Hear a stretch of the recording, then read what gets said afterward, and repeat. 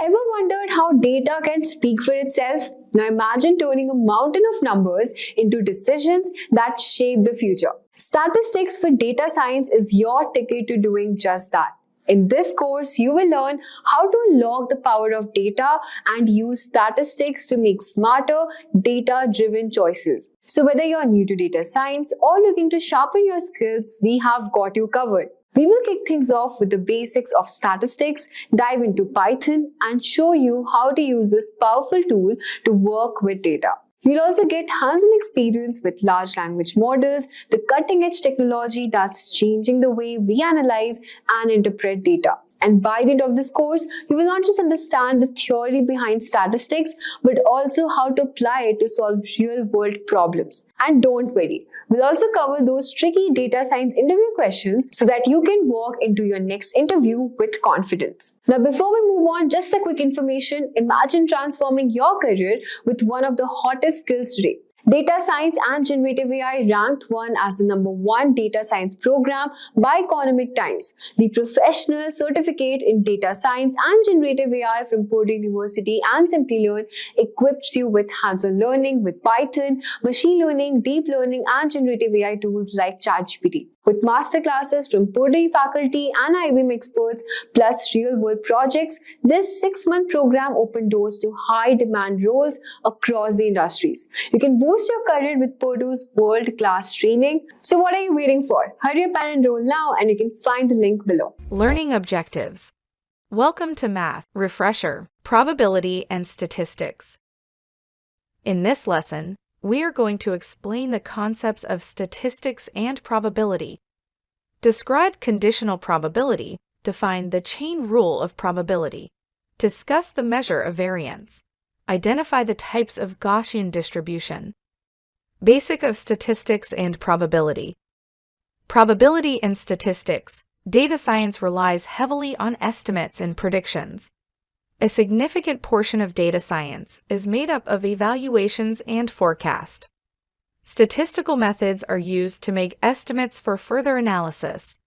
Probability theory is helpful for making predictions.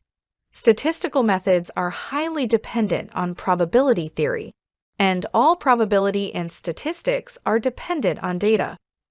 Data is information acquired for reference or research via observations, facts, and measurements.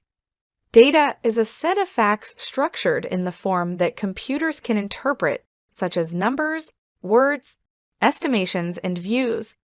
Importance of data. Data aids in seeing more about the information by identifying possible connections between two features. Data assists in the detection of distortion by uncovering hidden patterns.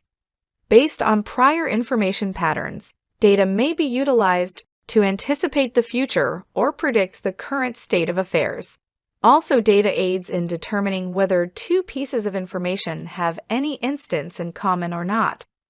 Types of data. Data might be quantitative. That is data that can be measured or counted in numbers. Or it may be qualitative, which is data which is generally divided into groups, or in simpler words, which cannot be counted or measured in numbers. Let's consider an example. A customer information data of a bank may contain quantitative and qualitative data. Consider this snapshot where we have customer ID, surname, geography, gender, age, balance, has C or card, is active member. Amongst these variables, we can see surname is mostly qualitative as it cannot be counted and measured in numbers. Geography and gender are also qualitative as they cannot be counted in numbers and are mostly groups. Has C or card, that is, has credit card, and is active member, although are containing numerical in form. But these are categorical. That means these have been divided into groups of 1 and 0 that represent yes and no as an answer. Hence, these two variables are also qualitative. Customer ID is again, although a numerical data. However, the significance or intuition behind customer ID is categorical. Hence, it may be kept in the qualitative data also. However, age and balance. These are numerical information which have been measured or counted, and numerical operations can be performed on them. Hence, these are under quantitative data categories. Introduction to descriptive statistics. Descriptive statistics. A descriptive measurement is a summary measure that quantitatively portrays the most important features of a set of data, allowing for a better comprehension of the information. Data can be measured as different levels. The levels of measurement describe the nature of information stored in the data assigned to the variables. Qualitative data can be measured as nominal or ordinal. Quantitative data can be measured in terms of interval and ratio type. Nominal data. The data is categorized using names, labels, or qualities. For example, brand name, zip code, and gender. Ordinal data can be arranged in order or ranked and can be compared. Examples include grades, star reviews, position and race, and date. Interval data is the data that is ordered and has meaningful differences between the data points. Example, temperature in Celsius and year of birth. Ratio data is similar to the interval level with the added property of inherent zero. Mathematical calculations can be performed on both interval as well as ratio data. For example, height, age, and weight. Population versus sample.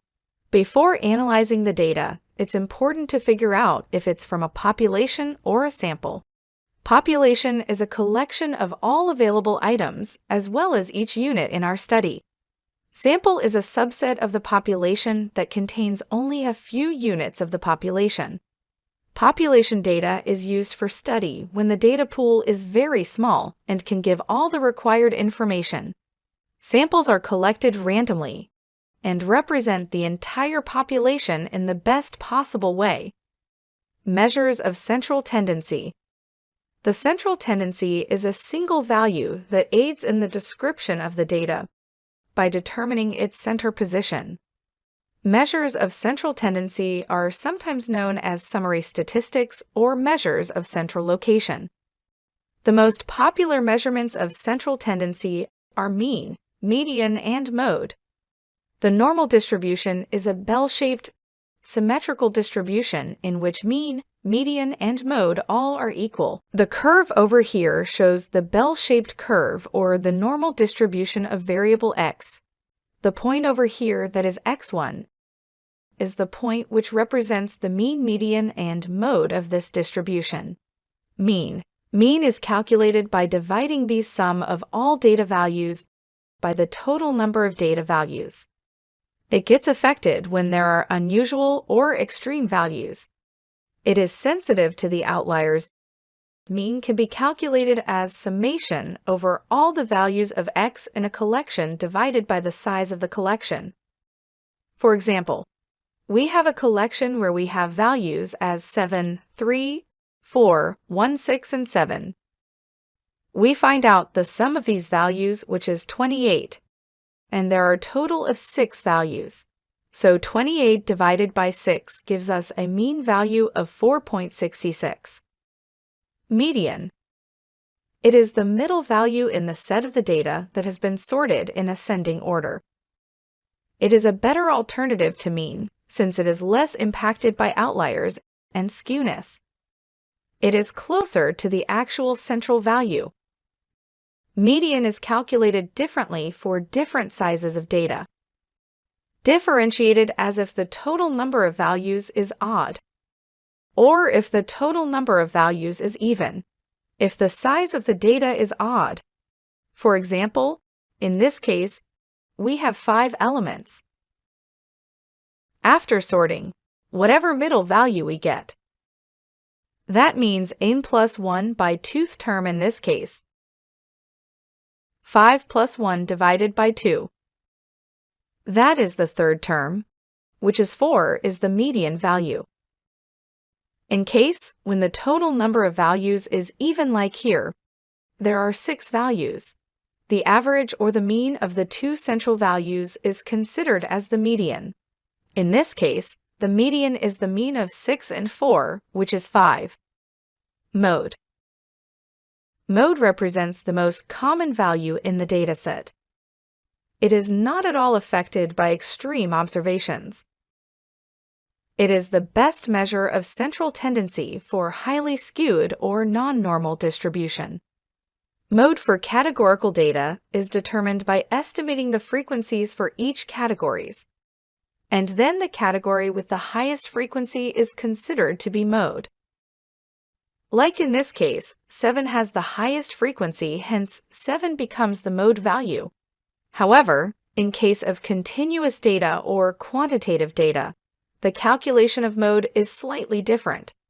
The first step in calculation of mode is dividing the data into classes which are equal with, then getting the frequency of data points lying within that range of classes, and finally selecting the class with the highest frequency.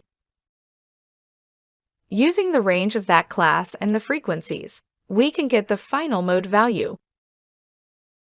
Using the formula L plus Fm minus F1 multiplied to H divided by Fm minus F1 plus Fm minus F2. Here L is the lower limit, or the lower observation of the mode class. H is the size of the mode class. Fm is the frequency of the mode class. F1 is the frequency of the class proceeding to mode. And F2 is the frequency of the class succeeding to mode. This gives us the final mode value. Mean versus expectation. Now let's talk about mean versus expectation. So in general, we use the expected value or expectation when we want to calculate the mean of a probability distribution that represents the average value we expect to occur before collecting any data. And mean, on the other hand, mean is basically used when we want to calculate the average value of a given sample. This represents the average value of raw data that we may have already collected. We can understand this by using a simple example. Now, to calculate the expected value of this probability distribution, we can use a specific formula from the previous discussion. This is going to be the expected value, where x is going to be the data value, and this px is the probability of value. For example, we could calculate the expected value for this probability distribution to be as shown. So here, it will be 1.45 goals. So this represents the expected number of goals that the team will score in any given game. And then if you talk about calculating mean, so we typically calculate the mean after we have actually collected raw data. For example, suppose we record the number of goals that a soccer team will score in 15 different games. Now to calculate the mean number of goals scored per game, we can use the following formula, where sum of x is basically the sum of all the goals divided by n and the number of records, or we can say the sample size. It is as shown on the screen.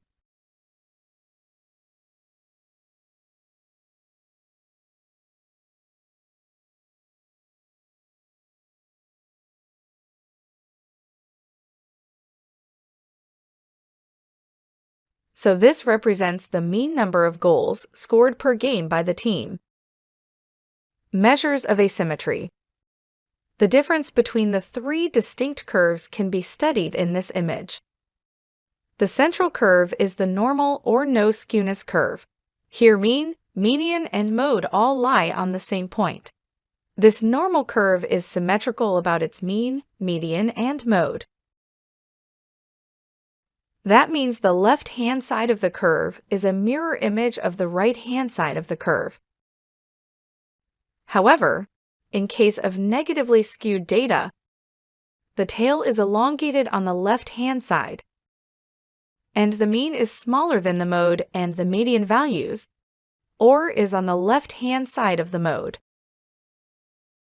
hence indicating that the outliers are in the negative direction. On the other hand, in case of positively skewed, the data is concentrated on the left-hand side of the curve, while the tail is elongated or longer on the right-hand side of the curve.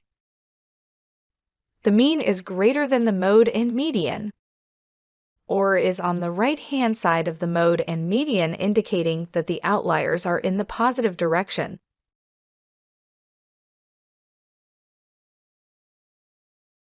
Let's consider an example.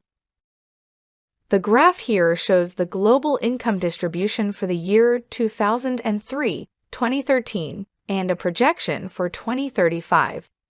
If we see the global income distribution statistics for 2003, it is highly right-skewed. We can observe in the previous graph that in 2003,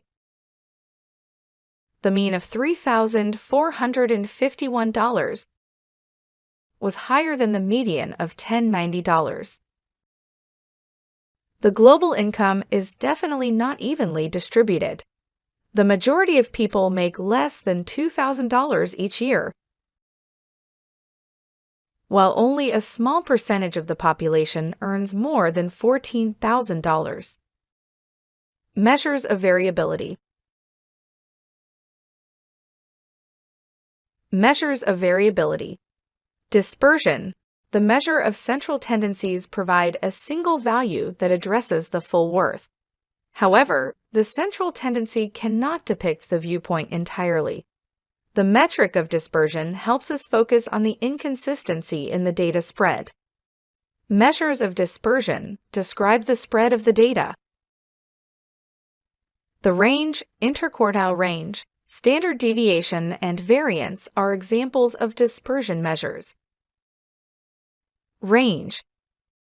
The range of distribution is the difference between the largest and the smallest amount of data. The range, for example, does not include all of a series' positive aspects. It concentrates on the most shocking aspects and ignores that aren't considered critical. For example, for a set 13, 33, 45, 67, 70, the range is 57. That is, the maximum of this, which is 70 minus the minimum over here, which is 13. Variance. Variance is the average of all squared deviations. It is defined as the sum of squared distance between each point and the mean or the dispersion around the mean. The standard deviation is used as variance suffers from a unit difference. Variance can be computed as sigma square summation over x minus mu square, divided by n, where mu is the mean of the data, x is the individual data point, and n is the size of the data. This representation is for a population data. For a sample data, variance can be computed as x minus x bar whole square summation over it divided by n minus 1. Here x bar is the mean of these sample data, and n is the sample size. The units of values and variance are not equal, so another variability measure is used. Standard deviation. Standard deviation is a statistical term used to measure the amount of variability or dispersion around a mean. The standard deviation is calculated as the square root of variance. It depicts the concentration of the data around the mean of the dataset. Standard deviation, as indicated previously, can be computed as square root of variance. For a population data, standard deviation sigma can be computed as square root of summation over xi minus mu whole square divided by n, where mu is the mean of the data, xi are the data points, and n is the size. Let's consider an example. Let's find out the mean, variance, and standard deviation for this data. The data values are 3, 5, 6, 9, and 10. To find out the mean, we first find the sum of all these data values. That is 33, and divide it by the count, which is 5. We get the mean of 6.6. To compute the variance, we start by computing the deviation. That is x minus the mean of x. Here 3 is one of the values of the data, and 6.6 is the mean. So 3 minus 6.6 square, and we do that to find out sum of all the deviations divided by the count, which is 5. We end up getting an overall variance of 6.64. Standard deviation, as we know, is measured at square root of variance. That is square root of 6.64, which amounts to 2.576. Measures of relationship. Measures of relationship. Covariance. Covariance is the measure of joint variability of two variables. It measures the direction of the relationship between the variables. It determines if one variable will cause the other to alter in the same way. Covariance between variable x and y can be computed as summation over the product of xi minus x bar and yi minus y bar the whole divided by n minus 1. Here x bar and y bar are the mean of x and y respectively. The value of covariance can range from minus infinity to a plus infinity. Correlation. Correlation is normalized covariance. It measures the strength of association between two variables. The most common measure for correlation is the Pearson correlation coefficient.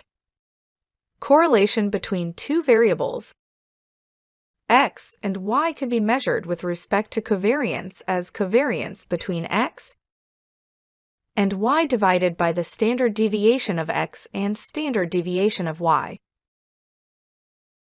The value of correlation ranges from a -1 to +1. Types of correlation. Correlation can be either a positive correlation, zero correlation, or a negative correlation. The first picture over here represents a perfect positive correlation, wherein a straight line with a positive slope is representing the relationship between the two variables.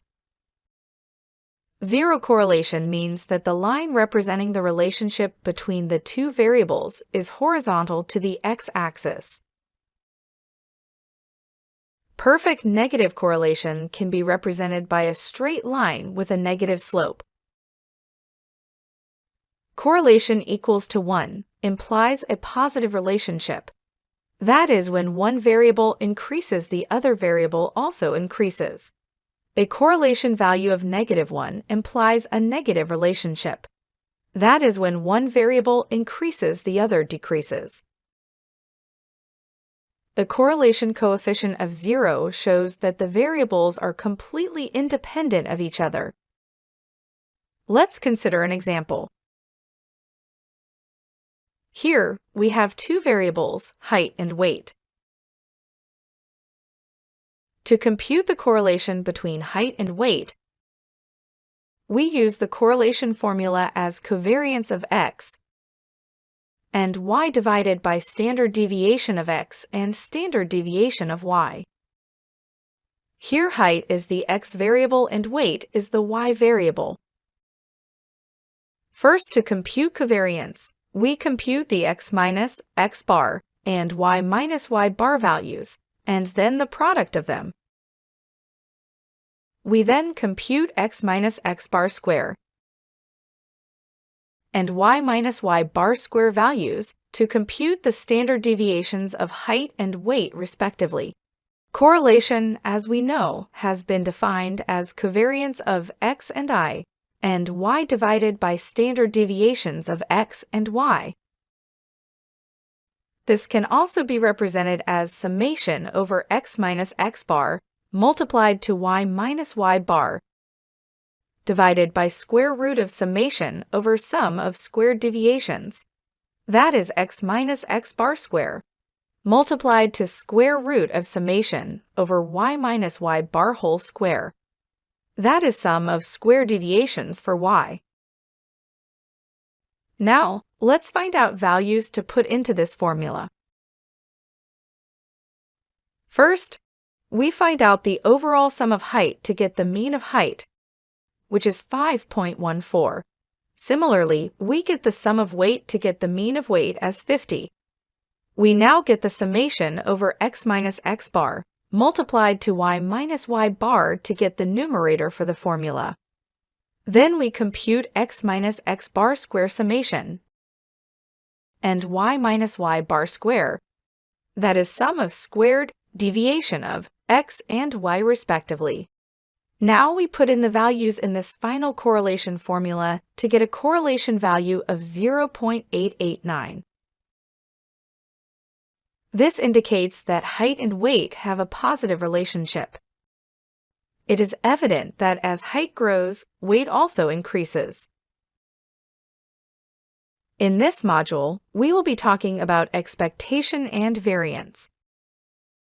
So the expected value, or we can say mean of a given variable, that we can denote by x is a discrete random variable where it is a weighted average of the possible values that x can take, and each value is going to be according to the probability of that specific event occurring. So usually the expected value of x is denoted by a simple formula where we can define the expectation based on the x parameter, which is going to be the sum of each possible outcome multiplied by the probability of the outcome occurring.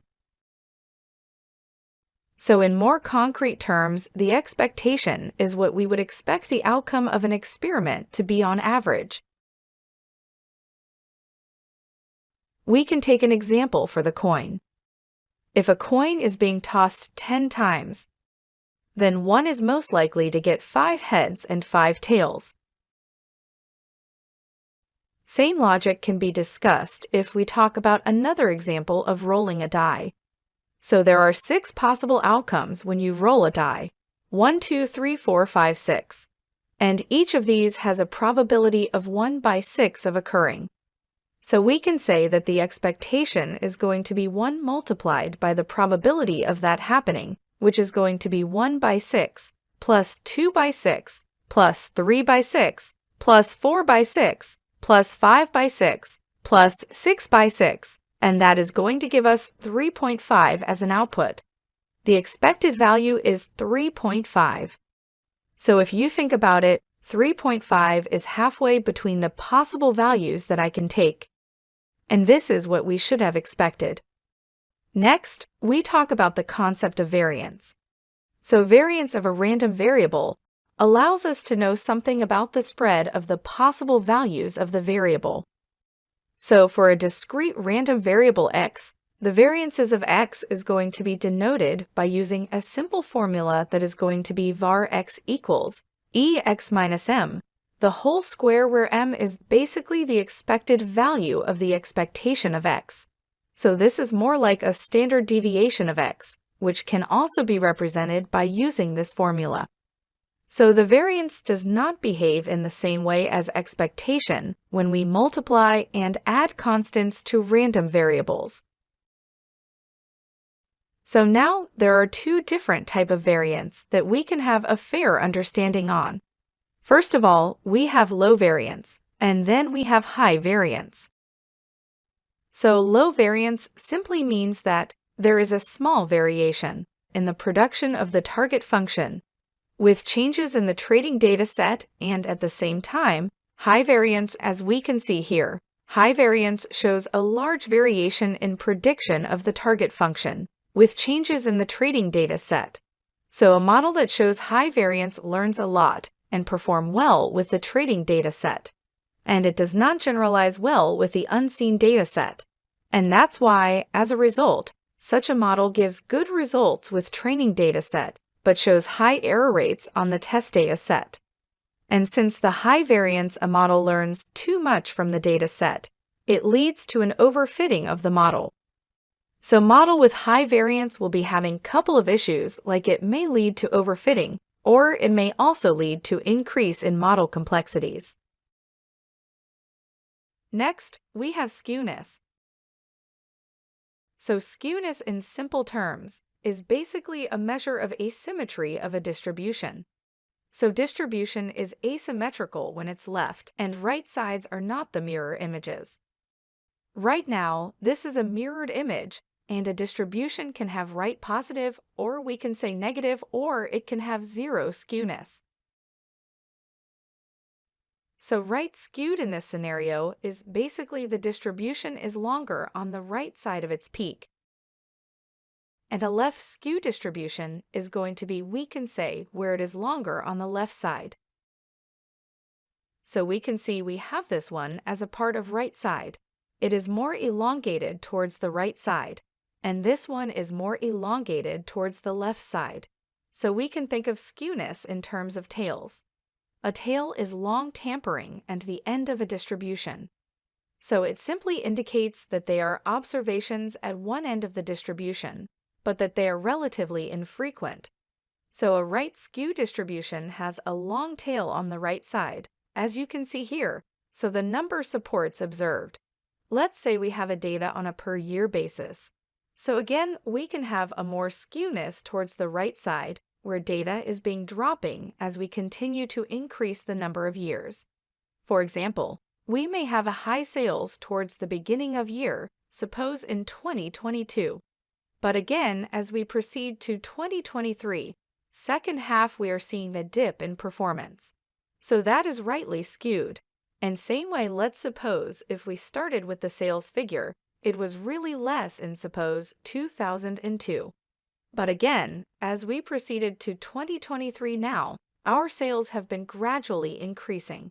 So it's more like skew towards the left section as a part of negative skew. Next, we have kurtosis. So kurtosis is basically a measure of the tailedness of a distribution. So tailedness is how often the outliers occur, and acts as kurtosis is the tailedness of the distribution related to a normal distribution. So a distribution with medium kurtosis is called as mesokurtic. A distribution with low kurtosis like this one. This is called as the platykurtic, and then distribution with high kurtosis like this one. This is called as the leptokurtic. So tails here, they are tapering ends on either side of a distribution like this. So they represent the probability or the frequency of values that are extremely high or extremely low to the mean. In other words, tails here represents how often the outliers occur. So there are three types of kurtosis. We have platykurtic, which is negative, leptokurtic, which is a positive towards the upper end, and then we have mesokurtic, which is a normal distribution. So mesokurtic is the medium tail. So normal distributions, they have a kurtosis of 3. So any distribution with a kurtosis of a prox value of 3 is going to be mesokurtic, and kurtosis is described in terms of excess kurtosis, which is kurtosis minus 3.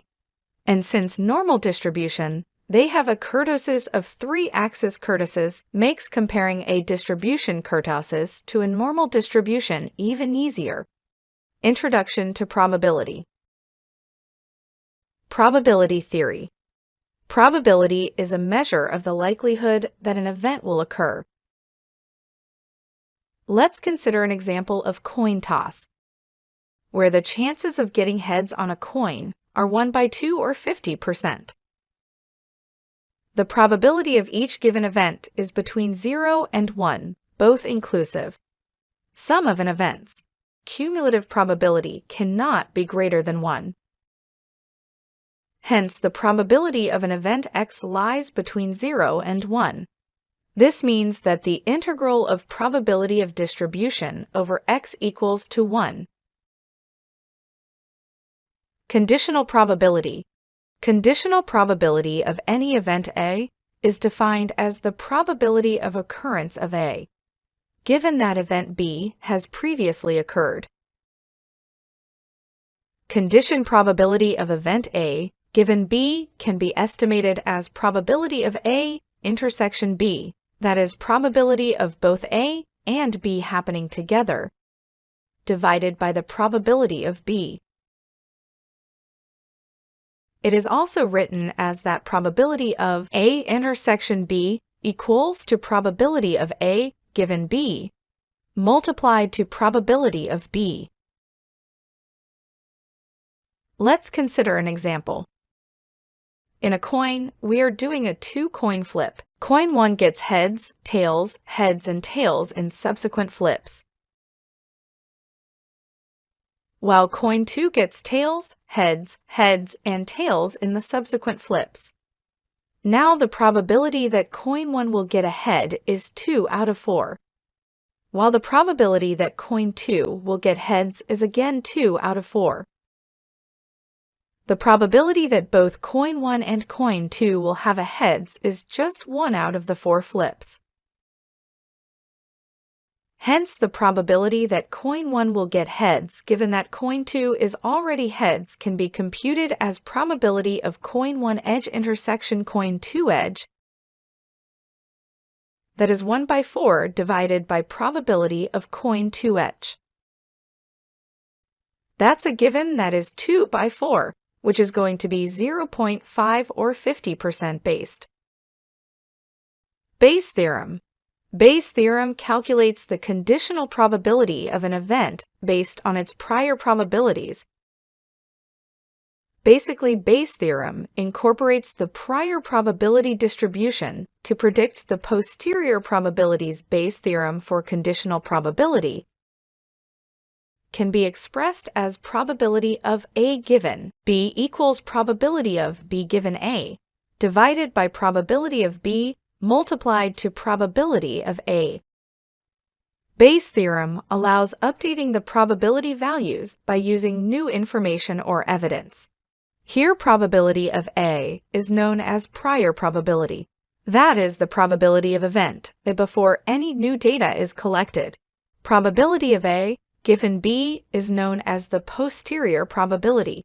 It is the revised probability of an event occurring after taking into consideration the new information. Probability of B given A is known as the likelihood, and probability of B is probability of observing an evidence. Bayes model. An example. Consider an example for calculating the likelihood of having diabetes based on frequency of fast food consumption. Here is the observed data. Let's say the fast food audience is 20%. Diabetes prevalence is 10%, and 5% is fast food and diabetes. The chances of diabetes given fast food, that is the conditional probability of D given B, can be calculated as probability of diabetes and fast food together divided by probability of fast food. That means 5% divided by 20%. That equals 25%. Define an analysis can state eating fast food increases the chance of having diabetes by 25%. The multiplication rule of probability. If events A and B are statistically independent and probability of A intersection B can be given as probability of A given B multiplied to probability of B. However, probability of A intersection B is also given as probability of A multiplied to probability of B. Here, probability of A given B equals to probability of A when we assume that probability of B is non-zero. Similarly, probability of B equals probability of B given A, assuming probability of A is non-zero. Chain rule of probability. Joint probability distributions over many random variables can be reduced into conditional distributions over a single variable. It can be expressed as probability of x1, x2, so on until xn equals probability of x1 intersection probability of xi, given probability of x1 till xi minus 1. For example, the joint probability of A, B, and C can be given as probability of A given B. C multiplied to probability of B given C multiply to probability of C. Logistics sigmoid. The logistics function is a type of sigmoid function that aims to predict the class to which a particular sample belongs. Its outcome is discrete binary value, a probability between 0 and 1. The logistics sigmoid is a useful function that follows the yes curve. It saturates when the input is very large or very small.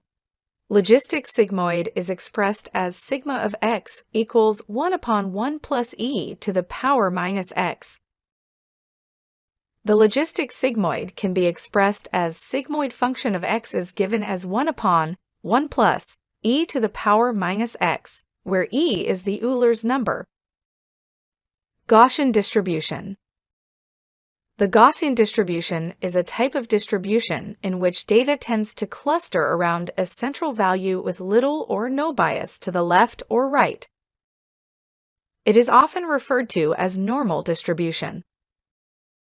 In absence of prior information, the normal distribution is frequently a fair assumption in machine learning. Equation. The formula for calculating Gaussian distribution is described as the normal distribution of x. That is the function of x given mean as mu and variance is sigma square can be calculated as 1 upon sigma square root of 2 pi e to the power minus half x minus mu divided by sigma whole square, where mu is the mean or peak value, which also is the expected value of x. Sigma is the standard deviation, sigma square is the variance. A standard normal distribution has a mean of 0 and a standard deviation of 1. Gaussian distribution can be univariate, which describes the distribution of a single variable x. It can also be multivariate, where it can just use to describe the distribution of several variables. It is represented in 3D of ND formats. Law of large numbers. Now let's talk about law of large numbers.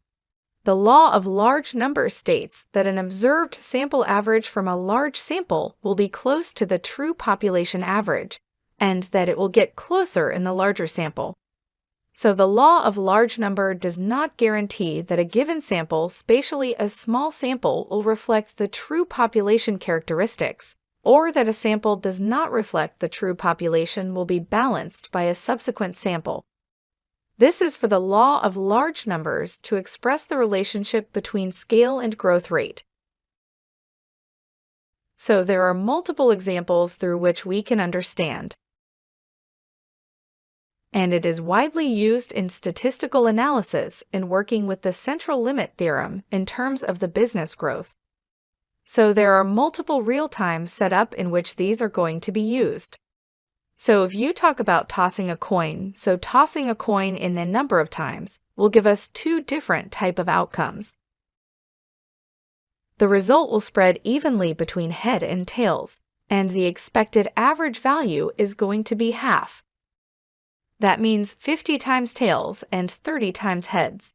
But again, if you toss a coin 1,000 times, then the result can be in different manners, because out of 1,000, let's say 850 times it has been head and only 150 times it has been tails, and so on. So that's why the possibility of one event occurring is going to be changed in large sample sets as compared to a small sample sets, as in let's say 10 times.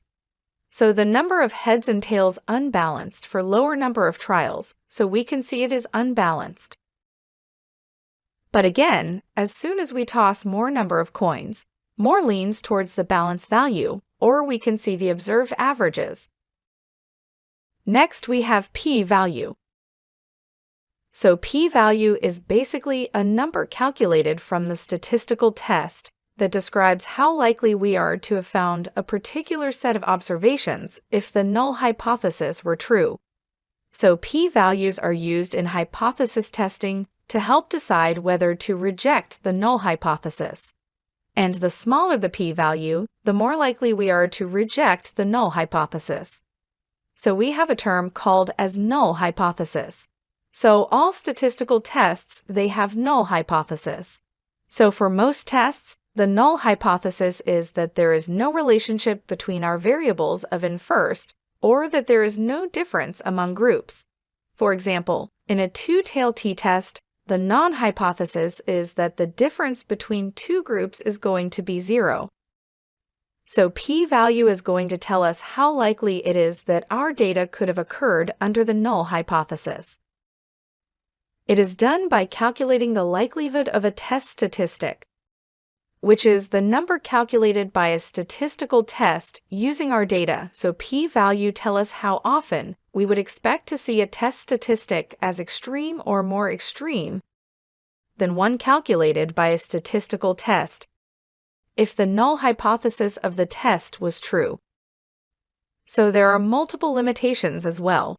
So first one is the results can be significant, but again, they may not be practical as we have compared.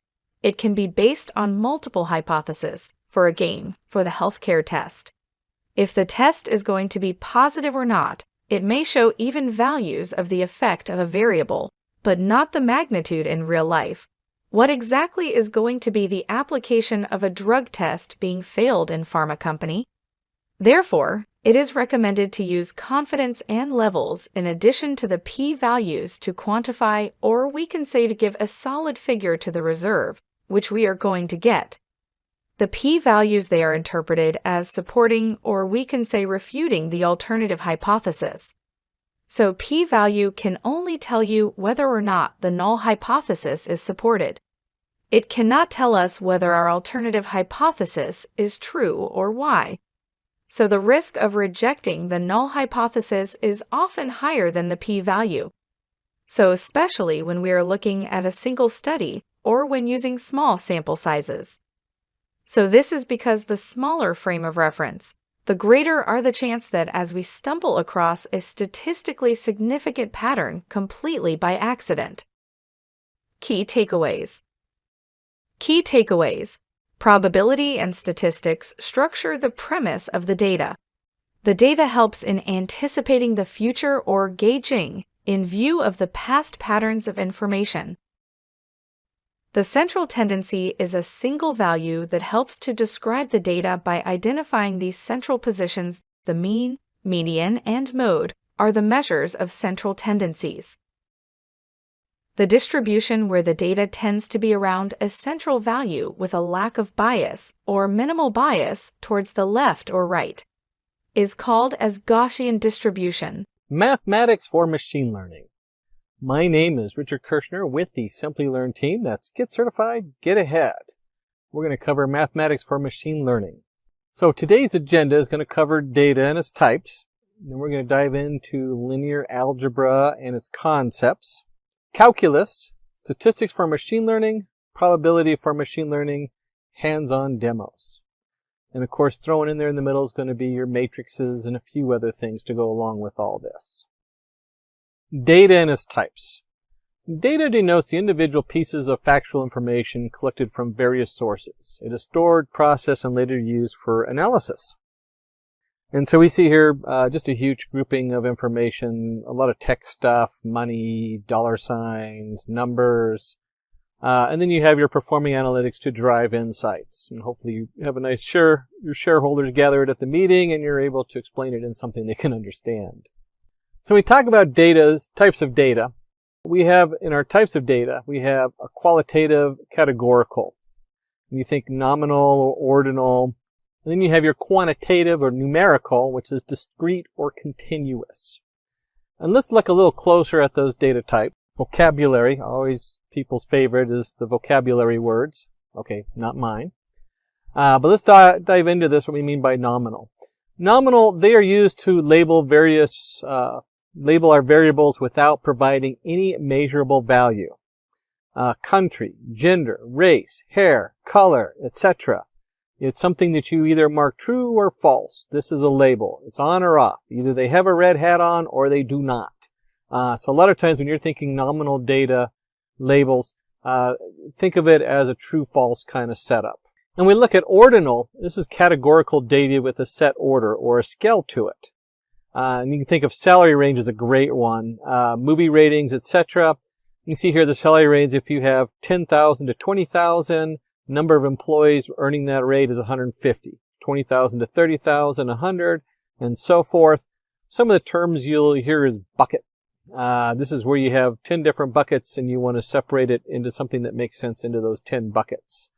And so when we start talking about ordinal, a lot of times when you get down to the brass bones, again, we're talking true false. So if you're a member of the 10 to 20K range, so forth. Those would each be either part of that group or you're not. But now we're talking about buckets and we want to count how many people are in that bucket.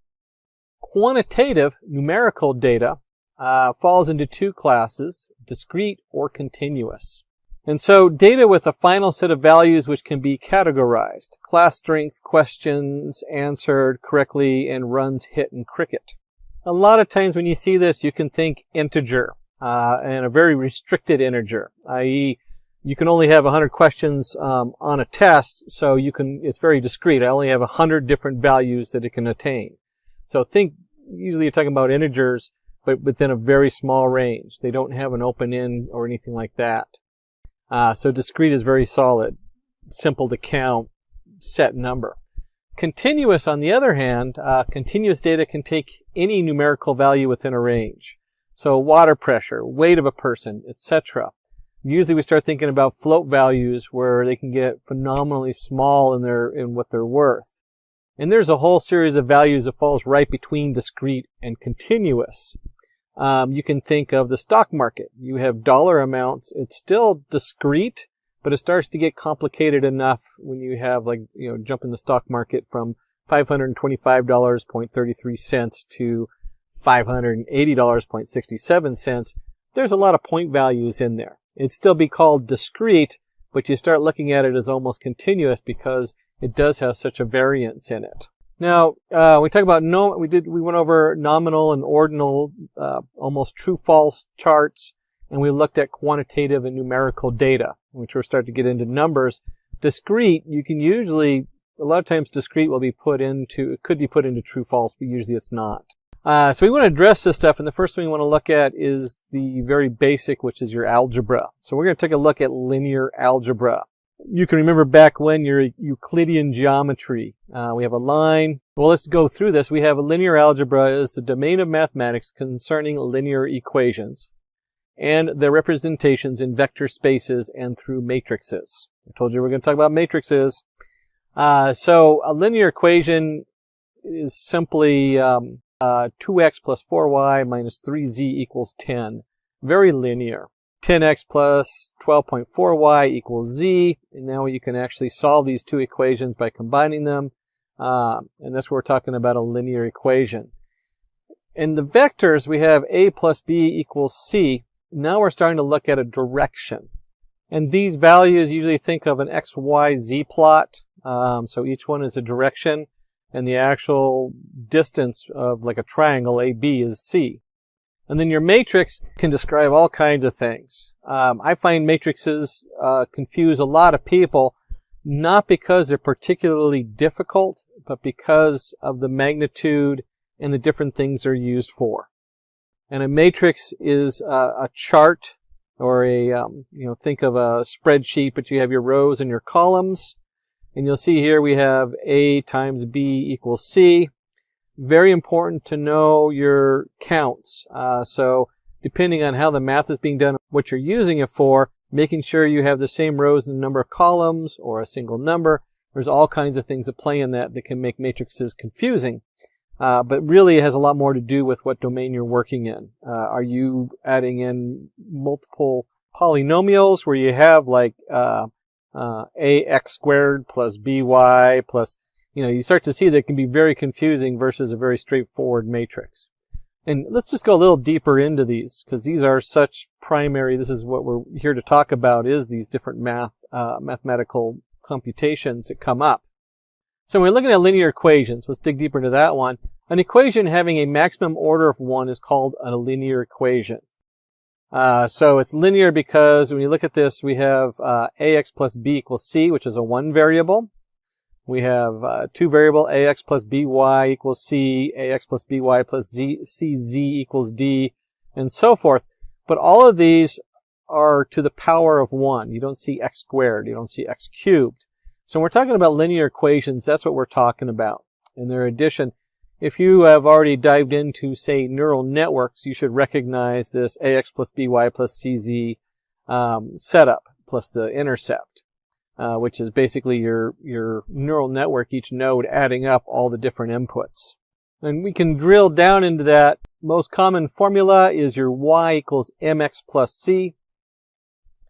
So you have your y equals the m, which is your slope, your x value plus c, which is your y-intercept. They kind of labeled it wrong here. Threw me for a loop. But the c would be your y-intercept. So when you set x equal to 0, y equals c. And that's your y-intercept right there. And they just had reversed value of y when x equals 0. It equals the y-intercept, which is c. And your slope gradient line, which is your m. So you get your y equals 2x plus 3. And there's lots of easy ways to compute this. This is why we always start with the most basic one when we're solving one of these problems. And then, of course, one of the most important takeaways is the slope gradient of the line. So the slope is very important, that m value. In this case, we went ahead and solved this. If you have y equals 2x plus 3, you can see how it has a nice line graph here on the right. So, matrices. A matrix refers to a rectangular representation of an array of numbers arranged in columns and rows. So we're talking m rows by n columns. Here, A11 denotes the element of the first row in the first column. Similarly, A12, and it's really pronounced A11 in this particular setup. So it's row 1, column 1. A12 is A row 1, column 2. First row and second column, and so on. And there's a lot of ways to denote this. I've seen these as like a capital letter A, smaller case a for the top row. Or, I mean, you can see where they can go all kinds of different directions as far as the value. You just take a moment to realize there needs to be some designation as far as what row it's in and what column it's in. And we have our basic operations. We have addition. So when you think about addition, you have two matrices of 2 by 2, and you just add each individual number in that matrix, and then when you get to the bottom, you have, in this case, the solution is 12, 10 plus 2 is 12, 5 plus 3 is 8, and so on. And the same thing with subtraction. Now again, you're counting matrices, you want to check your dimensions of the matrix. The shape, you'll see shape come up a lot in programming, so we're talking about dimensions, we're talking about the shape. If the two shapes are equal, this is what happens when you add them together or subtract them. And we have multiplication. When you look at the multiplication, you end up with a very slightly different setup going. Now, if we look at our last one, we're like, why? This always gets to me when we get to matrices, because they don't really say why you multiply matrices. My first thought is 1 times 2, 4 times 3. But if you look at this, we get 1 times 2 plus 4 times 3, 1 times 3 plus 4 times 5, 6 times 2 plus 3 times 3, 6 times 3 plus 3 times 5. If you're looking at these matrices, think of this more as an equation. And so we have, if you remember, when we back up here for our multiple line equations, let's just go back up a couple slides where we were looking at 2 variable. So this is a 2 variable equation, ax plus by equals c. And this is a way to make it very quick to solve these variables, and that's why you have the matrix, and that's why you do the multiplication the way they do. And this is the dot product of 1 times 2 plus 4 times 3, 1 times 3 plus 4 times 5, 6 times 2 plus 3 times 3, 6 times 3 plus 3 times 5, and it gives us a nice little 14, 23, 21, and 33 over here, which then can be used and reduced down to a simple formula as far as solving the variables as you have enough inputs. And then in matrix operations, when you're dealing with a lot of matrices, now keep in mind, multiplying matrices is different than finding the product of 2 matrices, okay?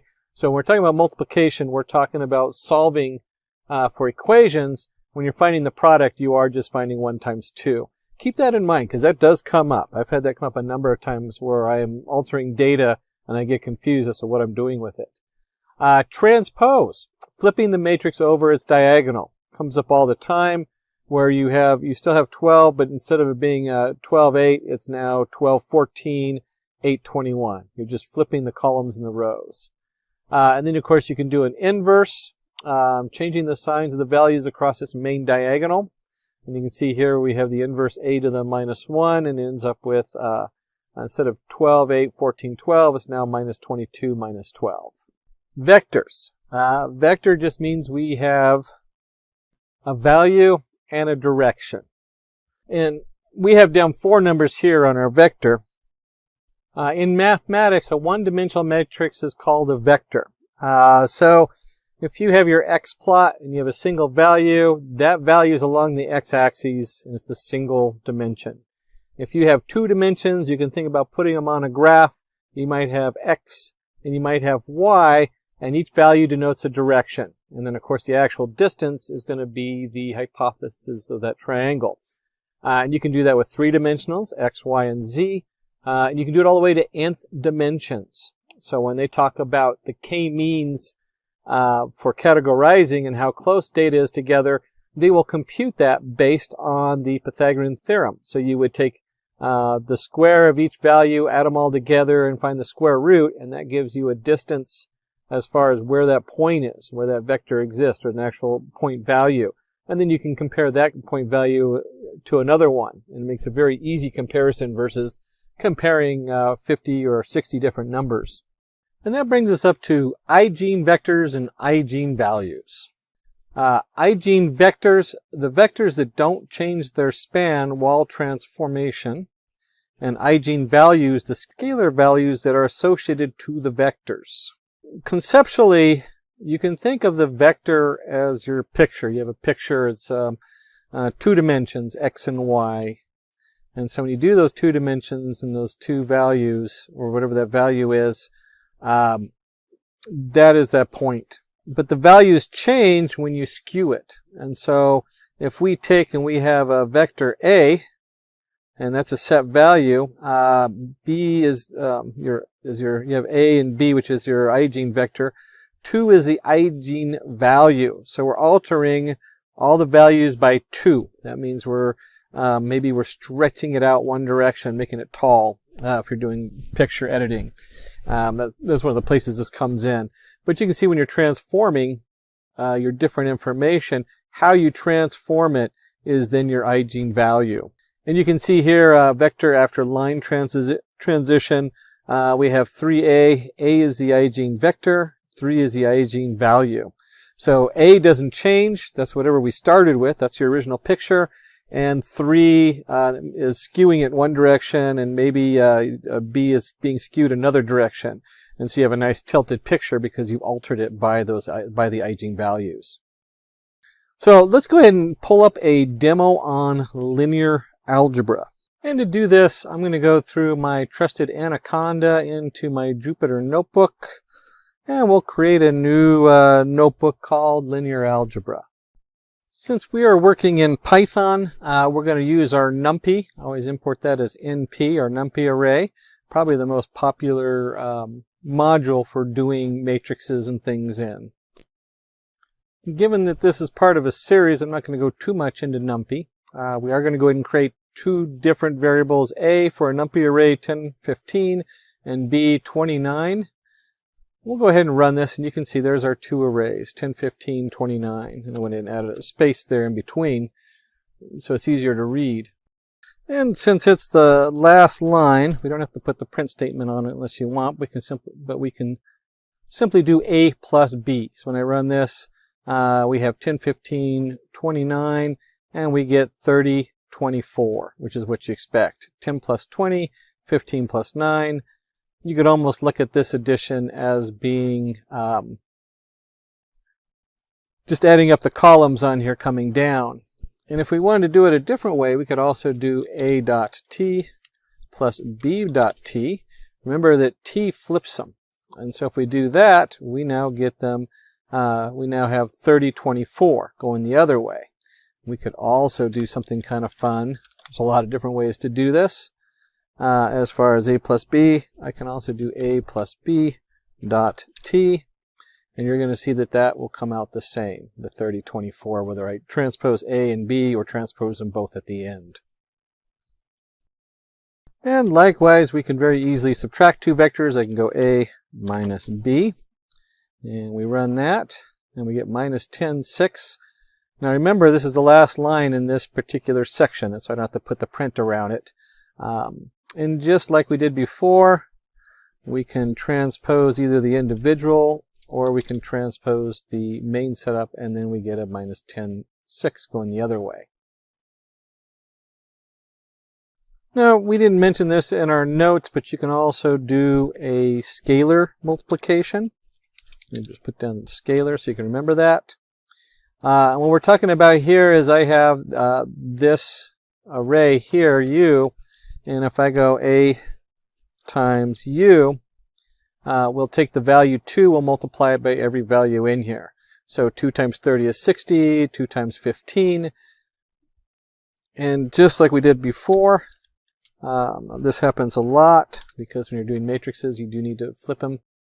You get 60, 30 coming this way. So in NumPy, we have what they call dot product. And with this is in a two-dimensional vectors. It is the equivalent to matrix multiplication. And remember, we were talking about matrix multiplication, where it is the, well, let's walk through it. We'll go ahead and start by defining two NumPy arrays. We'll have 10, 20, 25, 6, or our u and our v. And then we're going to go ahead and do, if we take the values, and if you remember correctly, an array like this would be 10 times 25 plus 20 times 6. We'll go ahead and print that. There we go. And then we'll go ahead and do the np dot of u comma v. And we'll find when we do this, we go ahead and run this, we're going to get 370, 370. So this is a string multiplication where they use it to solve linear algebra when you have multiple numbers going across. And so this could be very complicated. We could have a whole string of different variables going in here. But for this, we get a nice value for our dot multiplication. And we did addition earlier, which was just your basic addition. And of course, the matrix, you can get very complicated on these, or in this case, we'll go ahead and do, let's create two complex matrices. This one is a matrix of 12, 10, 4, 6, 4, 31. We'll just print out A so you can see what that looks like. Here's print A. When we print A out, you can see that we have a 2 by 3 layer matrix for A. And we can also put together, always kind of fun when you're playing with print values, we could do something like this. We could go in here. There we go. We could print A, we have it end with equals A, run, and this kind of gives it a nice look. Here's your matrix. That's all this is. Comma n means it just tags it on the end. That's all that is doing on there. And then we can simply add in what is A plus B, and you should already guess, because this is the same as what we did before. There's no difference. When we do a simple vector addition, we have 12 plus 2 is 14, 10 plus 8 is 18, and so on. And just like we did the matrix addition, we can also do A minus B and do our matrix subtraction. And we look at this, we have what? 12 minus 2 is 10, 10 minus 8, where are we? Oh, there we go. 8 minus, confusing what I'm looking at. I should have reprinted out the original numbers. But we can see here 12 minus 2 is, of course, 10. 10 minus 8 is 2. 4 minus 46 is minus 42, and so forth. So same as the subtraction as before, we just call it matrix subtraction. It's identical. Now, if you remember up here, we had scalar addition, where we're adding just one number to a matrix. You can also do scalar multiplication. And so simply, if you have a single value A and you have B, which is your array, we can also do A times B. When we run that, you can see here we have 2 times 4 is 8, 5 times 4 is 20, and so forth. You're just multiplying the 4 across each one of these values. And this is an interesting one that comes up. A little bit of a brain teaser is matrix and vector multiplication. And so when we're looking at this, we are, just do a regular arrays. It doesn't necessarily have to be a NumPy array. We have A, which has our array of arrays, and B, which is a single array. And so we can, from here,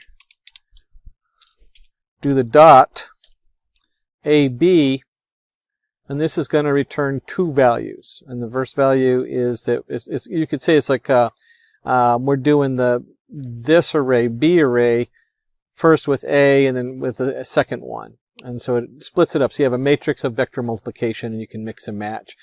When you get into really complicated back-end stuff, this becomes more common because you've got layers upon layers of data.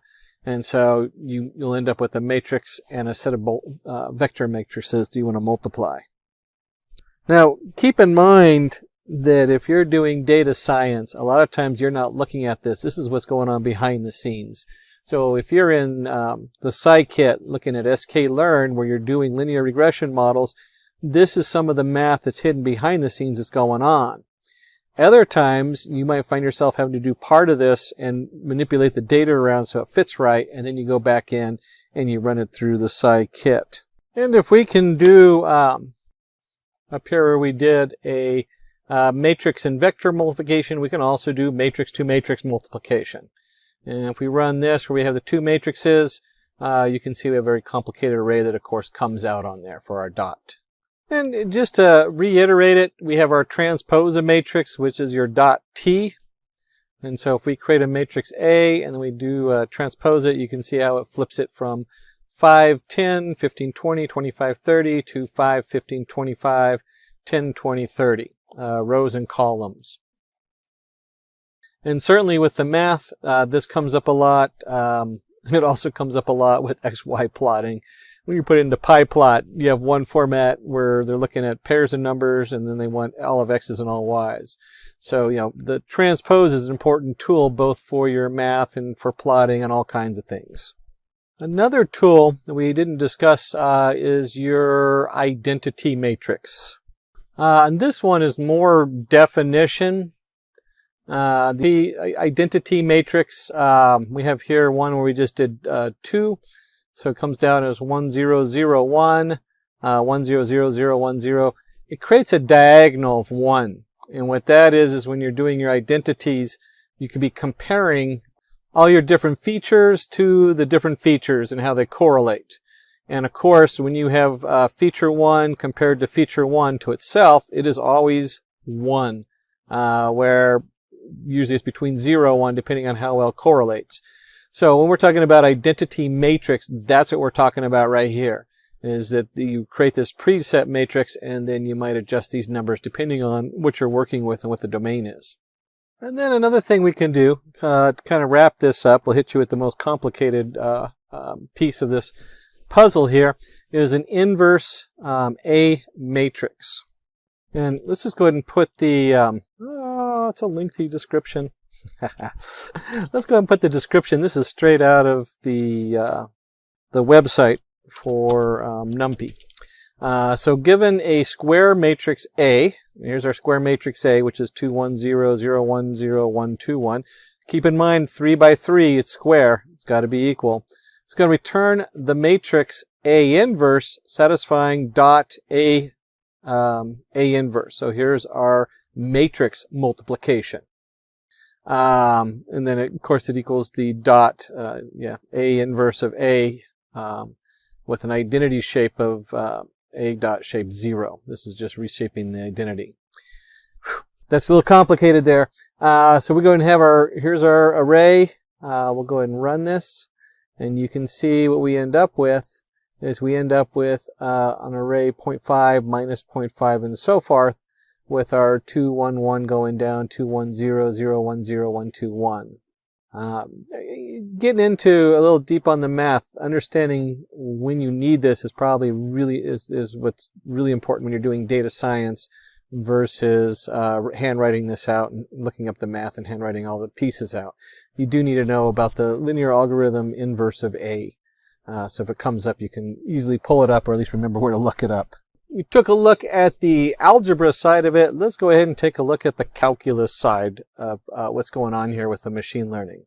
So calculus, oh my goodness, and differential equations, you got to throw that in there because that's all part of the bag of tricks, especially when you're doing large neural networks, but it also comes up in many other areas. The good news is most of it's already done for you in the back end. So when it comes up, you really do need to understand from the data science, not data analytics. Data analytics means you're digging deep into actually solving these math equations. And a neural network is just a giant differential equation. So when we talk about calculus, we're going to go ahead and understand it by talking about cars versus time and speed. So it helps to calculate the spontaneous rate of change. So suppose we plot a graph of the speed of a car with respect to time. So as you can see here, going down the highway, probably merged into the highway from an on-ramp. So I had to accelerate, so my speed went way up. Stuck in traffic, merged into the traffic. Traffic opens up, and I accelerate again up to the speed limit, and maybe it peters off up there. So you can look at this as the speed versus time. I'm getting faster and faster because I'm continually accelerating, and if I hit the brakes, it'd go the other way. So the rate of change of speed with respect of time is nothing but acceleration. How fast are we accelerating? The acceleration is the area between the start point of x and the end point of delta x. So we can calculate a simple, if you had x and delta x, we could put a line there, and that slope of the line is our acceleration. Now, that's pretty easy when you're doing linear algebra, but I don't want to know it just for that line and those 2 points. I want to know it across the whole of what I'm working with. That's where we get into calculus. So when we talk about the distance between x and delta x, it has to be the smallest possible near to 0 in order to approximate the acceleration. So the idea is that instead of, if you ever took a basic calculus class, they would draw bars down here, and you would divide this area up. Let's go back up a screen. You divide this area of this time period up into maybe 10 sections, and you'd use that, and you could calculate the acceleration between each one of those 10 sections kind of thing. And then we just keep making that space smaller and smaller until delta x is almost infinitesimally small. And so we get a function of a equals a limit as h goes to 0 of a function of a plus h minus a function of a over h. And that is you're computing the slope of the line. We're just computing that slope under smaller and smaller and smaller samples. And that's what calculus is. Calculus is the integral. You can see down here we have our nice integral sign. Looks like a giant S. And that's what that means, is that we've taken this down to as small as we can for that sampling. So we're talking about calculus. We're finding the area under the slope is the main process in the integration. Similar, small intervals are made of the smallest possible length of x plus delta x, where delta x approaches almost an infinitesimally small space. And then it helps to find the overall acceleration by summing up all the lengths together. So we're summing up all the accelerations from the beginning to the end. And so here's our integral. We sum of a of x times d of x equals a plus c. That is our basic calculus here. So when we talk about multivariate calculus deals with functions that have multiple variables. And you can see here we start getting into some very complicated equations. Change in w over change of time equals change of w over change of z. The differential of z to dx, the differential of x to dt. It gets pretty complicated. And it really translates into the multivariate integration using double integrals. And so you have the sum of f of x of y of d of a equals the sum from c to d and a to b of f of x of y dx dy equals the sum of a to b, sum of c to d of f x of y dy dx. Understanding the very specifics of everything going on in here and actually doing the math is usually calculus 1, calculus 2, and differential equations. So you're talking about 3 full-length courses to dig into and solve these math equations. What we want to take from here is when we're talking about calculus, we're talking about summing of all these different slopes. And so we're still solving a linear expression. We're still solving y equals mx plus b. But we're doing this for infinitesimally small x's, and then we want to sum them up. That's what this integral sign means. The sum of a of x d of x equals a plus c. And when you see these very complicated multivariate differentiation using the chain rule, when we come in here and we have the change of w to the change of t equals the change of w dz, and so forth. That's what's going on here. That's what these means. We're basically looking for the area under the curve, which really comes to how is the change changing? Speed's going up. How is that changing? And then you end up with a multiple layer. So if I have 3 layers of neural networks, how is the third layer changing based on the second layer changing, which is based on the first layer changing? And you get the picture here that now we have a very complicated multivariate integration with integrals. The good news is we can solve this mathematically, and that's what we do when you do neural networks and reverse propagation. So the nice thing is that you don't have to solve this on paper unless you're a data analysis and you're working on the back end of integrating these formulas and building the script to actually build them. So we talk about applications of calculus. It provides us the tools to build an accurate predictive model. So it's really behind the scenes. We want to guess at what the change of the change of the change is. That's a little goofy. I know. I just threw that out there. It's kind of a meta term. But if you can guess how things are going to change, then you can guess what the new numbers are. Multivariate calculus explains the change in our target variable in relation to the rate of change in the input variables. So there's our multiple variables going in there. If one variable is changing, how does it affect the other variable? And then in gradient descent, calculus is used to find the local and global maxima. And this is really big. We're actually going to have a whole section here on gradient descent because it is really, I talked about neural networks and how you can see how the different layers go in there, but gradient descent is one of the most key things for trying to guess the best answer to something. So let's take a look at the code behind gradient descent. And before we open up the code, let's just do real quick gradient descent. Let's say we have a curve like this. And most common is that this is going to represent your error. Oops. Error. There we go. Error. Hard to read there. And I want to make the error as low as possible. And so when I'm looking at it is I want to find this line here, which is the minimum value. So we're looking for the minimum. And it does that by sampling there. And then based on this, it guesses it might be someplace here. And it goes, hey, this is still going down. It goes here, and then goes back over here, and then goes a little bit closer. And it's just playing a high-low until it gets to that spot, that bottom spot. And so we want to minimize the error. And on the flip note, you could also want to be maximizing something. You want to get the best output of it. That's simply minus the value. So if you're looking for where the peak is, this is the same as a negative for where the valley is. I'm looking for that valley. That's all that is. And this is a way of finding it. So the cool thing is all the heavy lifting's done. I actually ended up putting together one of these a while back when I didn't know about Sidekick and I was just starting. Boy, it's a long while back. And is playing high-low. How do you play high-low, not get stuck in the valleys, figure out these curves and things like that? Well, you do that, and the back end is all the calculus and differential equations to calculate this out. The good news is you don't have to do those. So instead, we're going to put together the code. And let's go ahead and see what we can do with that. So, guys in the back put together a nice little piece of code here, which is kind of fun.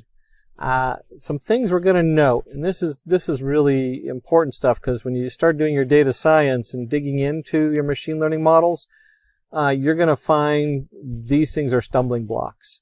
The first one is current X. Where do we start at? Keep in mind, your model that you're working with is very generic. So whatever you use to minimize it, the first question is, where do we start? And we started at this because the algorithm starts at x equals 3. So we arbitrarily picked 5. Learning rate is how many bars to skip going one way or the other. In fact, I'm going to separate that a little bit because these two are really important. If we're dealing with something like this where we're talking about, well, here's the function we're going to use. Our gradient of our function, 2 times x plus 5, keep it simple. So that's the function we're going to work with. So if I'm dealing with increments of 1,000, 0.1 is going to be a very long time. And if I'm dealing with increments of 0.001, 0.1 is going to skip over my answer. So I won't get a very good answer. And then we look at precision. This tells us when to stop the algorithm. So again, very specific to what you're working on. If you're working with money and you don't convert it into a float value, you might be dealing with 0.01, which is a penny. That might be your precision you're working with. And then, of course, the previous step size, max iterations. We want something to cut out at a certain point. Usually that's built into a lot of minimization functions. And then here's our actual formula we're going to be working with. And then we come in and we go, while previous step size is greater than precision and iters is less than max iters. Say that 10 times fast. We're just saying if it's if we're still greater than our precision level, we still got to keep digging deeper. And then we also don't want to go past 1,000 or whatever this is, 1,000,000 or 10,000 running. That's actually pretty high. We almost never do max iterations more than like 100 or 200. Rare occasions you might go up to 400 or 500 if it's depending on the problem you're working with. So we have our previous equals our current. That way we can track time-wise. The current now equals the current minus the rate times the formula of our previous x. So now we've generated our new version. Previous step size equals the absolute current previous. So we're looking for the change in x. Iters equals iterations plus 1. That's how we know to stop if we get too far. And then we're just going to print the local minimum occurs at x on here. And if we go ahead and run this, you can see right here it gets down to this point and it says, hey, local minimum is minus 3.3222 for this particular series we created. And this is created off of our formula here, lambda x 2 times x plus 5. Now, when I'm running this stuff, you'll see this come up a lot in with the sklearn kit. And one of the nice reasons of breaking this down the way we did is I could go over those top pieces. Those top pieces are everything when you start looking at these minimization toolkits and built-in code. And so from, we'll just do, it's actually docs.scipy.org, and we're looking at the scikit. There we go. Optimize, minimize. You can only minimize one value. You have the function that's going in. This function can be very complicated. So we used a very simple function up here. It could be, there's all kinds of things that could be on there. And there's a number of methods to solve this as far as how they shrink down. And your x naught, there's your start value. So your function, your start value, there's all kinds of things that come in here that you can look at, which we're not going to. Optimization automatically creates, constraints, bounds. Some of this it does automatically, but the big thing I want to point out here is you need to have a starting point. You want to start with something that you already know is mostly the answer. If you don't, then it's going to have a heck of a time trying to calculate it out. Or you can write your own little script that does this and does a high-low guessing and tries to find the max value. That brings us to statistics. what this is kind of all about is figuring things out. A lot of vocabulary in statistics. So statistics, well, I guess it's all relative. It's definitely not an EDL class. So a bunch of stuff going on in statistics. Statistics concerns with the collection, organization, analysis, interpretation, and presentation of data. That is a mouthful. So we have from end to end, where does it come from? Is it valid? What does it mean? How do we organize it? How do we analyze it? And then you got to take those analyses and interpret it into something that people can use, kind of reduce it to understandable.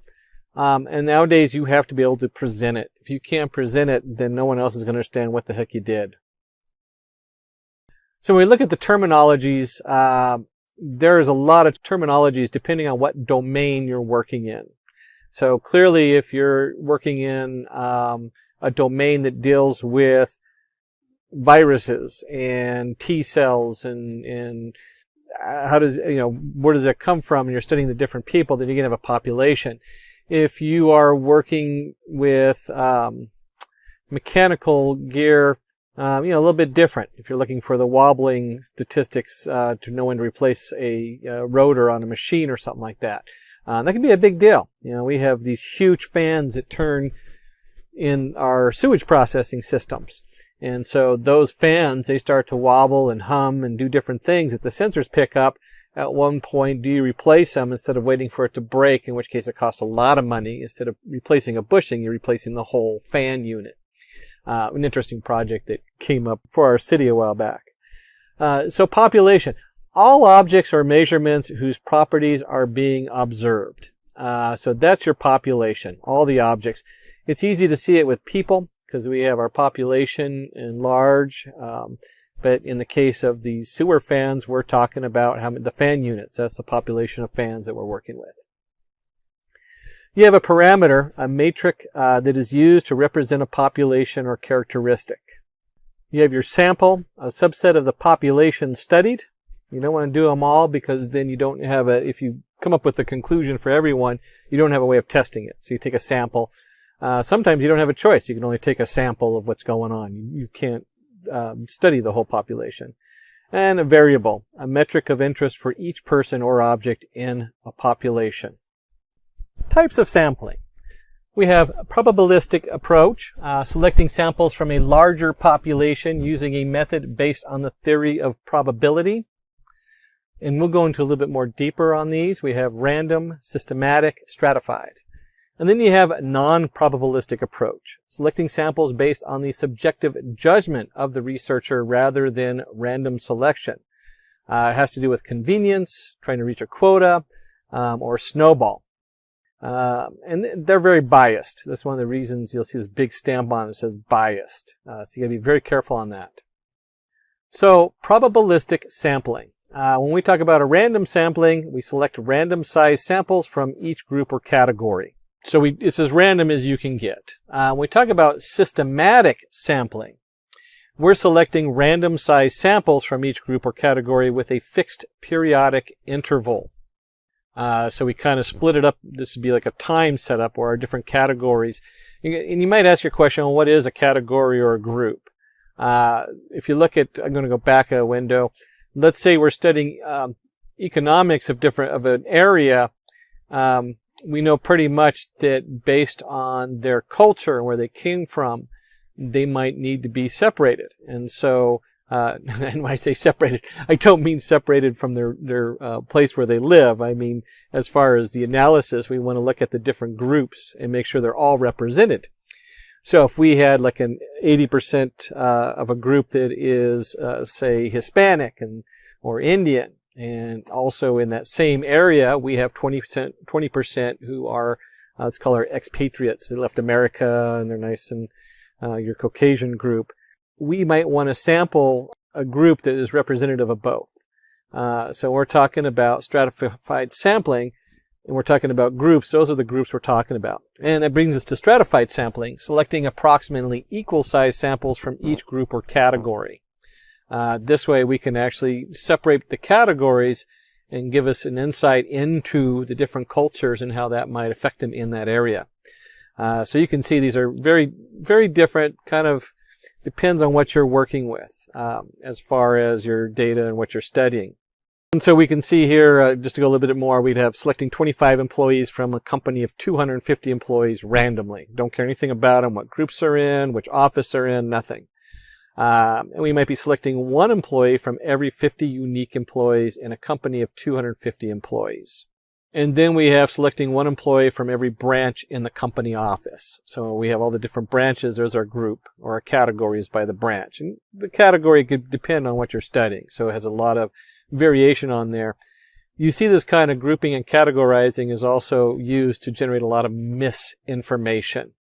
So if you only study one group and you say this is what it is, then everybody assumes that's what it is for everybody. And so you got to be very careful of that, and it's a very unethical thing to kind of do.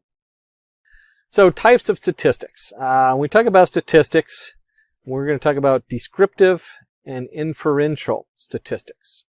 There are so many different terms in statistics to break it up.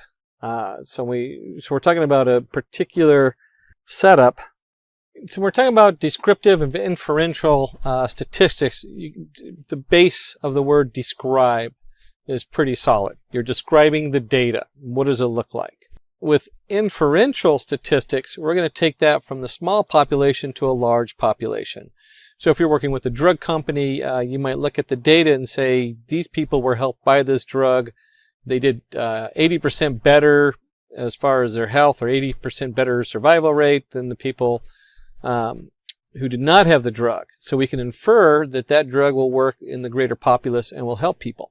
So that's where you get your inferential. So we are predicting how it's going to affect the greater population. So descriptive statistics. It is used to describe the basic features of data and form the basis of quantitative analysis of data. So we have a measure of central tendencies. We have your mean, median, and mode. And then we have a measure of spread, like your range, your interquartile range, your variance, and your standard deviation. And we're going to look at all these a little deeper here in a second. But one of them you can think of is how the data differences, what's the max, min range, all that stuff is your spread.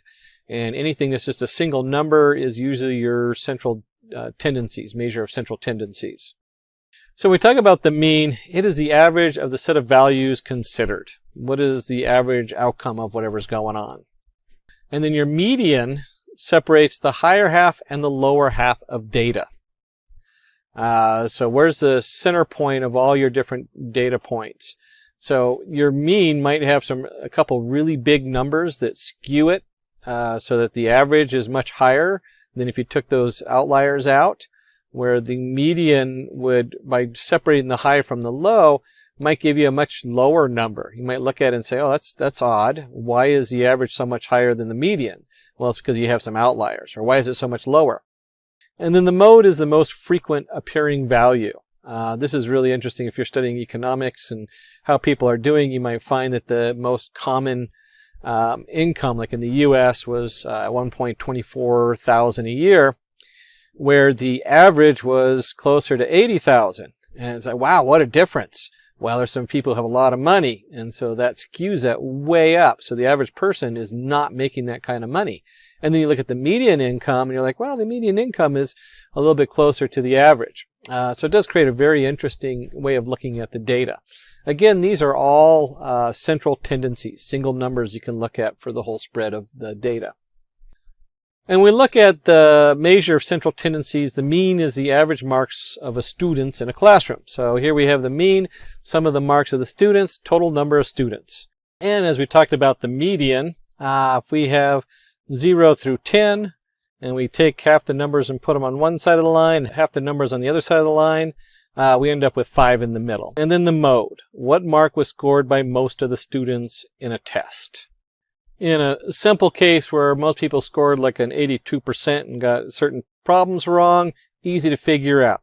Not so easy when you have different areas where, like, you have like the, let's go back to economy. A little bit more difficult to calculate if you have a large group that makes 30,000 and a slightly bigger group that makes 26,000. So what do you put down for the mode?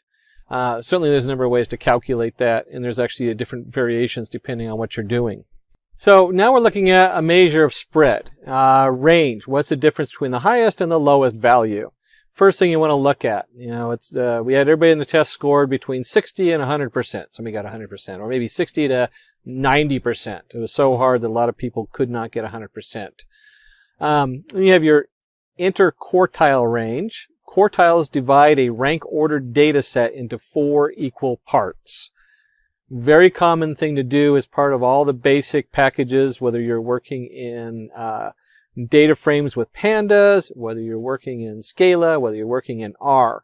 You'll see this come up where they have range, your min, your max, and then it'll have your interquartile range. How does it look like in each quarter of data?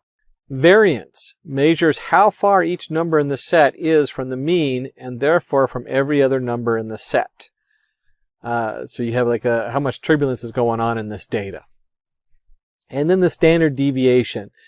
It is the measure of the variance or the dispersion of a set of values from the mean. And you'll usually see, if I'm doing a graph, I might have the value graphed, and then based on the error, I might graph the standard deviation and the error on the graph as a background, so you can see how far off it is. So standard deviation is used a lot. So measurement of spread. Marks of a student out of 100. We have here from 50 to 63 or 50 to 90. So the range, maximum marks, minimum marks, we have 90 to 45, and the spread of that is 45, 90 minus 45. And then we have the interquartile range using the same marks over there. You can see here where the median is. And then there's the first quarter, the second quarter, and the third quarter based on splitting it apart by those values. And to understand the variance and standard deviation, we first need to find out the mean. So here's our calculating the average there. We end up at approximately 66 for the average. And then we look at that and the variance. Once we know the means, we can do equals the marks minus the mean squared. Why is it squared? Because one, you want to make sure you don't have like if you're putting all this stuff together, you end up with an error as far as one's negative, one's positive, one's a little higher, one's a little lower. So you always see the squared value and over the total observations. And so the standard deviation equals the square root of the variance, which is approximately 16. And if you were looking at a predictable model, you would be looking at the deviation based on the error. How much error does it have? And that's, again, really important to know. If your prediction is predicting something, what's the chance of it being way off or just a little bit off? Now that we've looked at the tools as far as some of the basics for doing your statistics and what we're talking about, let's go ahead and pull up a little demo and show you what that looks like in Python code, so you can get some little hands-on here. For that, let's go back into our Jupyter Notebook in Python. Now, almost all of this you can do in NumPy. Last time we worked in NumPy. This time we're going to go ahead and use pandas. And if you remember from pandas on here, this is basically a data frame, rows, columns. Let's just go ahead and do a print df.head and run that. And you can see we have the name Jane, Michael, William, Rosie, Hannah, and their salaries on here. And of course, instead of having to do all those hand calculations and add everything together and divide by the total, we can do something very simple on this, like use the command mean in pandas. And so if I go ahead and do this, print df, pick our column, salary, because we want to find the means of that column. We want to find the means of that column. And we go ahead and print this out, and you can see that the average income on here is 71,000. And let's just go ahead and do this. We'll go ahead and put in means. And if we're going to do that, we also might want to find the median. And the median is very similar, except it actually is just median. We're used to means and average. It's kind of interesting that they use the two different words. There can be, in some computations, slight differences, but for the most part, the means is the average. And then the median, let's put a median here, df salary, that way it displays a little better. We can see the median is 54,000. So the halfway mark is significantly below the average. Why? Because we have somebody in here who makes $189,000. Darn you, Rosie, for throwing off our numbers. But that's something you'd want to notice. The difference between these is huge, and so is what is the meaning behind that when you're studying a populace and looking at the different data coming in. And of course, we also want to find out, hey, what's the most common income that people make in this little tiny sample? And so we'll go ahead and do the mode. And you can see here with the mode, it's at 50,000. So this is very telling that most people are making 50,000. The middle point is at 54,000, so half the people are making more than that. What that tells me is that if the most common income is below the median, then there's a lot of high salaries going up, but there's some really low salaries in there. And so this trend, which is very common in statistics, when you're analyzing the economy and different people's income, is pretty common. And the bigger difference between these is also very important when we're studying statistics.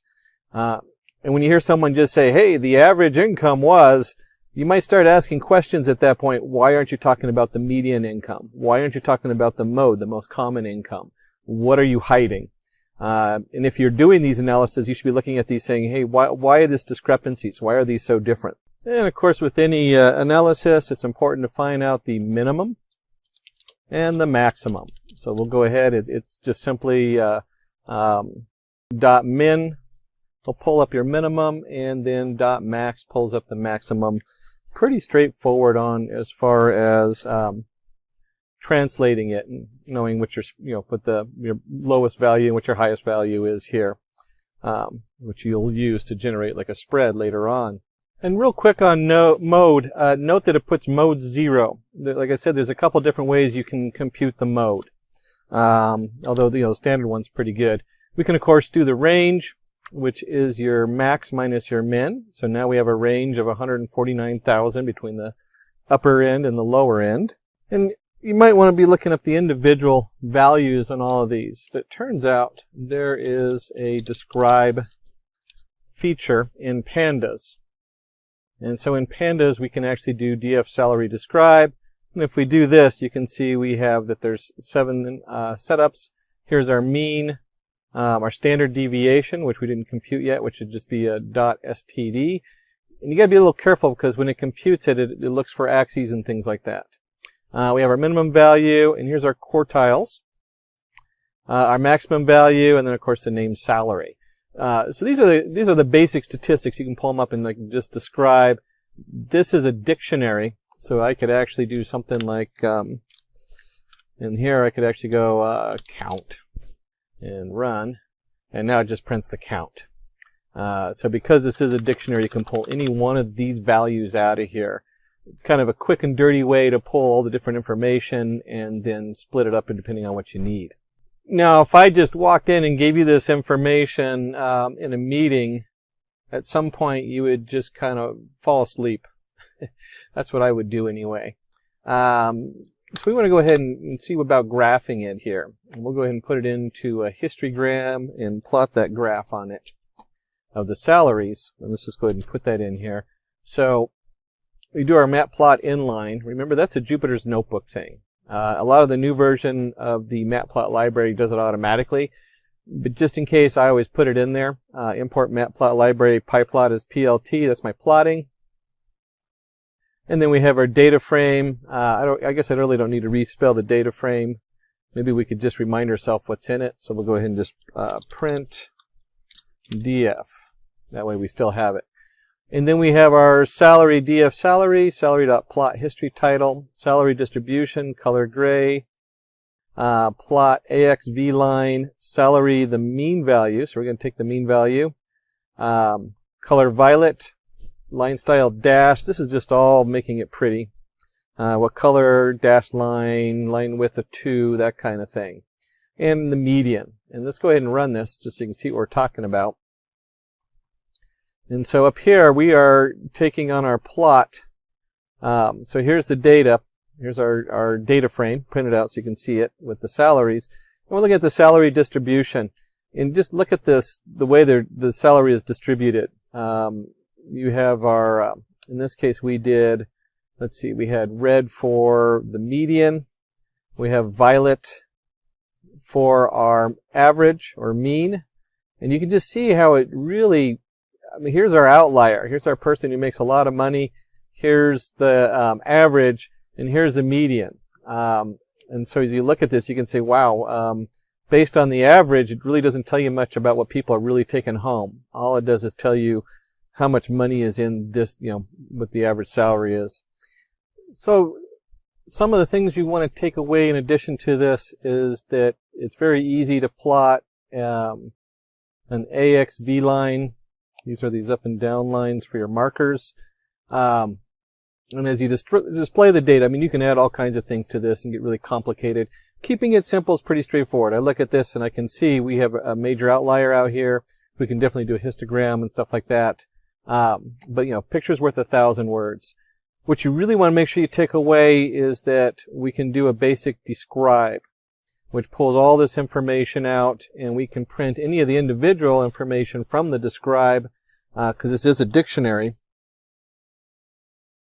And so if we want to go ahead and look up the mean value, we can also do describe mean. So if you're doing a lot of statistics, being able to, it doesn't have the print on there, so it's only going to print the last one, which happens to be the mean.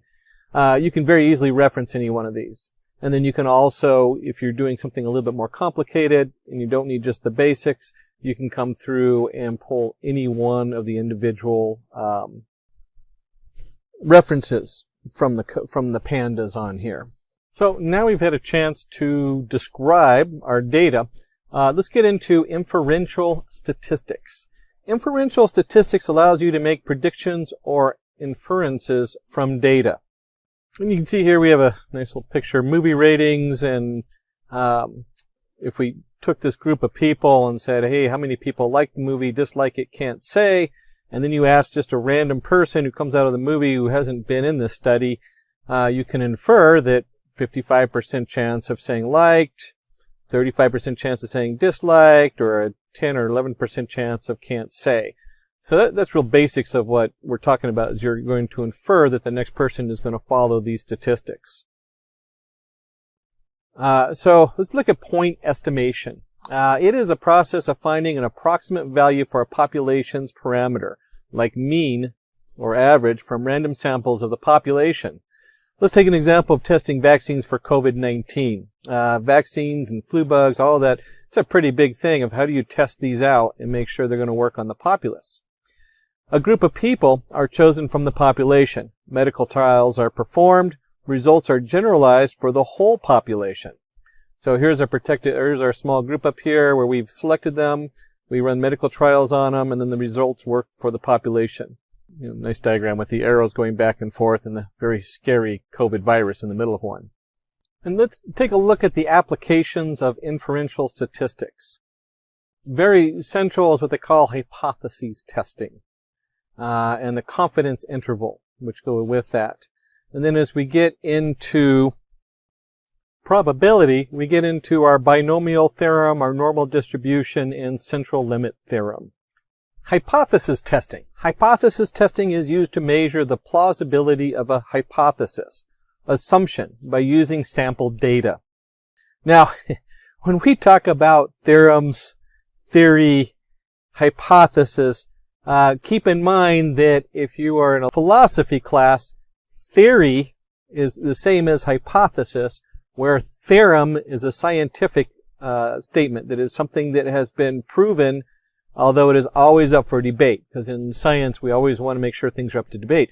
So a hypothesis is the same as a philosophical class calling a theory, where theory in science is not the same. Theory in science says this has been well proven.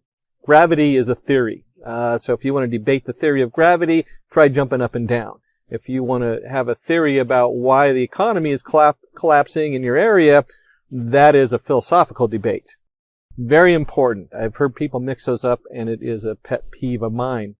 When we talk about hypotheses testing, the steps involved in hypotheses testing is first we formulate a hypothesis. We figure out the right test to test our hypothesis. We execute the test, and we make a decision. And so when you're talking about hypothesis, you're usually trying to disprove it. If you can't disprove it and it works for all the facts, then you might call that a theorem at some point. So in a use case, let's consider an example. We have 4 students who are given a task to clean a room every day. Sounds like working with my kids. They decided to distribute the job of cleaning the room among themselves. They did so by making 4 chits, which has their names on it, and the name that gets picked up has to do the cleaning for that day. Rob took the opportunity to make chits and wrote everyone's name on it. So here's our 4 people: Nick, Rob, Imlia, and Summer. Now, Rick, Imlia, and Summer are asking us to decide whether Rob has done some mischief in preparing the chits, i.e., whether Rob has written his name on one of the chit. For that, we will find out the probability of Rob getting the cleaning job on first day, second day, third day, and so on till 12 days. The probability of Rob getting the job decreases every day, i.e., his turn never comes up, then definitely he has done some mischief while making the chits. So the probability of Rob not doing work on day 1 is 3 out of 4. There's a 0.75 chance that he didn't do work. 2 days, 3/4 times 3/4 equals 0.56. 3 days, you have 3/4, 3/4, 3/4, which equals 0.42. When you get to day 12, it's 0.032, which is less than 0.05. Remember this 0.05. That comes up a lot when we're talking about certain values, when we're looking at statistics. Rob is cheating as he wasn't chosen for 12 consecutive days. That's a very high probability when on day 12 he still hasn't gotten the job cleaning the room. So we come up to our important terminologies. We have null hypothesis, a general statement that states that there is no relationship between 2 measured phenomena or no association among the groups. Alternative hypothesis. Contrary to the null hypothesis, it states whenever something is happening, a new theory is preferred instead of an old one. And so the 2 hypotheses go hand in hand. So your null, this is always interesting in when we're talking about data science and the math behind it, it's about proving that the things have no correlation. Null hypothesis says these 2 have 0 relation to each other. Where the alternative hypothesis says, hey, we found a relation, this is what it is. We have p-value. The p-value is the probability of finding the observed or more extreme results when the null hypothesis of a study question is true. And the t-value. It is simply the calculated difference represented in units of standard error. The greater the magnitude of t, the greater the evidence against the null hypothesis. And you can look at the t-value as being specific to the test you're doing, where the p-value is derived from your t-value, and you're looking for what they call the 5% or the 0.05, showing that it has a high correlation. So digging in deeper, let's assume that a new drug is developed with the goal of lowering the blood pressure more than the existing drug. And this is a good one because the null value here isn't that you don't have any drug. The null value here is that it's better than the existing drug. The new drug doesn't lower the blood pressure more than the existing drug. Now, if we get that, that says our null hypothesis is correct. There is no correlation, and the new drug is not doing its job. The alternative hypothesis, the new drug does significantly lower the blood pressure more than the existing drug. Yay, we got a new drug out there. And that's our alternative hypothesis, or the H1 or HA. And we look at the p-value, results from the evidence like medical trials showing positive results which will reject the null hypothesis. And again, they're looking for a 0.05 or 5%. And the t-value, comparing all the positive test results and finding means of different samples in order to test hypothesis. So this is specific to the test. What percentage of increase did they have? And this leads us to the confidence intervals. A confidence interval is a range of values we are sure are true values of observations lie in. Let's say you asked a dog owner around you and asked them, how many cans of food do you buy for your per year for your dog? Through calculations, you got to know that on an average, around 95% of the people bought around 200 to 300 cans of food. Hence, we can say that we have a confidence interval of 2-300, where 95% of our values lie in that data spread. And the graph really helps a lot, so you can start seeing what you're looking at here, where you have the 95%, you have your peak. In this case, it's a normal distribution, so you have the nice bell curve equal on both sides. It's not asymmetrical. And 95% of all the values lie within a very small range, and then you have your outliers, the 2.5% going each way.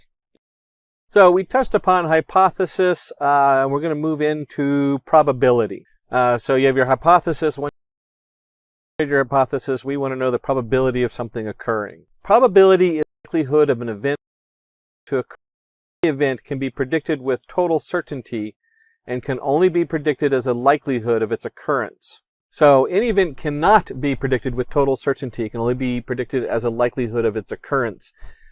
Score prediction, how good you're going to do in whatever sport you're in, weather prediction, stock prediction. If you've studied physics and chaos theory, even the location of the chair you're sitting on has a probability that it might move 3 feet over. Granted, that probability is 1 in I think we calculated it as under 1 in trillions upon trillions. So it's the better the probability, the more likely it's going to happen. There are some things that have such a low probability that we don't see them. So we talk about a random variable. Random variable is a variable whose possible values are numerical outcomes of a random phenomena. So we have the coin toss. How many heads will occur in the series of 20 coin flips? Probably, on average they're 10, but you really can't know because it's very random. How many times a red ball is picked from a bag of balls, if there's equal number of red balls and blue balls and green balls in there. How many times the sum of digits on 2 dice result are 5 each. There's how often are you going to roll 2 5s on your pair of dice. So in a use case, let's consider the example of rolling 2 dice. We have a random variable outcome equals y. You can take values 2, 3, 4, 5, 6, 7, 8, 9, 10, 11, 12. So we have a random variable and a combination of dice. And instead of looking at how many times both dice will roll 5, let's go ahead and look at total sum of 5. And you have, as far as your random variables, you can have a 1, 4 equals 5, 4, 1, 2, 3, 3, 2. So 4 of those rolls can be 4. If you look at all the different options you have, 4 of those random rolls can be a 5. And if we look at the total number, which happens to be 36 different options, you can see that we have 4 out of 36 chance every time you roll the dice that you're going to roll a total of 5. You're going to have an outcome of 5. And we'll look a little deeper as to what that means. But you could think of that at what point, if someone never rolls a 5 or they always roll a 5, can you say, hey, that person's probably cheating? We'll look a little closer at the math behind that. But let's just consider this is one of the cases, is rolling 2 dice and gambling. There's also a binomial distribution. It is the probability of getting success or failure as an outcome in an experiment or trial that is repeated multiple times. And the key is bi, meaning 2, binomial. So passing or failing an exam, winning or losing a game, and getting either head or tails. So if you ever see binomial distribution, it's based on a true-false kind of setup. You win or lose. Let's consider a use case, and let's consider the game of football between 2 clubs, Barcelona and Dortmund. The teams will have to play a total of 4 matches, and we have to find out the chances of Barcelona winning the series. So we look at the total games, and we're looking at 5 different games or matches. Let's say that the winning chance for Barcelona is 75% or 0.75. That means at each game, they have a 75% chance that they're going to win that game. And losing chances are 25% or 0.25. Clearly 0.75 plus 0.25 equals 1. So that accounts for 100% of the game. Probability for getting K wins in N matches is calculated. And we're talking so if you have 5 games and you want to know if I play how many wins in those 5 games should I get? What's the percentage on those? And the probability for getting K wins in N matches is calculated by Px equals K equals NCK, P to the K, Q to the N minus K. Here, P is the probability of success and Q is the probability of failure. And so we can do total games of N equals 5, where K equals 0, 1, 2, 3, 4, 5. P, which is the chance of winning, is 0.75. Q, the chance of losing, equals 1 minus P, which equals 1 minus 0.075, which equals 0.25. The probability that Barcelona will lose all of the matches can then just plug in the numbers, and we end up with a 0.0009765,625. So a very small chance they're going to lose all their matches. And we can plug in the value for 2 matches. Probability that Barcelona will win at least 2 matches is 0.0878. And of course we can go on to the probability that Barcelona will win 3 matches, the 0.26, and of course 4 matches, and so on. And it's always nice to take this information and let's find the cumulative discrete probabilities for each of the outcomes. Where Barcelona has won 3 or more matches, x equals 3, x equals 4, x equals 5. And we end up with the p equals 0.264 plus 0.395 plus 237, which equals 0.89. In reality, the probability of Barcelona winning the series is much higher than 0.75. And it's always nice to put out a nice graph so you can actually see the number of wins to the probability and how that pans out with our binomial case. Continuing in our important terminology, location. The location of the center of the graph depends on the mean value. And this is some very important things. So much of the data we look at, and when you start looking at probabilities, almost always has a normalized look, like the graph in the middle. But you do have left skewed, where the data is skewed off to the left, and you have more stuff happening off to the left, and you have right skewed data. And so when this comes up and these probabilities come up where they're skewed, it's really important to take a closer look at that. Mostly you end up with a normalized set of data, but you got to also be aware that sometimes it's a skewed data. And then the height. Height of the slope inversely depends upon the standard deviation. So you can see down here the standard deviation is really large. It kind of squishes it out. And if the standard deviation is small, then most of your data is going to hit right there in the middle. You're going to have a nice peak. And so being aware of this, that you might have a probability that fits certain data, but it has a lot of outliers. So if you have a really high standard deviation, if you're doing stock market analysis, this means your predictions are probably not going to make you much money. Where if you have a very small deviation, you might be right on target and set to become a millionaire. Which leads us to the z-score. Z-score tells you how far from the mean a data point is. It is measured in terms of standard deviations from the mean. Around 68% of the results are found between 1 standard deviation. Around 95% of the results are found between 2 standard deviations. And you read the symbols. Of course, they love to throw some Greek letters in there. We have mu minus 2 sigma. Mu is just a quick way. It's a kind of funky U. It just means the mean. And then the sigma is the standard deviation. And that's the O with the little arrow off to the right, or the little waggly tail going up, the O with the line on it. So mu minus 2 sigma is your 95% of the results are found between 2 standard deviations. Central limit theorem. This goes back to the skew. If you remember, we were looking at the skew values on this previous slide. Have left skewed, normalized, and right skewed. When we're talking about it being skewed or not skewed, the distribution of the sample means will be approximately normally distributed, evenly distributed, not skewed, if you take large random samples from the population with the mean, mu, and the standard deviation, sigma, with replacement. And you can see here, of course, we have our mu minus 2 sigma and the spread down here, the mean, the median, and the mode. And so when you're talking about very large populations, these numbers should come together and you shouldn't have a skewed value. If you do, that's a flag that something's wrong. That's why this is so important to be aware of what's going on with your data, where your samples are coming from, and the math behind it. And if you're going to do all this, we got to jump into conditional probability. The conditional probability of an event A is a probability that the event will occur given the knowledge that an event B has already occurred. And you'll see this as Bayes' theorem, B-A-Y-E-S, Bayes. And this is read, I mean, you have these funky looking little P brackets, A, B. This is the probability of A being true while B is already true. And you have the probability of B being true when A is already true, so P, B of A. The probability of A being true divided by the probability of B being true.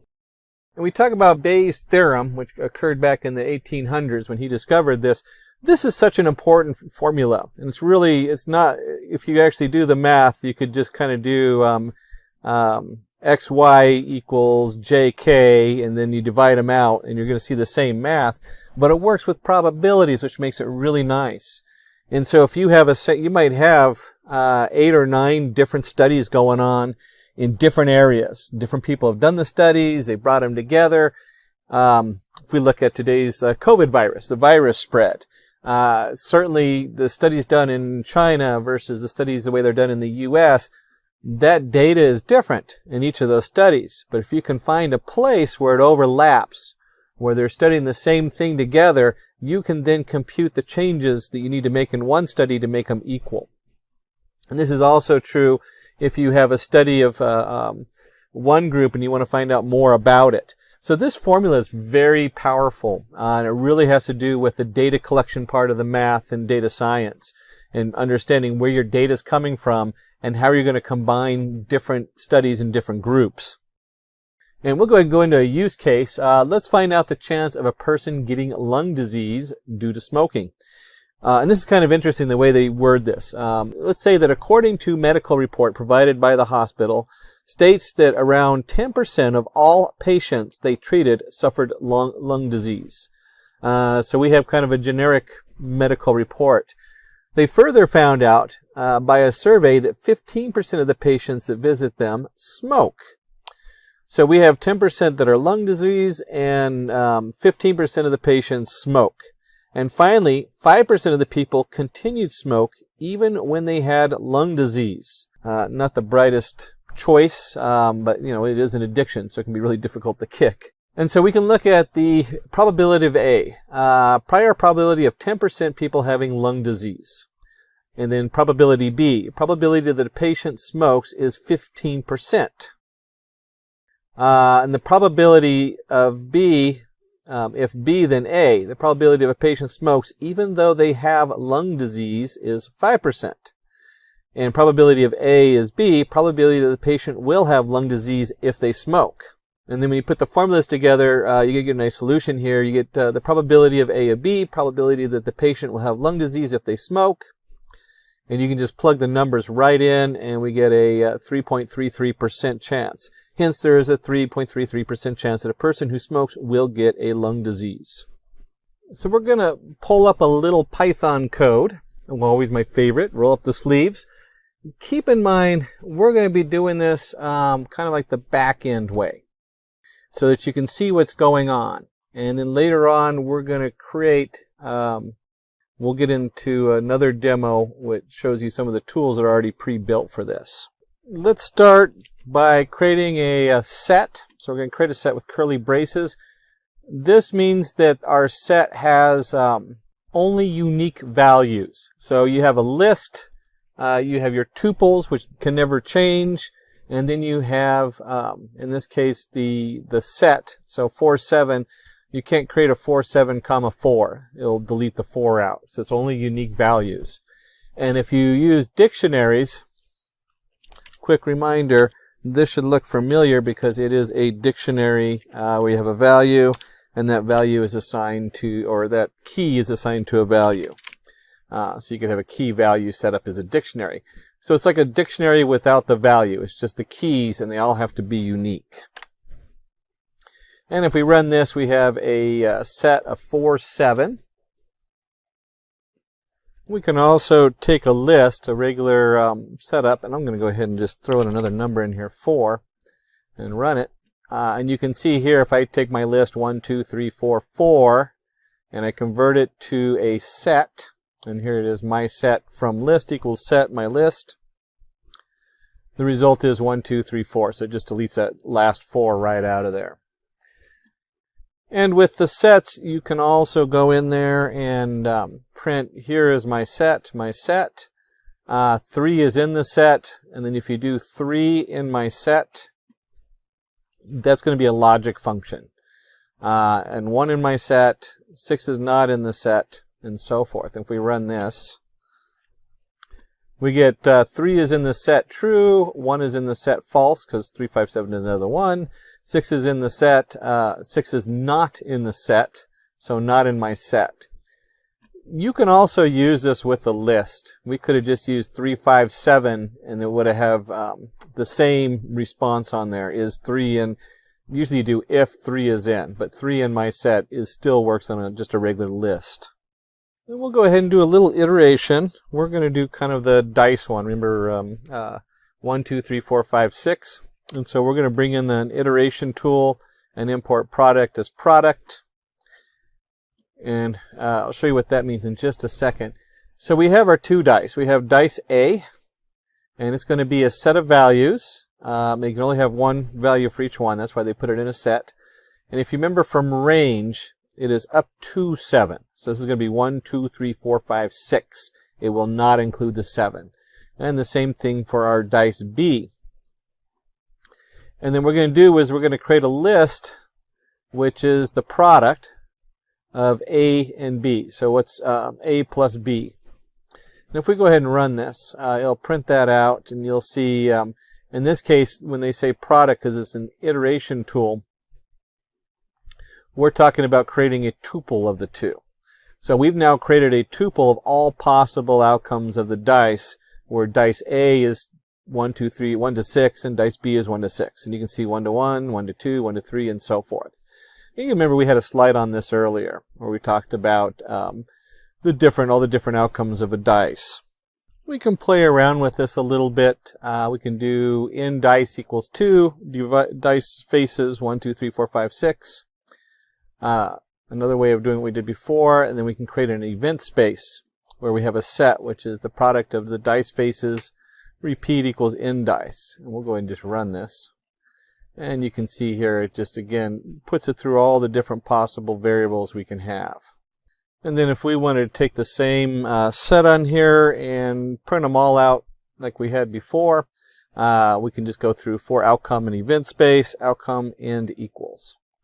So the event space is creating a sequence. And as you can see here, when we print it out, it stacks them versus going through and putting them in a nice line. And we'll go ahead and do something, let's go print. Since we have the end printing with a comma, that just means it's not going to hit the return going down to the next line. And we'll go ahead and do the length of our event space. That'll be an important variable we're going to want to know in a minute. And of course, if I get carried away with my typing of length, we'll print it twice and it'll give me an error. So we have 36 different possible variations here.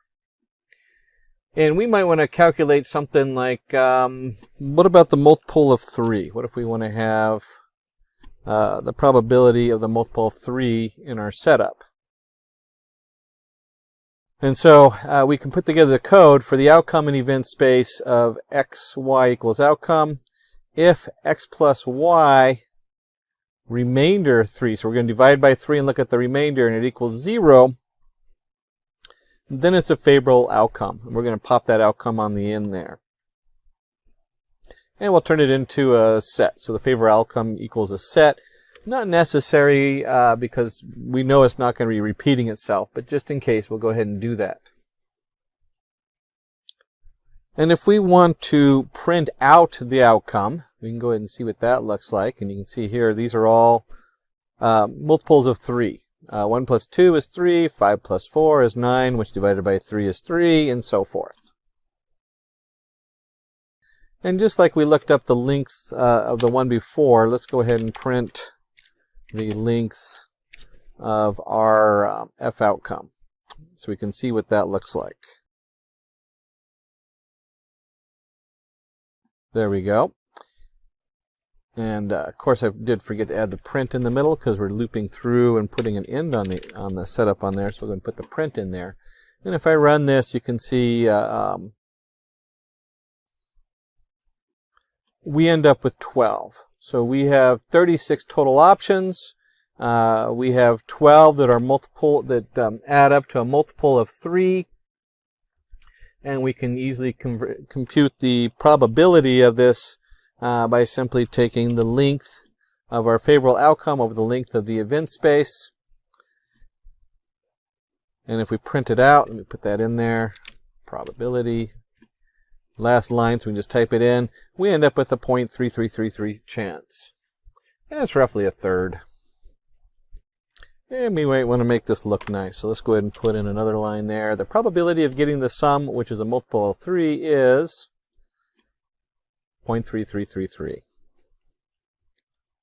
We can compute the same thing for 5 dice.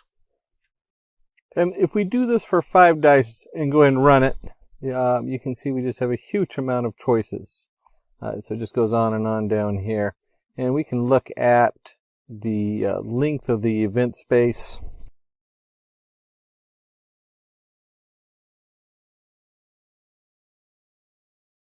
And we have over 7,776 choices. That's a lot of choices.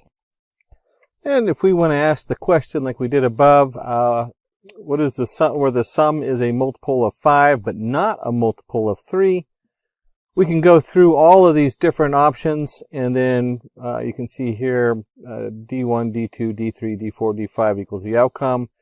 And if you add these all together and the division by 5 does not have a remainder of 0, but the remainder is also of a division by 3 is not equal to 0. So the multiple of 5 is equal to 0, but the multiple of 3 is not. We can just append that on here, and then we can look at that favorable outcome. We'll go ahead and set that, and we'll just take a look at this. What's our length of our favorable outcome?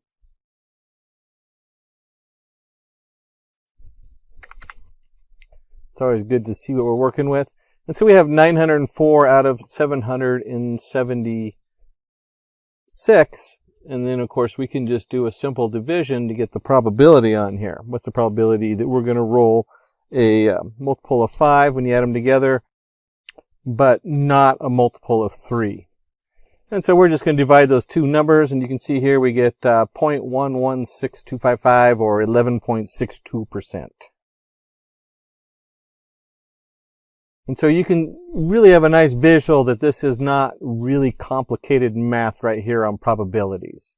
It's just how many options do you have, and how many of those are you possibly going to be able to come up with the solution you're looking for. And this leads us to a confusion matrix. A confusion matrix is a table which is used to describe the performance of a classification model on a set of test data for which the true values are known. And so you'll see on the left we have the predicted and the actual. And we have a negative, false negative, positive, true positive, and then we have false positive and true negative. And you can think of this as your predicted model. What does that mean? That means if you divided your data and you used 2/3 of it to create the model, you might then test it against an actual case for the last third to see how well it comes out. How many times was it true positive versus false positive? It gave a false positive response. And you can imagine in medical situations, this is a pretty big deal. You don't want to give a false positive. So you might adjust your model accordingly so you don't have a false positive. Say with a COVID virus test, it'd be better to have a false negative and they go back and get retested than to have 30% false positives where then the test is pretty much invalid. So in a use case like cancer prediction, let's consider an example where a cancer prediction model is put to the test for its accuracy and precision. Actual result of a person's medical report is compared with the prediction made by the machine learning model. And so you can see here, here's our actual predicted, whether they have cancer or not. You know, cancer, a big one. You don't want to have a false positive. I mean, a false negative. In other words, you don't want to have it tell you that you don't have cancer when you do. So that would be something you'd really be looking for in this particular domain. You don't want a false negative. And this is, again, you know, you've created a model. You have hundreds of people or thousands of pieces of data that come in. There's a real famous case study where they have the imagery and all the measurements they take, and there's about 36 different measurements they take. And then if you run a basic model, you want to know just how accurate it is. How many negative results do you have that are either telling people they have cancer that don't, or telling people that don't have cancer that they do. And then we can take these numbers and we can feed them into our accuracy, our precision, and our recall. So accuracy, precision, and recall. Accuracy metric to measure how accurately the results are predicted. And this is your total true, where you got the right results, you add them together, the true positive, the true negative, over all the results. So what percentage of them were accurate versus what were wrong. When we talk about precision, is a metric to measure how many of the correctly predicted cases are actually turned out to be positive. So we have a precision on true positive. Again, if you're talking about like COVID testing with the viruses, you really want this to be a high number. You want this that to be the center point, where you might have the opposite if you're dealing with cancer, where you want no false negatives. So this is your metric on here. Precision is your test positive, true positive plus false positive. And then your recall, how many of the actual positive cases we were able to predict quickly with our model. So test positive is the test positive plus the false negative on there. And we'll want to go ahead and do a demo on the naive Bayes classifier. Before I get too far into naive Bayes classifier, because we're going to pull it from the sklearn or the scikit, let's go ahead. Kind of an interesting page here for classifiers. When you go into the sklearn kit, there's a lot of ways to do classification. And I'll just zoom up in here so you can see some of the titles. There's everything from the nearest neighbor, linear, but we're going to be focusing on the naive Bayes over here. And this is just a sample data set that they put together, and you can see how some of these have a very different output. The naive Bayes, remember, is set up as probably the most simplified calculator or set of predictions out there. And so what we've been talking about with the true false and stuff like that, where there's a belief that there is a independent assumption between the features, where the features are very assumed to have some kind of connection, then we can go ahead and use that for the prediction. And so that's what we're using as a naive Bayes classifier versus many of the other classifiers that are out there. For this, we're going to use the social network ads. It's a little data set on here. And let me go ahead and just open that up, the file. Here we go. It has user ID, gender, age, estimated salary, purchased. And so we have, you can see the user ID, male, 19, estimated salary, 19,000, and purchased 0. So it's either going to make a purchase or not. So look at that last one, 0, 1. We should be thinking of binomials. We should be thinking of simple naive Bayes classifier kind of setup. So if we close this out, we're going to go ahead and import our NumPy as NP. We're going to have a good visual of our data, so we'll put in our matplot library. Here's our pandas, our data frame. And then we're going to go ahead and import the data set. And the data set's going to be, we're going to read it from the social network ads.csv. Then we're going to print the head just so you can see it again, even though I showed you it in the file. And x equals the data set iLocation, 2, 3 values, and y is going to be the 4, column 4. Let me just run this so it's a little easier to go over that.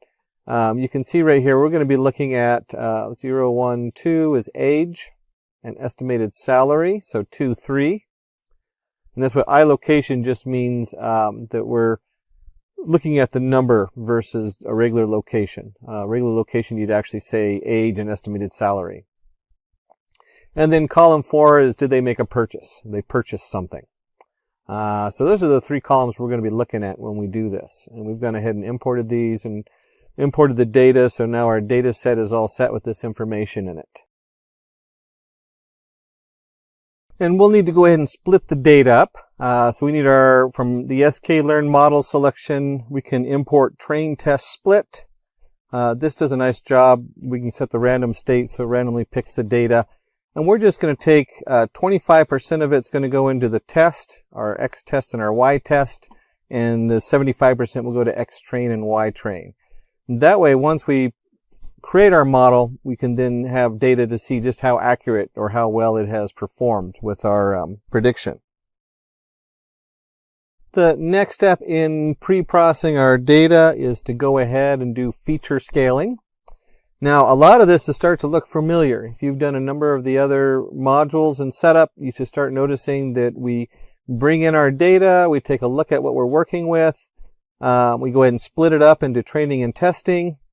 In this case, we're going to go ahead and scale it. Scale it means we're putting it between a value of -1 and 1, or someplace in the middle ground there.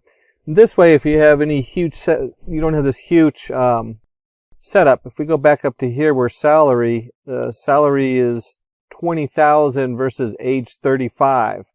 Well, there's a good chance with a lot of the back-end math that 20,000 will skew the results, and the estimated salary will have a higher impact than the age, instead of balancing them out and letting the calculations weigh them properly. And finally, we get to actually create our naive Bayes model. And then we're going to go ahead and import the Gaussian naive Bayes. And the Gaussian is the most basic one. That's what we're looking at now. It turns out, though, if you go to the Simplilearn kit, they have a number of different ones you can pull in there. There's Bernoulli. I've never used that one. Categorical, complement, and here's our Gaussian. So there's a number of different options you can look at. Gaussian, when you come to the naive Bayes, is the most commonly used. So we're talking about the naive Bayes. That's usually what people are talking about when they're pulling this in. And one of the nice things about the Gaussian, if you go to their website, to sklearn, the naive Bayes Gaussian, there's a lot of cool features. One of them is you can do partial fit on here. That means if you have a huge amount of data, you don't have to process it all at once. You can batch it into the Gaussian NB model, and there's many other different things you can do with it as far as fitting the data and how you manipulate it. We're just doing the basics, so we're going to go ahead and create our classifier. We're going to equal the Gaussian NB, and then we're going to do a fit. We're going to fit our training data and our training solution, so X train, Y train. And we'll go ahead and run this. It's going to tell us that it ran the code right there. And now we have our trained classifier model. So the next step is we need to go ahead and run a prediction. We're going to do our Y predict equals the classifier.predict X test. So here we fit the data, and now we're going to go ahead and predict. And now we get to our confusion matrix. So from the sklearn metrics, you can import your confusion matrix. Just as saves you from doing all the simple math, it does it all for you. And then we'll go ahead and create our confusion metrics with the Y test and the Y predict. So we have our actual and we have our predicted value. And you can see from here, this is the chart we looked at. Here's predicted, so true positive, false negative, true negative. And if we go ahead and run this, there we have it, 65, 3, 7, 25. And in this particular prediction, we had 65 were predicted the truth as far as a purchase. They're going to make a purchase, and we guessed 3 wrong. And then we had 25 we predicted would not purchase, and 7 of them did. So there's our confusion matrix. At this point, if you were with your shareholders or a board meeting, you would start to hear some snoozing if they were looking at the numbers. And you say, hey, here's my confusion matrix. So let's go ahead and visualize the results. We're going to pull from the matplot library colors, import listed color map. And this is actually, my machine's going to throw an error because this is being, because of the way the setup is. I have a newer version on here than when they put together the demo. And we need our X set and our Y set, which is our X train and Y train. And then we'll create our X1, X2. And we'll put that into a grid, and we set our X set minimum stop and our X set max stop. And if you come all the way over here, we're going to step 0.01. This is going to give us a nice line, is what that's doing. And then we're going to plot the contour, plot the X limit, plot the Y limit, and put the scatter plot in there. And let's go ahead and run this. To be honest, when I'm doing these graphs, there's so many different ways to do that. There's so many different ways to put this code together. to show you what we're doing, it's a lot easier to pull up the graph and then go back up and explain it. So the first thing we want to note here when we're looking at the data is this is the training set. And so we have those who didn't make a purchase. We've drawn a nice area for that. That's defined by the naive Bayes setup. And then we have those who did make a purchase, the green. And you can see that some of the green dots fall into the red area and some of the red dots fall into the green. So even our training set isn't going to be 100%. We couldn't do that. And so when we're looking at our different data coming down, we can kind of arrange our x1, x2, so we have a nice plot going on, and then we're going to create the contour. That's that nice line that's drawn down the middle on here with the red-green. That's what this is doing right here with the reshape. And notice that we had to do the dot t. If you remember from NumPy, if you did the NumPy module, you end up with pairs, x1, x2, x1, x2, next row, and so forth. You have to flip it so it's all one row. You have all your x1s and all your x2s. So this is what we're kind of looking for right here on this setup. And then the scatter plot is, of course, your scattered data across there. We're just going through all the points. That puts these nice little dots onto our setup on here. And we have our estimated salary and our age. And then, of course, the dots are, did they make a purchase or not? And just a quick note, this is kind of funny. You can see up here where it says X set, Y set equals X train, Y train, which seems kind of a little weird to do. This is because this was probably originally a definition. So it's its own module that could be called over and over again. And which is really a good way to do it, because the next thing we're going to want to do is do the exact same thing, where we're going to visualize the test set results. That way we can see what happened with our test group, our 25%. And you can see down here we have the test set, and if you look at the two graphs next to each other, this one obviously has 75% of the data, so it's going to show a lot more. This is only 25% of the data. You can see that there's a number that are kind of on the edge as to whether they could guess by age and income they're going to make a purchase or not. But that said, it still is pretty clear. It's pretty good as far as how much the estimate is and how good it does. Now, graphs are really effective for showing people what's going on, but you also need to have the numbers. And so we're going to do from sklearn, we're going to import metrics, and then we're going to print our metrics classification report from the y-test and the y-predict. And you can see here we have precision. Precision of zeros is 90. There's our recall, 0.96. We have an F1 score and a support.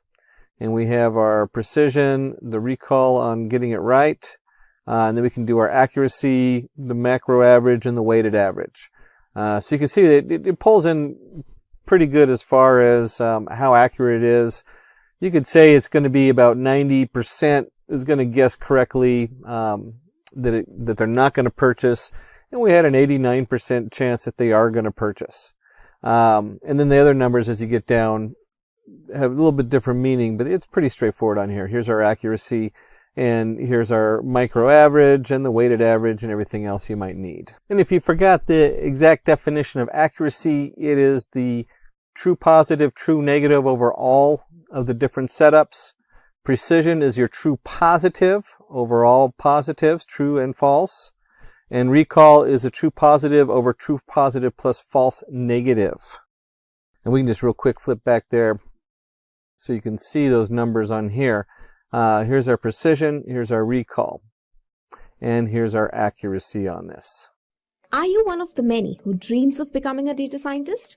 Keep watching this video if you're passionate about data science, because we will tell you how does it really work under the hood. Emma is a data scientist. Let's see how a day in her life goes while she's working on a data science project. Well, it is very important to understand the business problem first. In our meeting with the clients, Emma asks relevant questions, understands and defines objectives for the problem that needs to be tackled. She's a curious soul who asks a lot of whys, one of the many traits of a good data scientist. Now, she gears up for data acquisition to gather and scrape data from multiple sources like web servers, logs, databases, APIs, and online repositories. Oh, it seems like finding the right data takes both time and effort.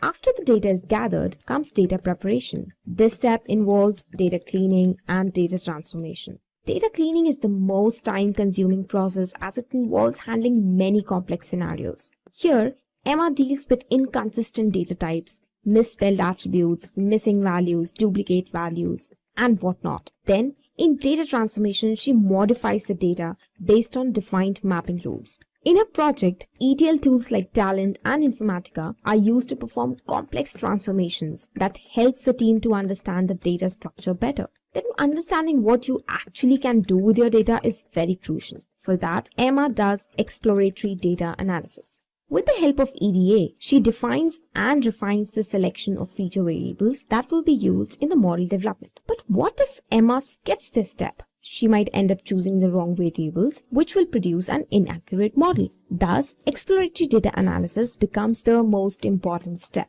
Now, she proceeds to the core activity of a data science project, which is data modeling. She repetitively applies diverse machine learning techniques like KNN, decision tree, naive Bayes to the data to identify the model that best fits the business requirement. She trains the models on the training dataset and tests them to select the best performing model. Emma prefers Python for modeling the data. However, it can also be done using R and SAS. Well, the trickiest part is not yet over: visualization and communication. Emma meets the clients again to communicate the business findings in a simple and effective manner to convince the stakeholders. She uses tools like Tableau, Power BI, and ClickView that can help her in creating powerful reports and dashboards. And then finally, she deploys and maintains the model. She tests the selected model in a pre-production environment before deploying it in the production environment, which is the best practice, right? After successfully deploying it, she uses reports and dashboards to get real-time analytics. Further, she also monitors and maintains the project's performance. Well, that's how Emma completes the data science project. We have seen the daily routine of a data scientist is a whole lot of fun, has a lot of interesting aspects, and comes with its own share of challenges. Now, let's see how data science is changing the world. Data science techniques along with genomic data provides a deeper understanding of genetic issues in reaction to particular drugs and diseases. Logistic companies like DHL, FedEx have discovered the best routes to ship, the best suited time to deliver, the best mode of transport to choose, thus leading to cost efficiency. With data science, it is possible to not only predict employee attrition, but to also understand the key variables that influence employee turnover. Also, the airline companies can now easily predict flight delay and notify the passengers beforehand to enhance their travel experience. Well, if you're wondering, there are various roles offered to a data scientist, like data analyst, machine learning engineer, deep learning engineer, data engineer, and of course, data scientist. The median base salaries of a data scientist can range from $95,000 to $165,000. So that was about the data science. Are you ready to be a data scientist? If yes, then start today. The world of data needs you. Picture this, you're shopping online and suddenly you see a product that feels like it was made just for you. How did they know? It's not by chance, it's data science. Data science helps businesses understand what you like, predict what you need next, and improve the way we shop and use technology. And here's the best part. Data science isn't just about watching Netflix. It's one of the fastest growing careers in the world right now. In fact, the US Bureau of Labor Statistics says that data science jobs are expected to grow 36% by 2033, way faster than most of the other jobs. Companies everywhere are using data to make smarter decisions. That means the demand for data scientists is huge. And let's talk about the salary. You're probably wondering, how much can I earn actually? Well, for entry-level position, data scientists in the US are earning around $152,000 per year right now. And by 2025, some can make as much as $230,000. And in India, starting salaries range from 50,000 rupees to 1 lakh per month, and the experienced professionals can earn more than 5 lakh rupees per month. That's impressive, right? But the best part is, as a data scientist, you won't just stop here. The skills you develop in this role, like machine learning, data visualization, and statistics, are highly transferable and crucial for moving into AI roles. So whether it's becoming an AI engineer or an AI specialist, the foundation you build in data science will help you level up and pursue exciting, high-paying opportunities in the AI field. Now, if you're thinking, this sounds great, but where do I even start? Well, that's exactly what the professional certificate course in data science from IIT Kanpur and Simplilearn is designed to do. It will get you started and make sure you're ready for this booming industry. In this 11-month live online interactive program, you will learn the skills you need to become a data science professional. No more theory, no more fluff. You get hands-on projects, live classes, and mentorship from IIT Kanpur faculty, plus real-world industry expert who will help you build your skills. So this course comes with exciting, amazing features that makes learning even more impactful. 8 times higher interaction in live online classes with industry expert. Regular live online classes conducted by experienced professionals who bring real-world knowledge into every session.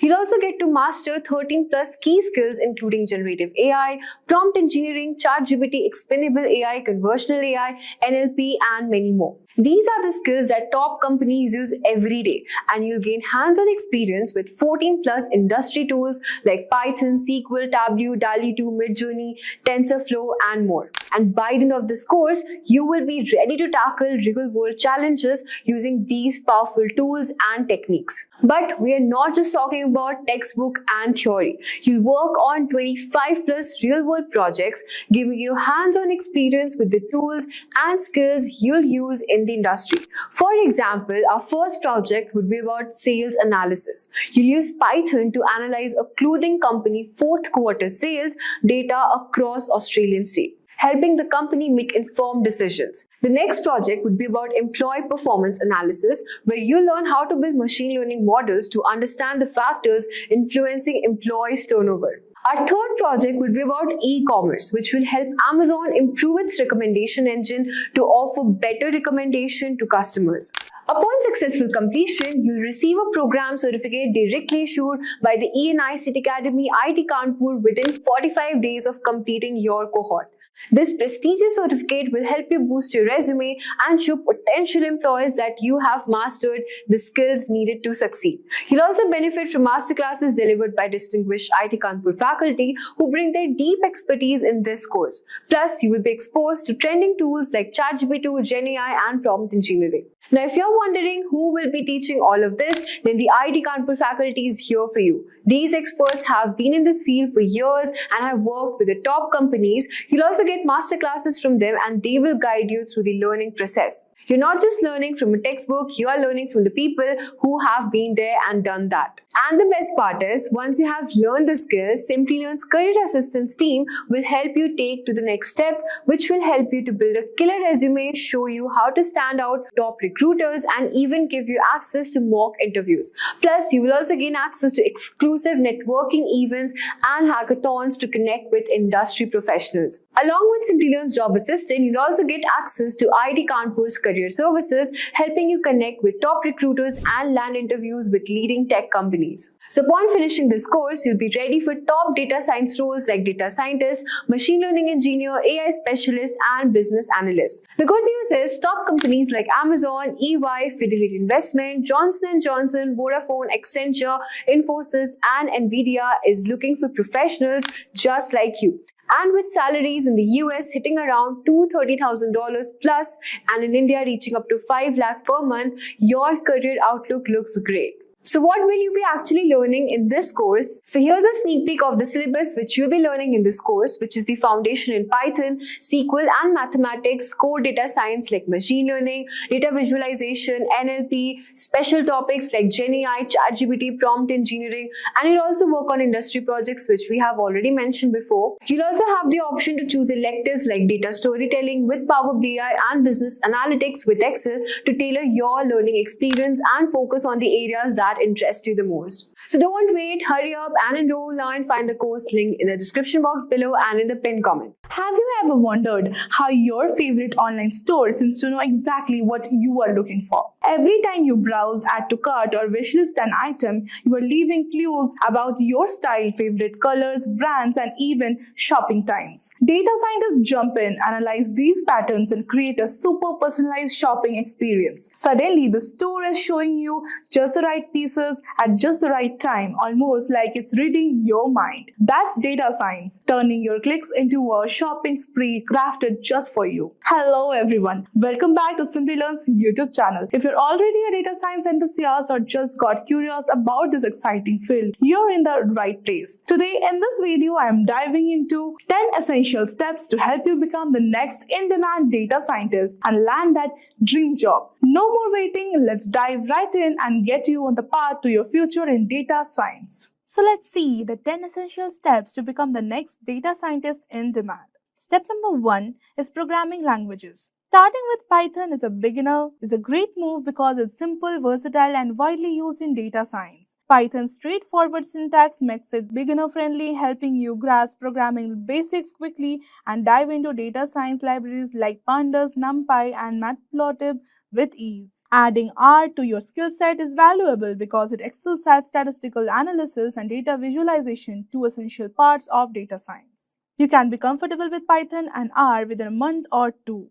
So, moving on to the next step, that is version control system. Learning a version control system like Git is essential because it allows you to track, manage, and collaborate and code effectively. With Git, you can save different versions of your work, making it easy to backtrack if something goes wrong or to experiment without losing progress. This is especially useful when working with complex data science projects where you might try out different models of analysis techniques. 1 or 2 weeks of practice along with Python and R is good to get started. Just a quick info guys, if you're really interested, Simplilearn's Data Science with Python course is designed to help you master Python programming and essential data science skills through hands-on projects and real-world applications. With 60 plus hours of blended learning, live expert sessions, and lifetime access to course materials, you will gain practical experience in data wrangling, visualization, data analysis, and more. This course is ideal for both beginners and professionals looking to advance their careers in data science.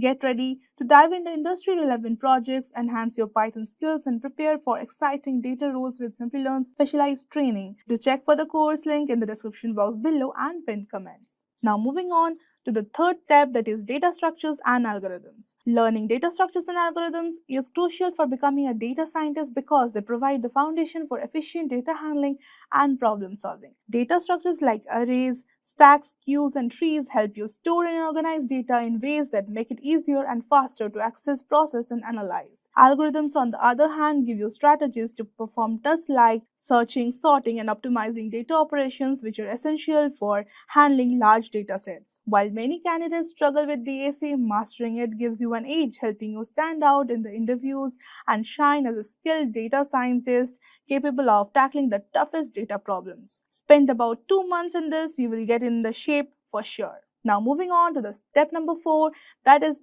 SQL. Learning SQL is essential for data scientists because it enables you to access, manage, and manipulate data directly within databases where most real-world data resides. With SQL, you can create new tables, alter existing ones, delete unnecessary records, and run queries to filter, sort, and aggregate data. These abilities allow you to retrieve, clean, and organize data effectively, core skills needed for any data science role. It's easy and you don't have to spend more than a month to have a deep understanding of it. Now moving on to the fifth step, that is mathematics and statistics. Mathematics and statistics are essential for data science because they form the backbone of data analysis, model building, and interpretation. Topics like linear algebra, calculus, probability, and statistics gives data scientists the tools to understand data patterns, perform accurate analysis, and make data-driven decisions. Mastering these areas enables you to build robust models, validate results, and tackle complex problems confidently, making you a well-rounded and skilled data scientist. Make sure you spend 2 months to grasp these topics. Now moving on to the step number 6, that is data pre-processing and visualization. Learning data pre-processing and visualization is essential for a data scientist because these skills make you data accurate, insightful, and easy to understand. Python libraries like NumPy and Pandas are crucial for manipulating and creating data, enabling you to handle missing values, filter out noise, and prepare data for analysis. Once the data is ready, visualization lets you uncover patterns and communicate results effectively. Libraries like Matplotlib and Seaborn help create clear, impactful visuals, allowing you to interpret trends and convey insights in a way that's easily understood by others. Together with these tools, make data pre-processing and visualization fundamentals for effective data science. If you have a solid foundation on Python and mathematics, you will get a good understanding of data pre-processing and visualization in a month or two. Now moving on to the 7th step, that is machine learning fundamentals. Machine learning fundamentals involve understanding how algorithms enable computers to learn from data and make predictions on decisions without explicit programming. The two main categories are supervised learning and unsupervised learning. In supervised learning, models are trained on labeled data to make predictions, while in unsupervised learning, models find patterns in unlabeled data. Popular tools like TensorFlow, PyTorch help build and train complex models, especially for deep learning, while scikit-learn is essential used for simpler machine learning algorithms and data pre-processing. These tools make it easier to implement machine learning fundamentals effectively and build intelligent data-driven decisions. Dedicate about 3 months to understand the core of machine learning. Now coming to the next step, that is deep learning. Deep learning is a subset of machine learning that focuses on algorithms inspired by the structures of the human brain called neural networks. Deep learning uses neural networks with multiple layers, often dozens or hundreds, to learn complex patterns from large data sets. Specialized types like convolutional neural networks, that is CNNs, are great for image processing, while recurrent neural networks RNNs are used for sequence data like text or time series. Essential tools like TensorFlow, PyTorch make building, training, and deploying deep learning models more accessible, allowing you to create powerful AI solutions across various domains. I think it will take about 2 months to have a good hold on deep learning concepts and how to implement them. Now moving on to the 9th step, that is specializations. Once you have grasped the deep learning, it's like reaching a new level as a data scientist. Just as doctors specialize in areas in nephrology and cardiology, data scientists often choose to specialize in fields like natural language processing or computer vision. Natural language processing focuses on teaching machines to understand and generate human language, enabling applications like chatbots, sentiment analysis, and language translation. It's about making computers read, write, and even interpret human emotions through text or speech. Computer vision, on the other hand, is all about enabling machines to see and interpret images or videos. This field powers innovations like facial recognition, object detection, and autonomous driving. Now, you don't need to learn both. You can choose what interests you the most. Now, spend 1 to 2 months diving deep into one of these areas.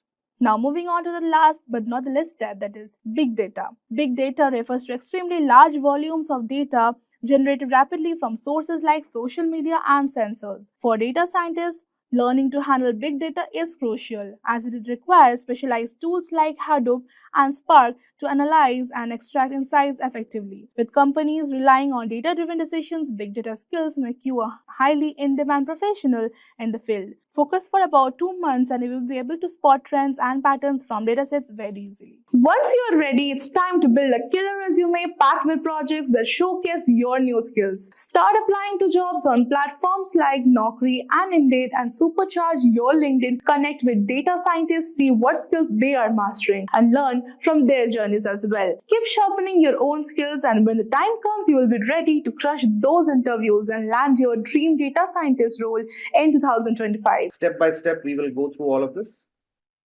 and we'll make sure that we learn everything and we bring everything together towards the end, right? Without further ado, let me just straight away deep dive to business, right? To learn data science, right? And with this data science, there is also something which is prefixed, which is applied data science. And suffix for this is with Python, right? Applied data science with Python, right? So there are two key concepts which are going to be a part of this course. The first one is the knowledge about data science, that what data science is. And then because we are doing an applied course, right? We are doing an applied course. I will try to tie up these concepts, which we will understand in data science, with a tool, right? Which is Python for you, right? We already know about 65% of Python, right? Which is the fundamental Python. And now we will be moving to the next step, to advanced Python, right? And using Python, right? Leveraging Python, we will be solving a lot of problems of data science, right? Using this. Okay. So the first few sessions, right? The first few sessions will be about making you abreast with Python, what Python is, right? What and what packages do we have? How do they work in reality, right? And all those things. And then we will be coupling it up with data science concepts. And then finally, towards the end of the session, in the last few classes, we will be taking a real data set. And on that data set, we will be applying all these concepts, right? To understand the data better, and we will be drawing inferences from that to convert that into information to take actionable insights. Using that actionable insights, taking a better decision, right? We'll do all of that in the actual way. Okay. So now, guys, if you understand this, then the next point of contention is data science, right? One of the most famous keywords on the planet right now, right? One of the most famous keywords on the planet right now. Do you think that these two things, okay, let me put it different way. What do you think that can be the possible explanation about this term data science? You know data, you know science. What do you think is going to follow in these sessions? What is data science to you as per these two words? Okay, so this is people made up of two words, right? Data and science, right? So what we are trying to do is we are trying to understand data, right? We are trying to understand data, right? And then do something to it, right? Understanding its science, understanding the nature, the behavior of this data, and converting it in something called as information, right? Do we know difference between data and information? Data is something which is completely raw, okay? It is completely raw. It has no meaning, right? It has no meaning, isn't it? For example, I give you the stats of some player, like suppose say Dhoni. I give you stats of Mahendra Singh Dhoni, right? That what were his scores, what is his name, what is his age, and all those things. Now everything is there, right? But we don't know what to do about it, right? Do you think the score of Dhoni has any context, people? It has any context? No, right? But when I when I go and deep dive about it, right? What is the first thing you find out of scores? What is the first thing you find out of scores? You try to find the average of score, isn't it? That in last 10 innings, right? In last 10 innings, before this also, you need something which is called as a problem statement, isn't it? Now, for example, the problem statement is selectors wants to understand that whether Mahendra Singh Dhoni should be picked up. So there's a problem now, right? Selectors want to see that whether Dhoni is fit for the next tournament or not. So what we will do, we will now try to take the mean of the scores, right? For last 10 innings. And if this score is suppose X, we will try to compare this with Y. What is Y? Y is a reference, right? Y is a reference that we want to compare it against. Now, when you are doing this comparisons, when you are applying these techniques to this score, this is now slowly becoming information, right? And at the end of the day, once you have the strike rate, once you have the mean score of Dhoni, once you have his age, once you have his fitness score, all those things will now help you to take this particular decision, because now what you have is called as information, right? Because this has context, right? This has meaning, and this is usually processed, right? This is usually processed, right? This is usually processed. Now, what did we do? Now, what did we do here?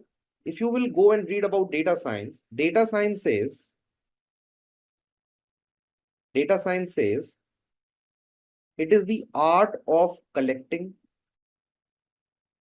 right? Cleaning, analyzing, modeling, improving, right? And visualizing, right? Visualizing the data, right? If a person is adept in doing all these things, this person, people, is cumulatively called a data scientist, right? That person is called a data scientist, right? So before going to the definition of data scientist now, I will give you some more examples, right? I'll give you some more examples. Data science people, as I said, is a combination of these things, right? You have to collect the data, right? You have to collect the data, right? And this has a lot of things. Data can be connected from two types. One is primary, and the second one is secondary, right? What is the primary way of collecting data? From your IoT devices, right? From sensors, from your inbuilt machines, right? Then from your surveys, which you float, right? Questionnaires, right? All these things are primary ways. What is the secondary way of collecting data? Purchasing data, right? Using internet data, because you have not generated it. You are just using someone else's data, right? Something like transfer learning.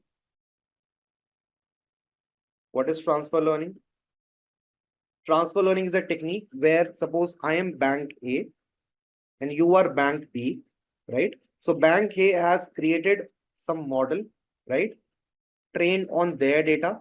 Now you are going to use the exact same model, right? You're going to use the exact same model, right? Maybe you're not seeing the data, but you are just using the property of data, like mean, median, mode, and a lot of modeling things, which will come, we will learn about them. And you use this model on your particular data, right? So in a way, you did not have enough data to create the model yourself, but you are now using someone else's model to run your data on it, right? So this is called as transfer learning. So this kind of collection is basically secondary data collection. So you can collect the data, right? Then you can perform data analysis, right? You can perform data analysis, right? How will you perform this data analysis? Using complex algorithms, right? Using complex algorithms, right? Some statistics, right? You can use artificial intelligence,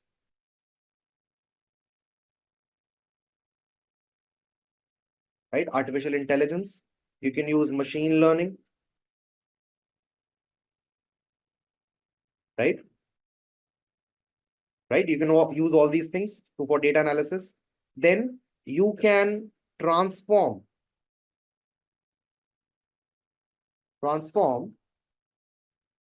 the patterns into predictions, right? You can transfer these patterns into predictions, right? Which can be used for business decision making, right? For business decision making. Then you can validate the results, right? And present the results. Right? So this is like a complete life cycle of a data scientist, right? So before going further, let me give you what combinations do you need to have to become a data scientist. The first one is domain knowledge.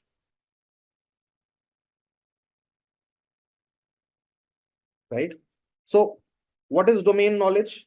First of all, I told you, right, there will be a problem, right? You'll be solving a problem. In any project of data science, you'll be trying to solve a problem, right? And the problem will be belonging to a particular domain. Even if you're working for yourself, right? Even if you're an entrepreneur, then also you'll be solving a problem. So this domain knowledge part includes things like understanding. It's a very important diagram. Understanding client requirement, right? Understanding the client requirement, right? Important criterions, right? Important criteria knowledge, right? For example, to give an example, suppose we have created a machine learning model, okay? Understanding the data, we have created a machine learning model whose accuracy is 90%, right? Is 90% a good accuracy? Yeah, fairly decent accuracy. Yes. Suppose you have to predict sales, right? You are selling something. Suppose you are selling clothes and you want to predict what will be the sales for the next week. When you use this model, whatever the output model gives you, what is going to be the accuracy of your output using this model? How much accuracy? 90%. But my question is, model is 90%. But my question to you is that if 90% accuracy is on sales data, a person like me will be very, very happy. Okay, very, very happy. I'll be probably dancing, right? But if you try to apply the same model, right, for a medical diagnosis case, will you be interested in getting operated in such a hospital or an institution where the accuracy is coming as 90%? Domain knowledge, right? Domain knowledge. We need to understand what are the exact requirements. We need to understand what are the exact expectations, right?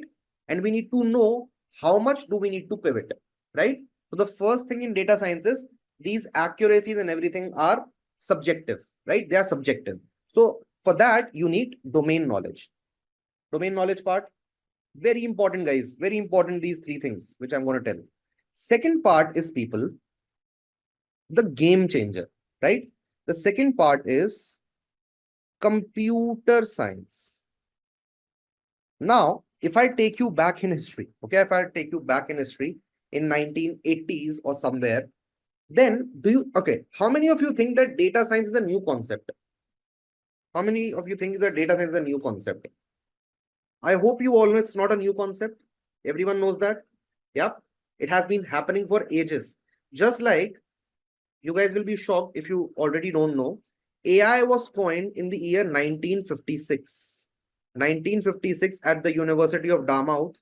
AI was coined by Paul McCarthy, right? And we saw the boom of AI in the year 2010, right?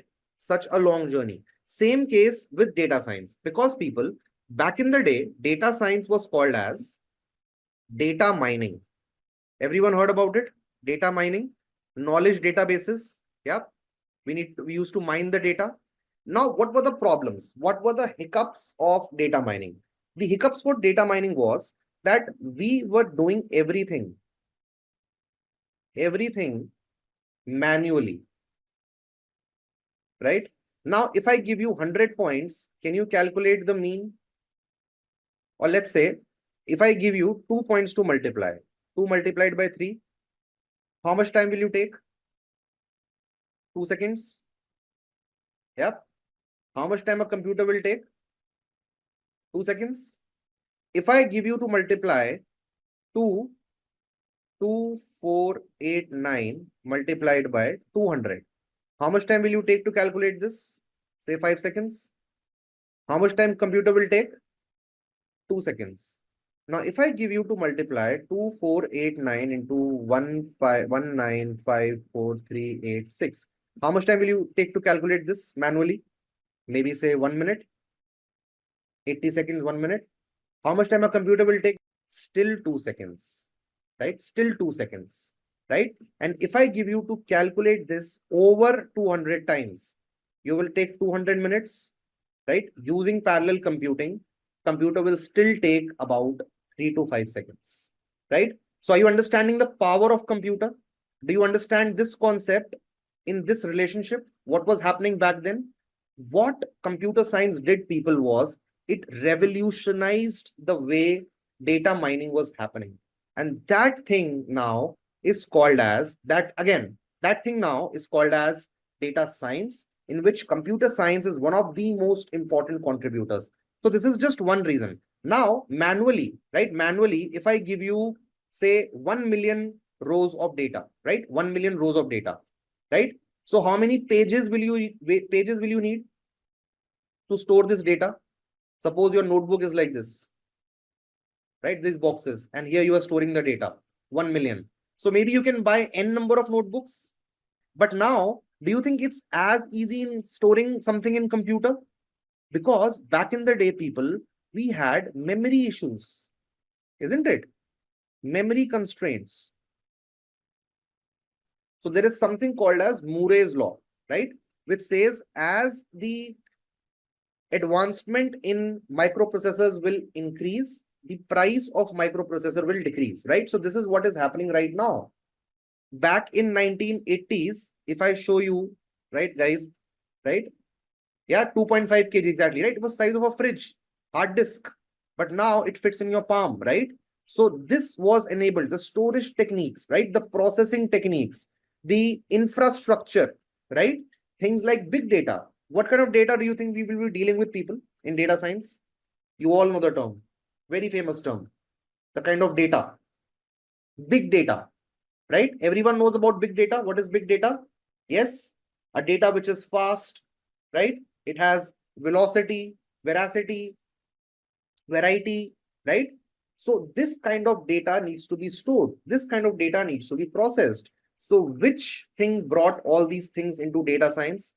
It was given to us by computer science, right? So computer science, people, included things like database management, right? Data validation, right? Data infrastructure, right? Data infrastructure, right? Then we had languages, computer languages, which is Python right now for us, right? Again, do you think when you do this thing manually, right? Suppose you do this thing manually, how easy do you think it will become using something like Python or any other computer language to create complex models? How easy it will be to do that? To create the complexity in models, right? Where you can capture the non-linear nature. Isn't it, people? Isn't it? For example, let me tell you this. 2, 4, 6, 8, 10, dash. What do you think is the next number, guys? 12. If I tell you to define this to me in, okay, let's leave that. What do you think is going to be the next number here?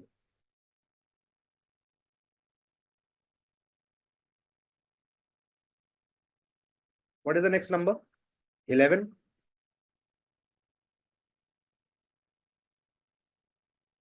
Next number?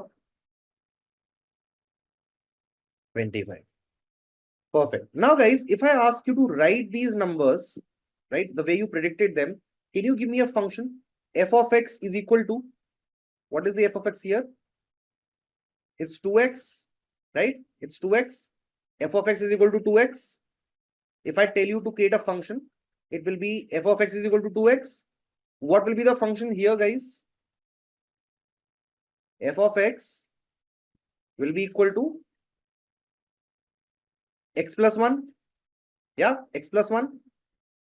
Yeah. And here, f of x will be equal to x square. Yeah. Now, the last example, right? Last example.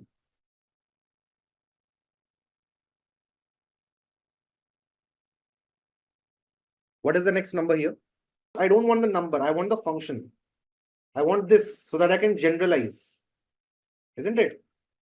How did you reach this figure? How many of you think it's not possible to determine this? How many of you think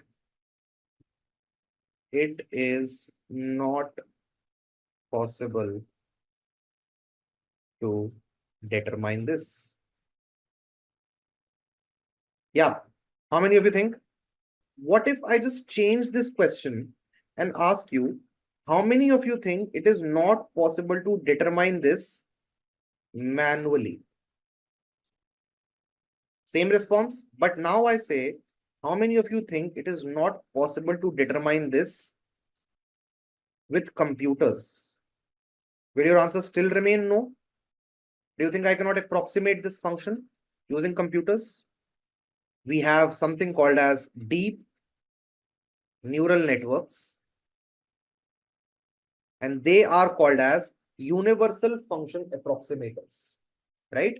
So this is the problem, people. This is the problem, right? I will show this to you when the time comes, right? I will remember this example and I will show this to you. But now what I'm trying to tell you is the things which seemed impossible manually was solved by what? It was solved by computers. The distribution of this is like this. Can you figure it out yourself? No, right? We cannot, isn't it? We cannot do that. So this kind of approximation will be given by what? It will be only given by machines, right? And this is, people, what data science is all about, right? It is what computer science did inside data science, right? I hope this is clear. I'm assuming a lot of you will be going for interviews and everything after this course, right? So this will be a very, very important thing for you to know, right? Often it is asked why data science is having computer science in it, right? The reason is this, okay? So this is the role of computer science inside data science. Now, people, the third thing, the third circle, which is one of the most parts, is maths and stats, right? Mathematics, statistics, which was optimization, right? Optimization of your models, right? Design of model, right? Now, guys, if you look carefully, in order to approximate this, what will you be playing with? You will be playing with a lot of data. You will be playing with a lot of mathematical concepts and statistical concepts, isn't it? What do you call this? This is maths, right? This is statistics and mathematics. Finding mean, median, mode, standard deviations, probability, statistics, all these will lead to this kind of result, isn't it? So this becomes the third wheel of this particular of this particular diagram, and this point of intersection, right? The sweet point of intersection is basically data science. Yeah, is particularly data science, right? So now, people, this point, okay, this point is basically representing data engineering, right? Data engineering, right? Data engineering is, people, the part of data science which enables us to capture the correct data, right? How the data will flow, how the data will be stored, how the data will be cleaned, right? All this is done by whom? It is done by data engineering. Just because, so am I right, guys? You will go for interviews, right, after this, and try to fetch yourself jobs in this domain, data science, AI, ML, if my understanding is correct. Is that the aim? Yes. So now, guys, there will be three types of companies. Or let's say, to simplify it, let's say two types. One is small and the other one is big, right? So in a small organization, if you become a part of small organization and you are the data scientist there, you can be involved in all of these things, right? All of these things. Possible, right? Your bosses and your management will expect you to construct all these flows, right? No computer science. You should know maths and stats, and you should have the domain knowledge. and you will be asked to do all of this. But if you are going to become a part of a big organization, usually all these roles are fragmented. All of these roles are fragmented, right? There is a separate data infrastructure team. There's a separate data governance team. Now, guys, when you go on to collect the data, can you collect any sensitive data about? Is it possible? Ethically, it's not right, and legally also it's not right. My question to you is, who will look after this compliance? Whose responsibility indeed it is to look after this compliance? Data scientist. So this is about fragmentation. If you are part of a big organization, this thing will be taken by someone else, right?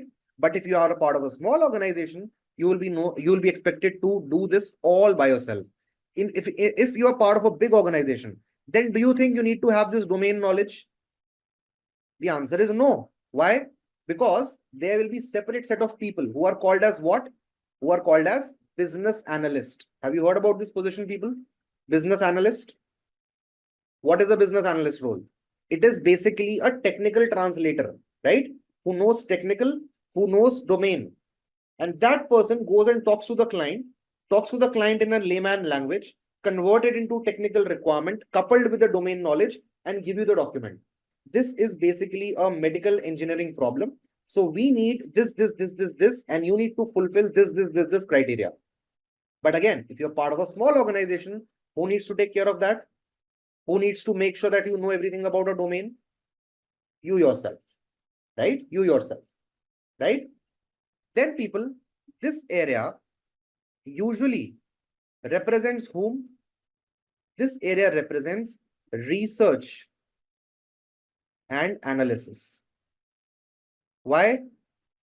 Because we have people who have domain knowledge, and we have people who are knowledge of math stats. Have you heard about a position called as actuary in the world?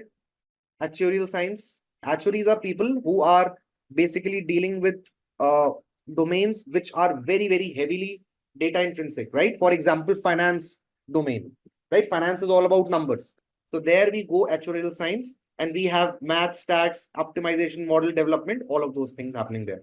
We are also at this point of time, people belonging to which section? Research and data analysis, right?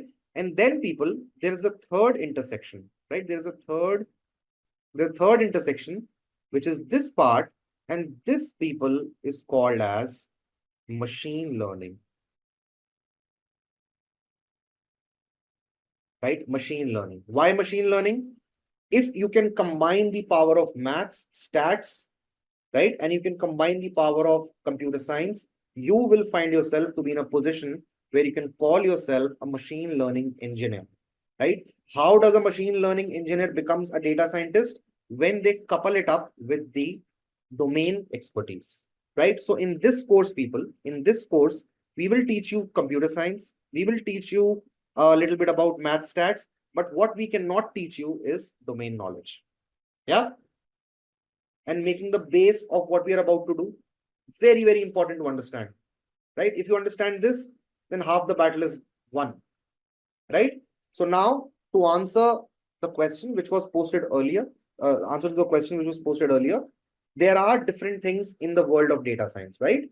So you can pick and choose anything, or you can do everything by yourself. If you guys are engineers, then I think you can be at this sweet spot going forward in life. If you choose a domain for yourself, for example, you choose to be a part of automobile industry, you choose to be a part of medical industry, you choose to be a part of, say, retail industry, you choose to be a part of aeronautics industry, right? You choose to be a part of finance industry, right? So whatever you will choose, this thing will get developed over time, right? This is the most difficult out of these three. I'll try to give you the example, right? My domain was agricultural industry, right? The agri products. I have worked extensively in agricultural industry, right?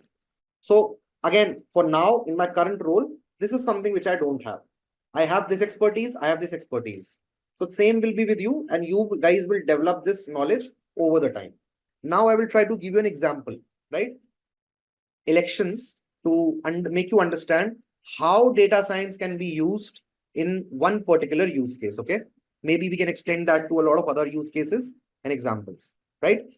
Talking about election season, right? Talking about the election season, right? we will try to understand how do we use data science, because it is very extensively used in this data science, right? Now, let me talk about the first phase. Let's say this is pre-election phase, right? Right, this is pre-election phase. In this pre-election phase, what do you think will be the tasks with which an agency like Election Commission of India will be doing? The first task can be that they will be doing the voter registration, right? Voter registration and data management, isn't it? Yeah, it will start with that. And what will be the things inside this? The first thing will be data collection,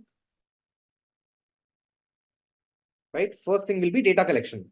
So you will collect the data from all the registered voters, right? Maybe it can be their demographic information, where they live, what is their age, what is their gender, right? What is their past polling behavior? Have they turned out previously or not, right? All these details we can collect. Then can we also do data cleaning? Because I've told you, right, that there can be a lot of redundancies. Some person's name can appear twice, right? Some people can be mismatched. Suppose, for example, we have learned this in Python. Raghav, Raghav, Raghav, Raghav, right?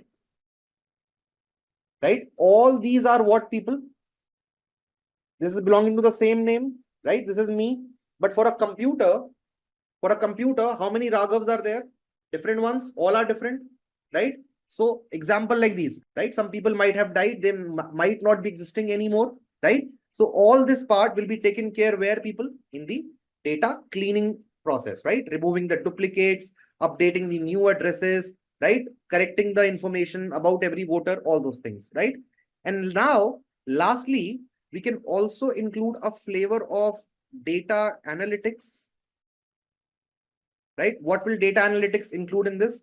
We can analyze the demographic data to identify eligible voters, isn't it? Yeah, people, till now we haven't understood this. Why it is not automated? How will you pick up all the how will you pick up all the details and nuances? Suppose you're filling a form, right? By mistake, you have, suppose you are 25 years of age. Suppose you have written 250. So does that mean I remove this? I remove this entry of yours? Because by mistake, you have written your age as 250. Is age 250 possible in our current world? Never, right? So I will have to tell the machine that because this is a mistake, please convert it to 25, isn't it? This is called as imputation.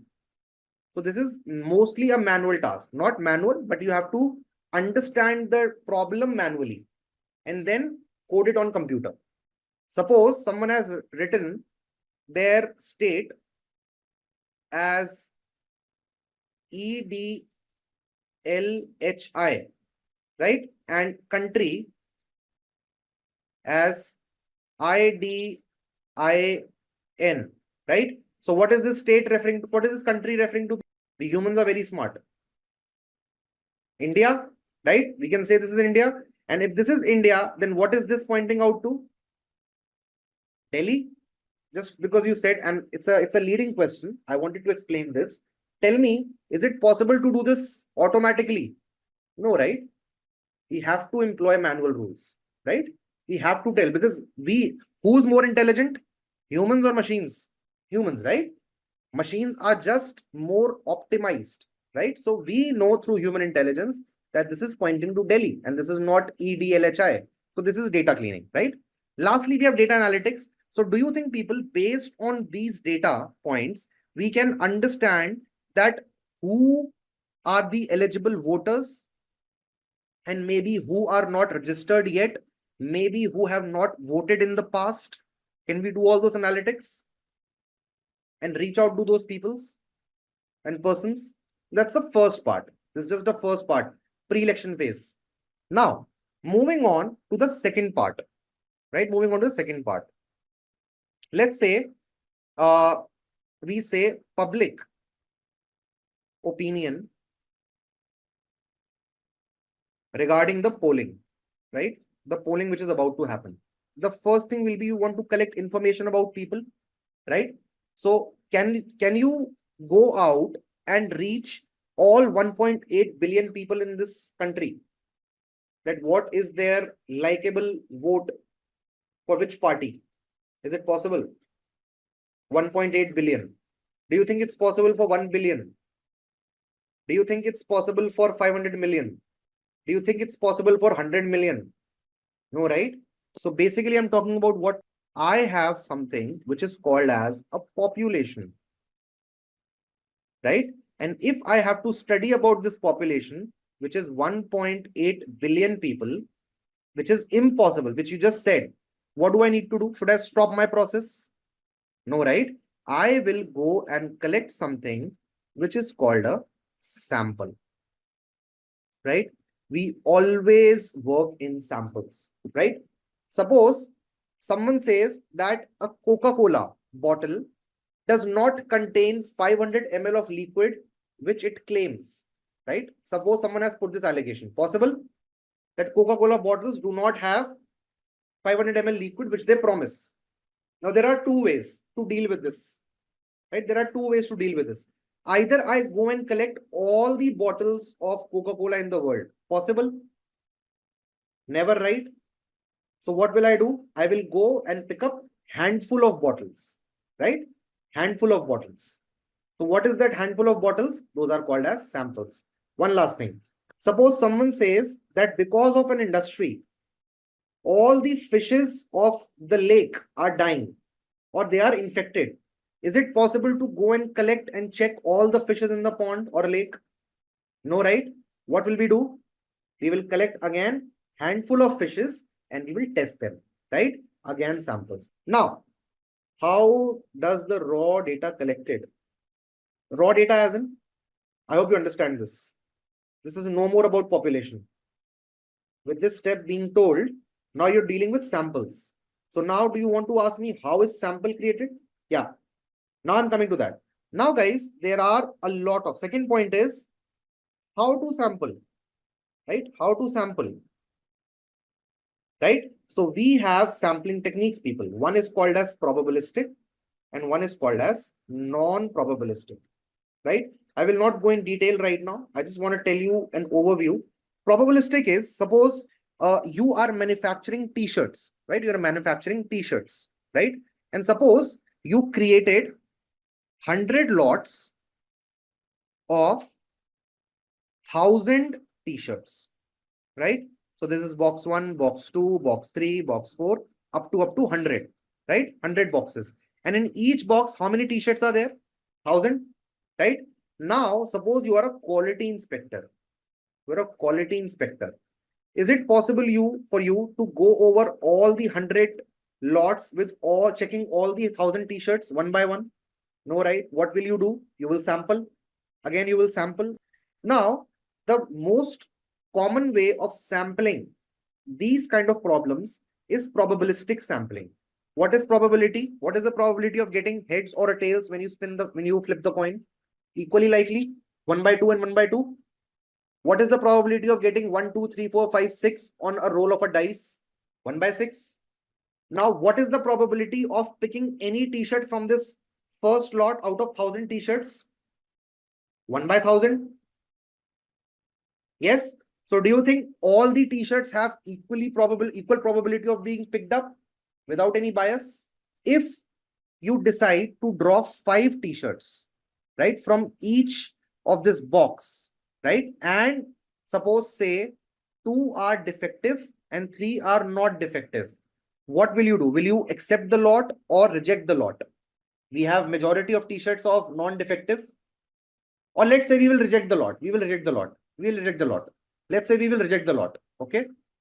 Though this is basically subjective as per the company policies, but let's say we reject it. Now, people, my question to you is, what if this entire batch had only 2 defective t-shirts? But now what will happen? The entire batch will be rejected. Yes. Let's say you sampled 1 t-shirt. Let's change the use case. I say you sampled only one t-shirt and that t-shirt was defected. Now you will reject the batch, and that is equally likely case. So this is called as probabilistic sampling, people. And there is no way you can go back. There is no way. You cannot say that, hey, sir, please allow this batch to pass because there is a chance that rest of the t-shirts are not defective. No, it is not the way that happens. It happens randomly. So, right, this is called as random sampling. Right? Random sampling. Now, suppose you are doing a cancer research, right? You're doing a cancer research, right? So for your cancer research, people, what kind of people will you need? People who had cancer in the past, isn't it? To know more about their problem, to know more about their medical condition. So is it possible, people, that in this use case, you can go and pick up any person from the population and ask them questions? No, right? That is not possible. So now, is the probability equally likely or it has changed when you pick the sample? It has changed. Now there is a bias which is introduced that you only want people who had cancer, right? So that kind of sampling, people, is called as non-probabilistic sampling, right? Non-probabilistic sampling. Clear? Now, sampling technique, right? Now, third thing in this same scheme can be, people, what? It can be the data collection, right? Data collection mode, right? That how do you collect the data? You can float a survey on, say, internet.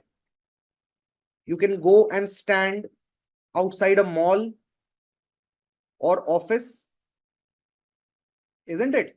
How will you can probably interview someone, right? Interview someone, right? You can have a group discussion. Yeah, all these techniques. Yes, no, maybe, right? In the same part, public opinion polling, right? Now, guys, so this was a brief introduction, right? And this can be extended to any industry, right? As of now, you can have example in the medical science, right? You can have an example in automobile, right? You can have an example in retail, right? Right? Then you can have example in manufacturing, right? You can have example in education, right? You can have example in sports, right? IPL analysis, cricket analysis, all these sports analysis, right? These are the most famous domains, right? They are the most famous domains. They are not topics, they are domains, right? In which data science is used extensively. So I'm just going to check, guys, in automobiles, there's a biggest example, self-driving cars. Yeah, autonomous driving. How do you think that's possible? Data science, again, like Tesla. Absolutely. Tesla is level 3. We have 5 levels. Level 3 is narrow AI. Level 4 is AGI. And level 5 is super AI. We are going to move first, right, with the technical aspect, right, with the technical aspect in our data science course, right?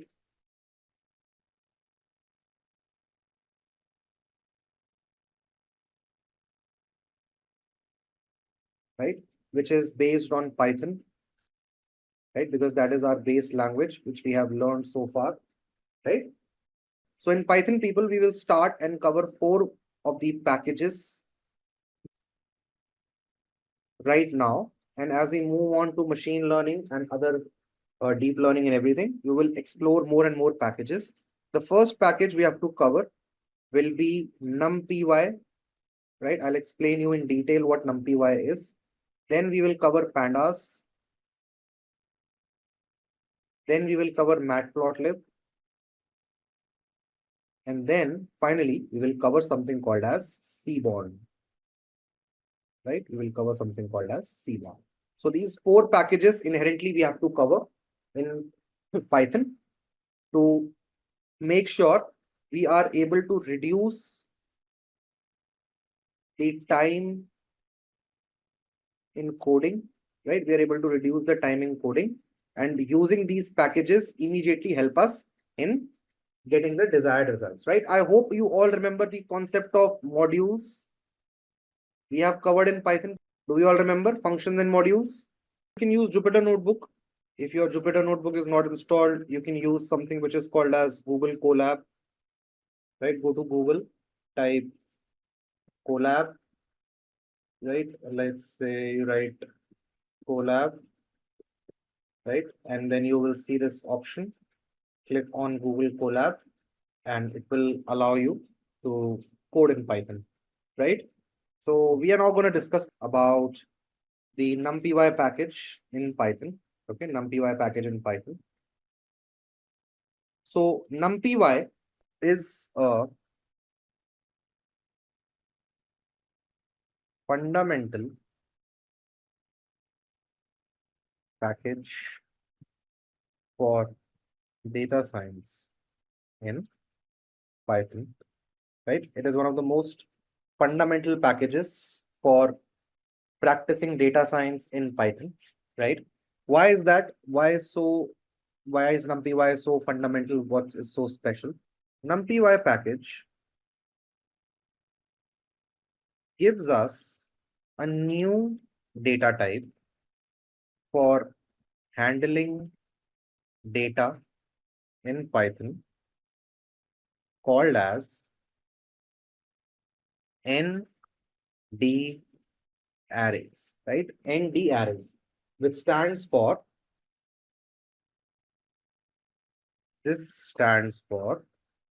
n-dimensional arrays, right? N-dimensional arrays, right? This stands for n-dimensional arrays. So till now,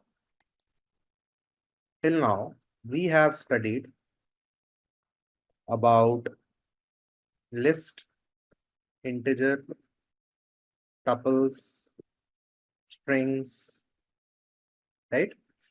Out of which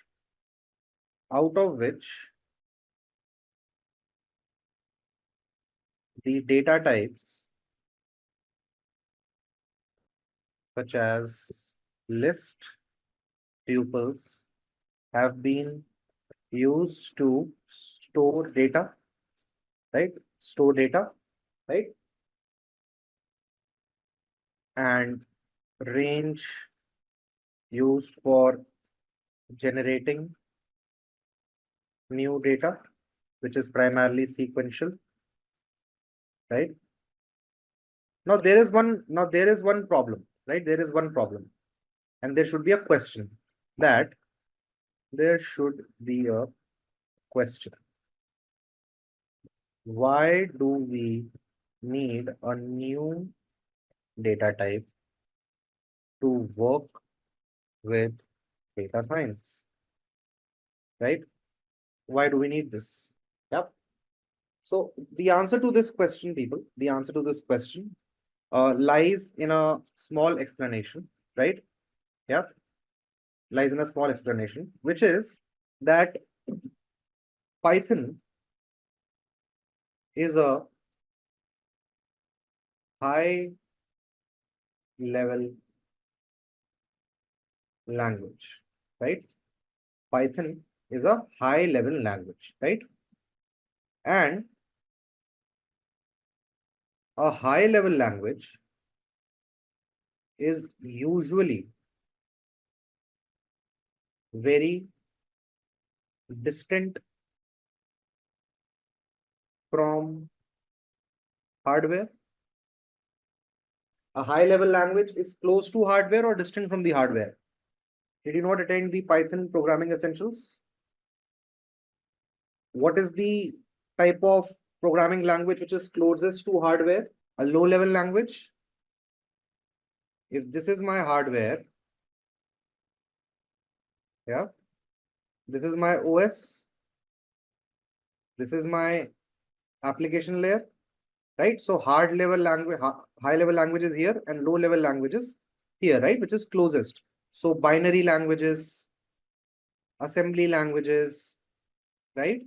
All these are closest to the hardware because where is the processing happening? Where is the processing happening of the data? At the hardware, isn't it? Processing of data is happening at hardware. No hurry, actually it is happening at hardware, right? What is processing? Processing is signals of zeros and ones, right?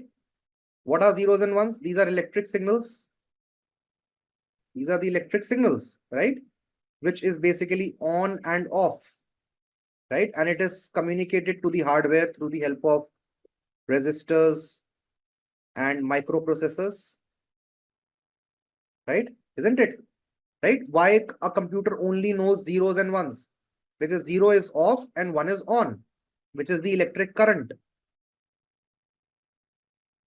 right? Electric current to activate or deactivate certain things, right? True and false, gates, right? So it is happening at hardware. So now people, if you understand this part, then try to logically connect it to what I'm going to say. When you are studying data science, what kind of data you will be dealing with? Big data, right? And as the name suggests, it will have a lot of volume, right? It will have a lot of volume other than a lot of other things, right? It will be very, very big. And on this large volume of data, you will be doing processing. You will be doing processing. What does processing means? What does processing means? Operations. So where is this operation happening? This is happening in hardware. And for hardware, which is the closest language to hardware? A low-level language. But now, people, we have a situation in front of us. What is the situation? That what are we trying to do data science with? What are we trying to do data science with? Python, right? And Python is what? A high-level language, isn't it? Yeah. So there's a discrepancy. Yeah, a big one. Because high-level language, these are slow in processing, right? These are very slow in processing, right? So for these kind of languages, to handle this kind of data and these kind of operations, yeah, is very difficult, right? So let's keep this part aside if you understand this. Now let's go to the second point, right? When you learned Python, on a scale of 1 to 10, how easy was it? The ease of use of Python? It's relatively a higher number, right? Relatively a higher number. So now guys, when I talk about data science, right? When I talk about data science, okay? Right? When I talk about data science, my thing is that this will be used by masses, right? Will be used by masses, a lot of people, managers, programmers, business analysts, data analysts, possible, right? Who are from non-technical background, who don't know coding, they also can do data science because data science is a general thing, isn't it? Understanding the data. It should not be limited by your capability to understand the technicalities of a very complex language. So for these people, which language is suitable? Which is Python, right? It is easiest to understand. It's a high-level language, almost like English. Yeah. So Python is a simple language. So in this part, people, Python fits the bill, right? Which is a bigger thing. In the second part, when we talk about the operations, in this part, there is a problem, right? Python fails, right? Python fails, right? Because it's a high-level language. We said that, okay, there is a language called as C, right? Which is a middle level language, right? And C language, people, is used to create OS, operating systems. It is used to create networks, networking applications. It is used to create games, right? All the things which are close to hardware, C is used, right? So C fits this bill, right? C fits this bill. Python said that, okay, if C fits the bill and Python is written in C, written on C, right? It's written on top of C language. Now what happened was Python said, okay, if my intrinsic data types, my intrinsic processing is not suitable for data science, but my high level nature is, let's do one thing. Let's take C language and use its power, right? Use its power that it is very close to hardware, and let's create a new data type, right? Let's create a new data type which is written on top of C and which can integrate with Python seamlessly. And people, this new data type was called as array. And this was given to you by something called as numpy package, right? Numpy package. It defined a new data type, which was array. And along with defining the array, it gave various operations, right? It gave various operations one could perform on arrays, right? One could perform on arrays. It's simple, right? Program, the power of processing lied with C, right? It was lying with C. So we developed a new data type using C on top of Python, and that new data type was called as array. And this array was defined in a new module, which was called as numpy module, which told you how to create the arrays and then how to manipulate those arrays for doing data science. We had options like Java, we had options like C, right? We had options like Fortran to be used for data science, but we chose Python because of its simplicity and the simple syntaxes, so that people from non-programming background could also use Python to do data science, right? Now, the limitation was that because it is slow, because of being high level, we needed something which could make it fast, and that was using an external data type, which is not internal to Python, and that was array. And this array is defined inside a new module or a library called as numpy, which is numerical Python, right? Numerical Python. Back to the programming, right? Where we have understood, right, about this question, right? So numpy essentially is built on top of C language, which is compatible with Python. It leverages the power of closeness of C with hardware, right? C with hardware, which eventually makes the processing faster in Python, right? So this is what the first part is, right? This is what a first part is, right? Now the second thing is, people, so this is about the performance bit, right? This is the performance bit. The above is about the performance of Python, right? Now coming to the next part, which is the memory efficiency, right? Memory efficiency, right? So arrays created by numpy in Python are less memory exhaustive than lists in Python, right? And I will prove these points later on to you through code, right?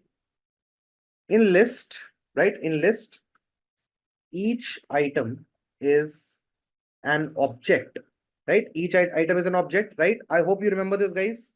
Each item is an object, right? And it holds, right? It holds meta information like references and types, right? Etc. Right? A lot of information it holds, right? This makes list consume more memory, right?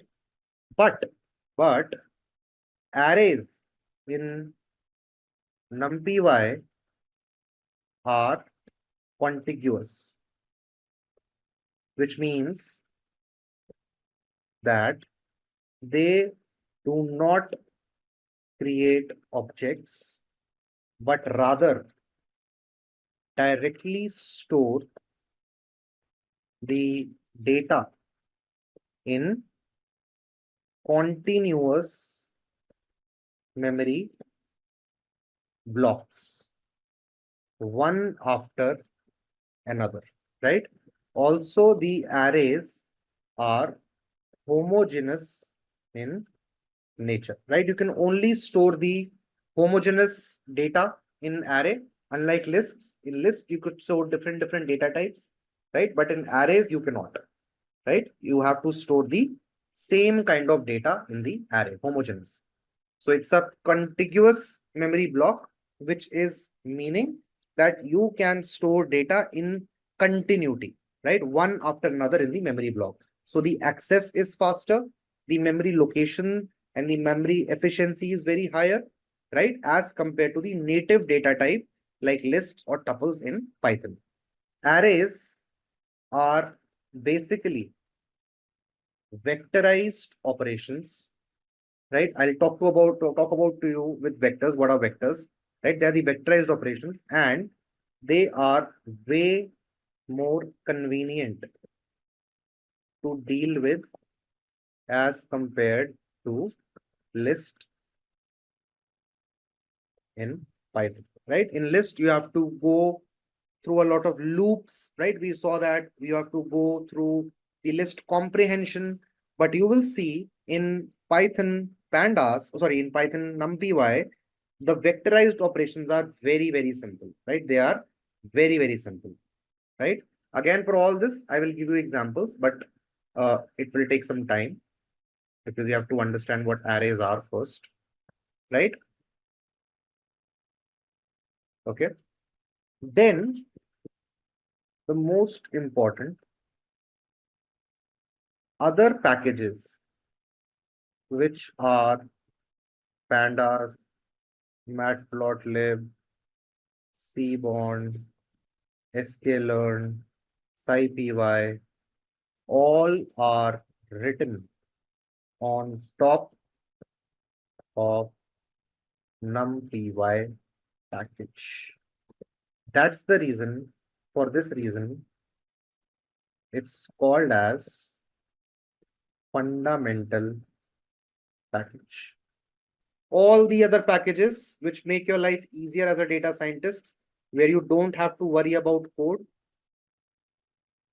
all these packages make our data science journey smooth because we have to worry less about code and more about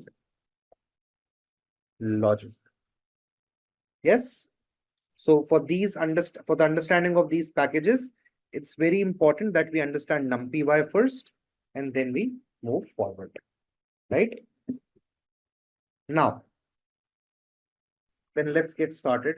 So the first step, right? The first step which you have to see, right? The first step which you have to see while using numpy package is basically from where will you import the package, right? From where will you import the package?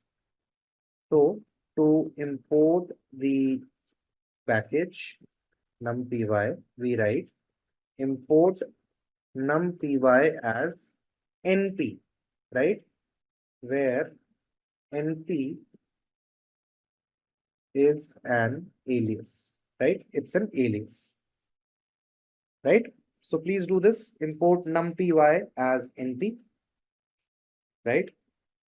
If you don't get any result for this, then you can write pip install numpy, right? Pip install numpy and just execute this, right? When you will execute this, it will give you this message, or it will download this package for you, right? Pip stands for Python index package, right? It is basically like Play Store, App Store, right? Or Windows Store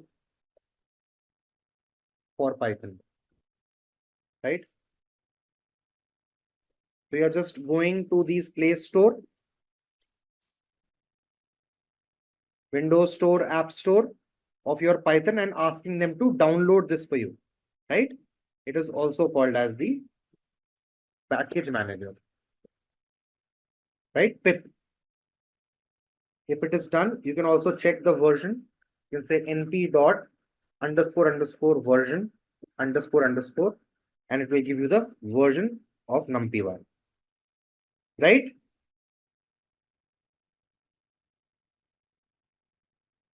Numpy is an open source package, right? Yeah, that's about it. Yeah, it's an open source package, people, right? Open source package. And if you want to see the code, you can go to GitHub. Go to Google, write the code for numpy, it will show you it on GitHub, right? Done.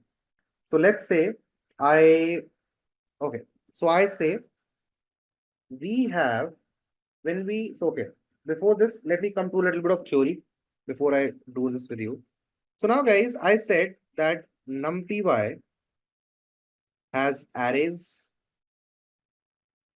as data type, right? And this is written on C, which runs directly on hardware.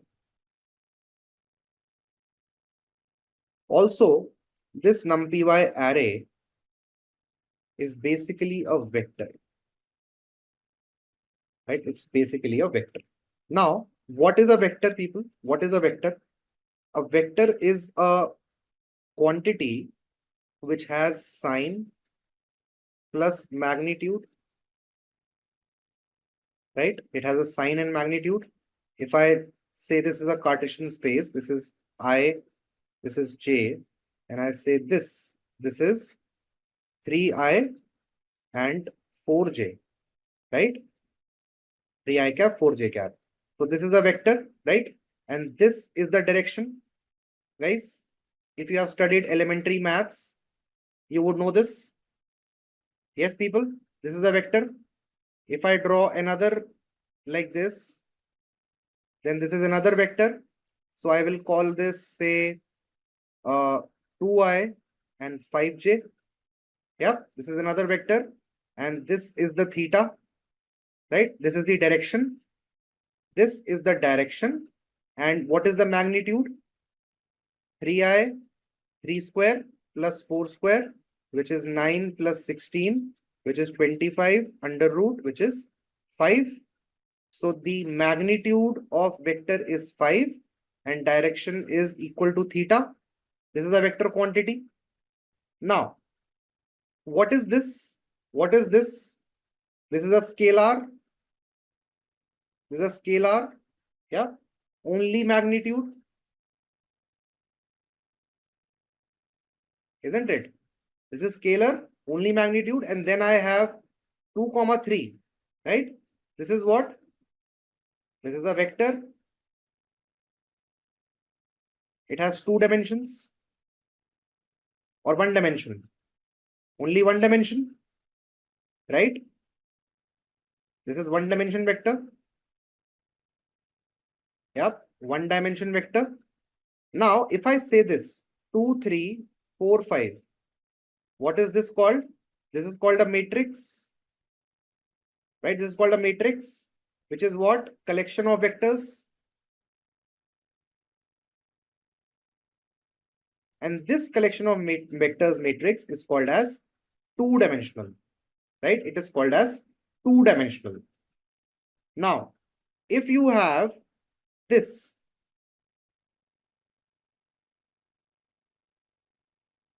so these are stacked behind each other. This is 1, this is 2, this is 3, right? So we have 3 layers in matrix. So how many dimensions will be this, people? 1 dimension, 2 dimension, and 3 dimension. This is a 3-dimension matrix, right? Or 3-dimension vector, or 3-dimension array. I'll repeat once again. What is a single value? A single value is called as a scalar, right? It only has magnitude. Now, when you have multiple values, right? This is called as a vector. It has a direction, it has a magnitude, and this is single dimension. Now, multiple vectors, right? Like this, or maybe you can say like this, right? Are you understanding why I'm calling it 1 dimension? It can be either this dimension or it can be this dimension. In any dimension you stack 2 vectors, you will get yourself a matrix, right? You will get yourself a matrix, which is now 2 dimensions.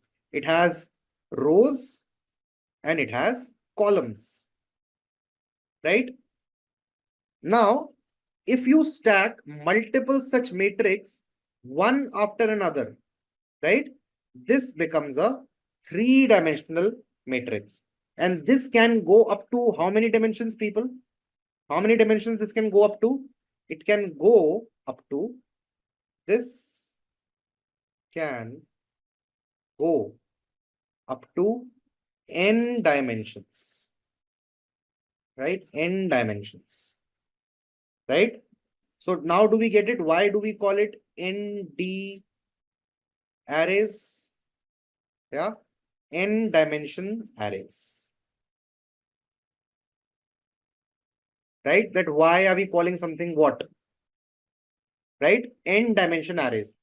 We are only capable of viewing 3 dimensions, people. It can go up to 100 dimensions, 500 dimensions, 1000 dimensions, any dimensions. Scalars are least important. Vectors are more important. So now we have multiple dimensions in arrays, namely 0D, 1D, 2D, 3D, and so on till the ND, right? ND arrays, right? Now, let's create our first array, right? Let's create our first array, and this will be a 0-dimension array, right? 0-dimension array. How will you create this? You will say ARR0 is equal to NP dot array, and you will mention what a scalar value is. What is a scalar value? It is a simple value. I say 2, right? NP dot array equal to 2. And when you will now check or print the type of ARR0, it will tell you class numpy nd array, right? It is a 0-dimension array. And if you want to check the dimension, you just have to write ARR0 dot ndim, right? And it shows you that there is 0 dimensions present. So what is this in short? This is a scalar. I have entered a single value, people, 2, 200, 500, whatever you want to enter. And the syntax is np.array. np.array. You are instructing numpy package to fetch the function array on method array and convert this into that particular data type, right? Array 0. And when you check the type is nd array, but what is the dimension of this nd array? This is 0, which is nothing but a scalar, right? We have created this. This is what we have created, right? Now, guys, if I created this list, right? Say LIS is equal to, yeah. So this was a list, right? This was a list, and this is what, people? What is this that we have just studied? According to that, what dimension is this list? So what I'm trying to do is, I will create a 1D array with a, or let's say from a list, right? Let me show you how do we do that. Okay.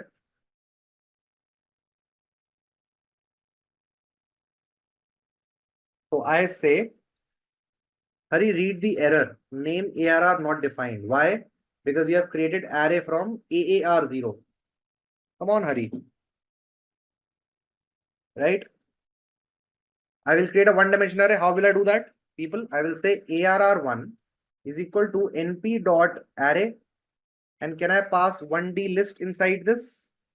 Or can I say I can pass LIS inside this? When I do this, people, now see what will happen. ARR1 will be equal to this, right? And if you say, let me say print ARR1, it will be like this. Okay. This is your ARR1.ndim. You will see that it gives you 1, right? This is a one-dimension array, right? One-dimension array.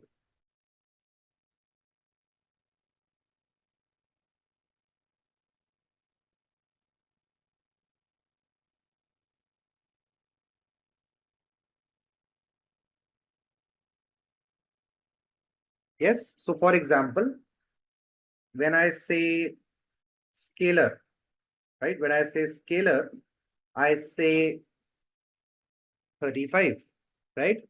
When I say vector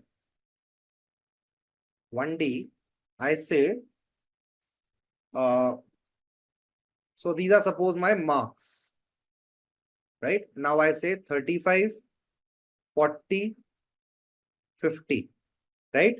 So now what are these? My marks in 3 subjects.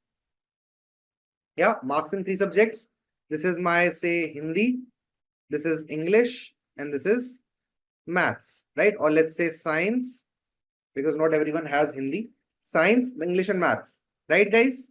Now, if I have to create a matrix of 2 dimension, what will I write? So that means this is one student. This is one student, people. Isn't it, guys? Yes, no, maybe. So now in matrix, we will have what? We will have multiple students. Yes, no, maybe. In a matrix, people, we will have multiple students. Suppose this was S1. Now you will have S1, S2, S3, S4, like this. And each student will have their own individual list of marks. So can I say that I'm making a nested list? Can I say that, people? I'm making a nested list. So now let's make it. Okay. From a nested list. Okay. A nested list. So I'll say ARR2 is equal to np.array list. I will have to create a list first. LIS2 is equal to, so this is my first bracket.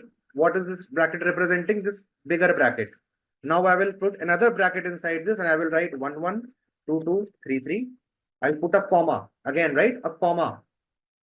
Then I will say 4, 4, 5, 5, 6, 6, comma 7, 7, 8, 8, 9, 9. Right? I'll do this. Right? Now I will say list 2, 2.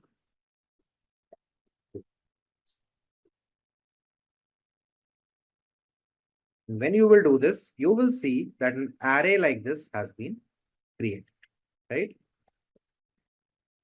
Like this, ARR2. Right? This has been created. Right? When we check the dimension, it is 2-dimension array. Right? Yep. Marks of 3 different students in 3 different subjects. And this is the same technique you can create a 3-dimension array. How will you create a 3-dimension array, people? If I go here, how will you create a 3-dimension array now? Now, suppose I have data in this, and this is my master list. Okay, this is my master list. In this, I have data, and this can be represented like this. This is my first matrix, isn't it? And this is the vector inside this. V1, V2, V3. Then this can be called as M1. And now to create a 3-dimension setup, how many M1s do you need? You need multiple M1s, isn't it? You need M1, M2, M3, multiple matrix like this, people, like this, matrix 1, matrix 2, matrix 3. So what will you do? You will have what, people? You will have another yellow, right? And you will have inside this yellow multiple purples, isn't it? Right? Again, like this.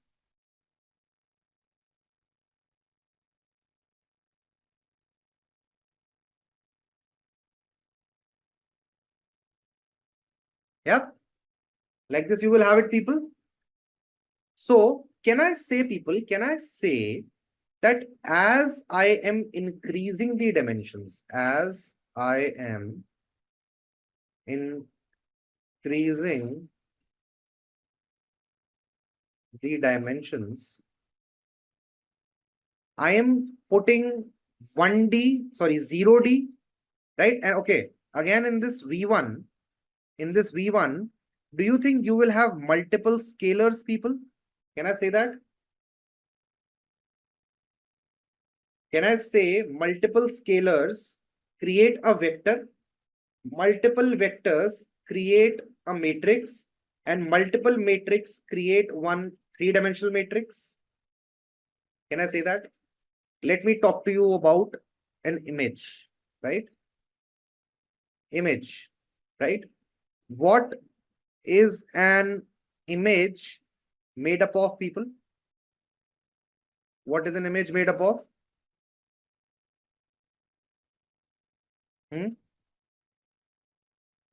Pixels? Yes or no? No, not frames. Frames is basically videos.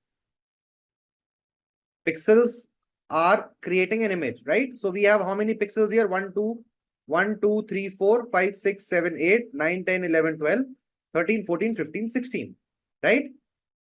Suppose this is one vector, right? This is one vector, and this is one scalar,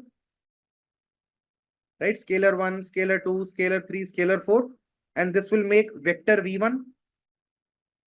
This is V2, V3, V4, and together, can I call this M1 and call this blue? So for a colored image, how many channels are there, people? How many channels are there? What do we call it? We call it the image as RGB image. That means red, green, blue. So this is blue part. So similarly, you will have a red part in front of it. Then you will have a green part. And then finally you will have a blue part. Yeah. Are you understanding, guys? Why do we require three-dimensional arrays? Yes. Suppose now you want to make a change at this pixel. So you will go to the third layer, which is the blue layer. Then you will go to the third column, which you will go to the third column and third row. And this is how you will reach this pixel. Everyone? Yes, no, maybe? Yes. So this is the reason why we need to create a 3D array, right? To ingest information like this, right? To ingest information like this. So we can create a 3D array also, right?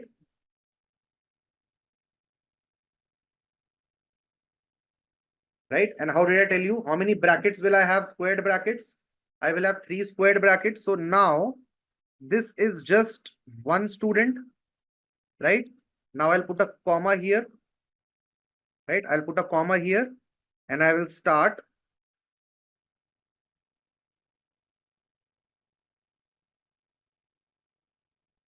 Right? I'll do this.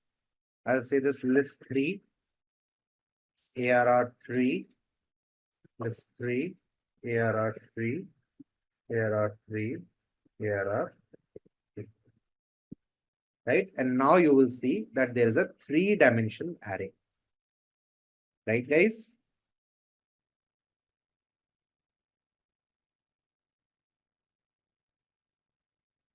Right? This is a 3-dimensional array.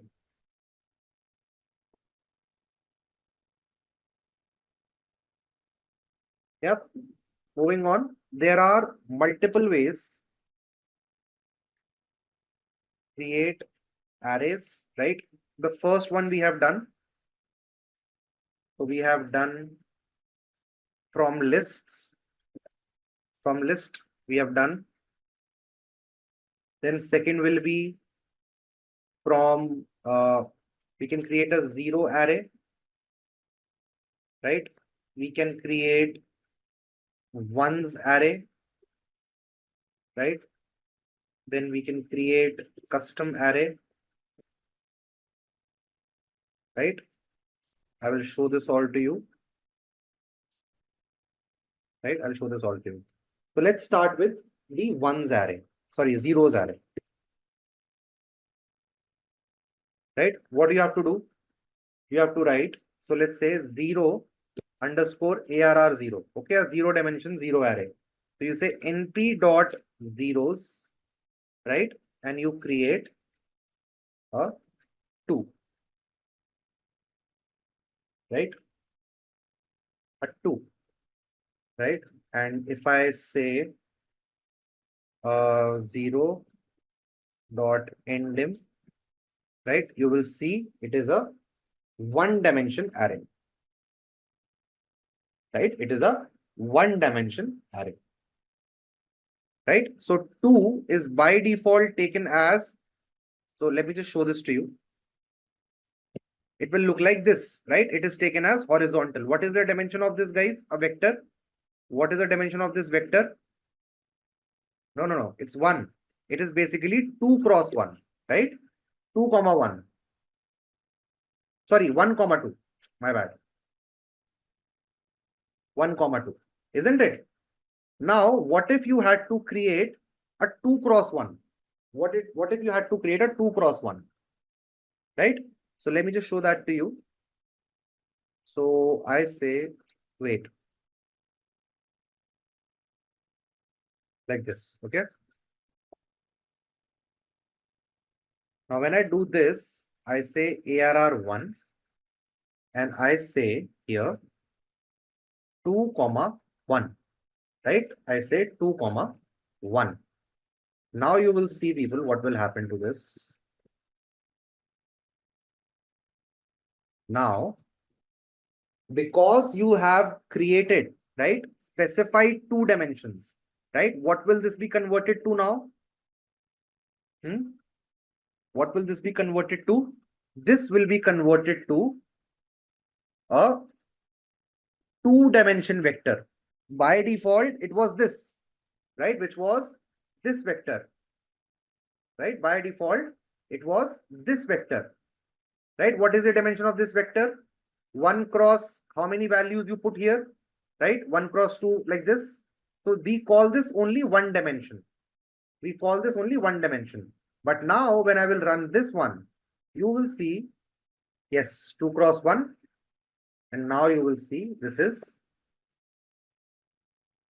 2-dimension, right? You see this is 2-dimension now. Clear, people? Just the orientation has changed, but now you see the brackets. There are 2 brackets now. Because what have you now instructed? You have now instructed Python and rather numpy to create the vector as 2 cross 1. So you have said, give me this 0 and give me this 0 here. So the moment you do this, you are now specifying the rows and columns. Now this 2, 1, right? Let's say this is 2, 1. Now let me create another 2-dimension matrix for you. Let me call this 10, 10, right? So how many rows and columns will it have, people? How many rows and columns will it have? I will say 2, 1, 0.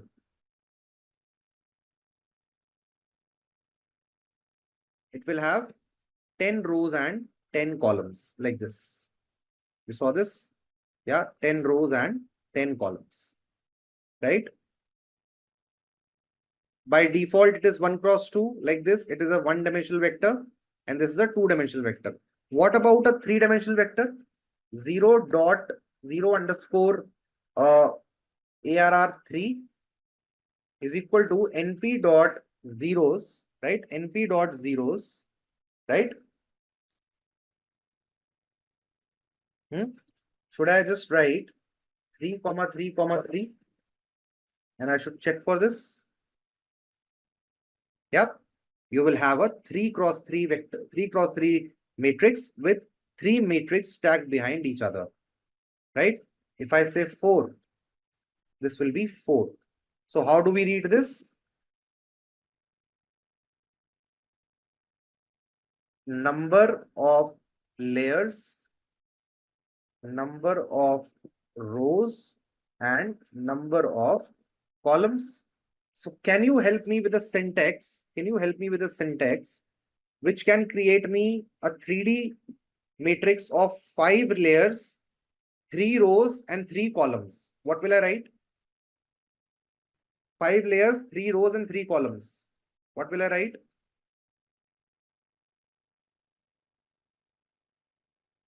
Five, 3, 3. Yeah, you'll get 5 layers, 1, 2, 3, 4, 5, right? Like this.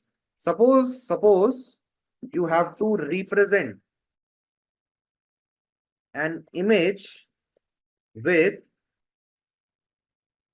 say RGB channel and say 256 and 256 pixels. How will you create this?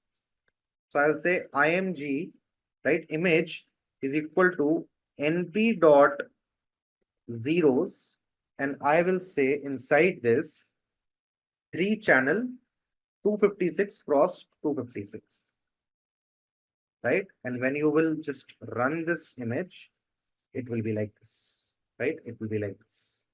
This is 1 channel, this is 2 channel, and this is 3 channel.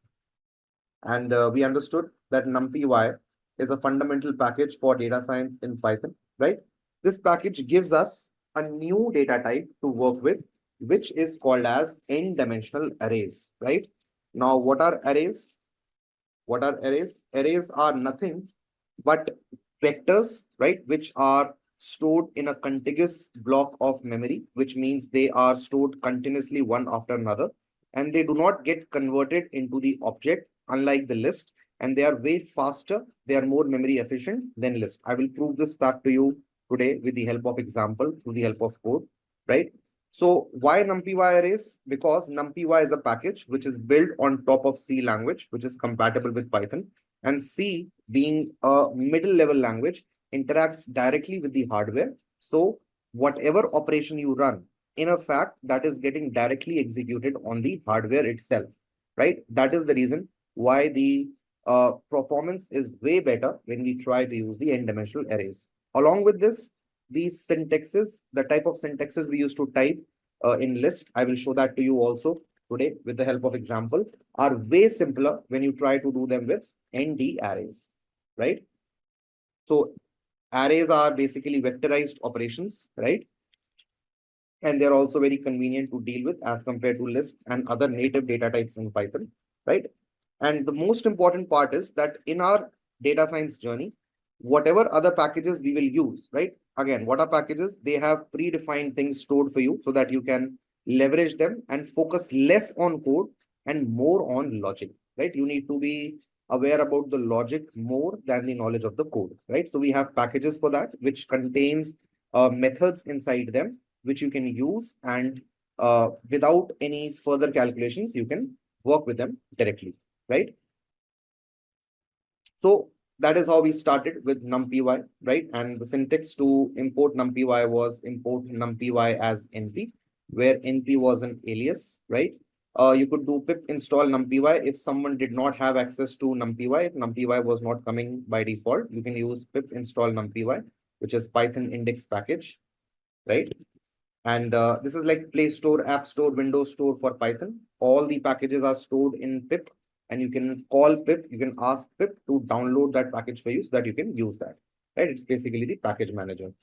So numpy is an open source, and if you want to see the code, you can go to GitHub and check the code out for yourself, right? In numpy, we have n-dimensional arrays. Now the question arises, people, that why do we need numpy, right? So my answer to this particular question is that when you will deal in data science, right? When you will become a data scientist, you will be dealing with data, right? Now my question is, how will you make the machine ingest the data, right? There has to be a way, right, for you to input the data to the machine, right? To make manipulations to the data, to read the data. So all this is started as the base package of numpy arrays, right? Other than that, it becomes very difficult and cumbersome for us to deal with that. And this provides us a lot of ease and flexibility to deal with such massive amounts of data, which you will see along with me as we will move forward in this particular course. Yeah, perfect. Now, people, let me just pull up the PPTs. This is what we're discussing, people. We start with something which is called as scalar, right?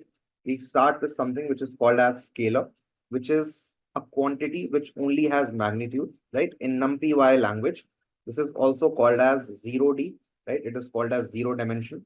Then, people, we have vector, right? And vector has a constant dimension. It has only one dimension, right? You can interpret it as a row or you can interpret it as a column. It doesn't really matter because this is only one single dimension, right? So usually it will be written as 5 comma blank, right? There will be nothing written in front of it. So this in numpy terminology and nomenclature is called as one dimension, right? When you move on, then you get combine couple of vectors, you get a shape, and now that is called as a matrix. And in numpy terminology, it is called as two dimension, right?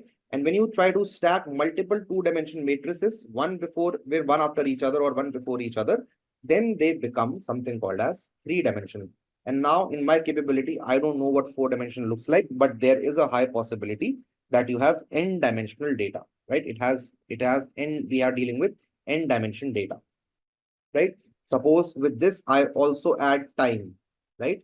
At t equal to 1, at t equal to 2, that will serve as the fourth dimension for this data. But how does it look like? I don't really know that, right? Because humans are only capable of visualizing 3D, three dimensions at max, right? So you can go to n dimensions and hence the name n-dimensional arrays, right? ND arrays. Post this, we moved on to create certain things and I tried to explain you the data, right? So the data will look to you like this, right? You might have a scalar quantity, which is marks, right? 1 marks, right? Now, if I go on to vectors in 1D, it can be marks of one student, right? Marks of one student in science, English, and maths, right? 35, 40, and 50 out of say 50, right? 3 subjects. So this will be characterized as a vector, right? What will be the dimension written for this? It will be 3 comma nothing. This will be 0, right? Shape will be 0. For this matrix, suppose we have 1, 2, 3, 4 students, and each student will have 3 marks.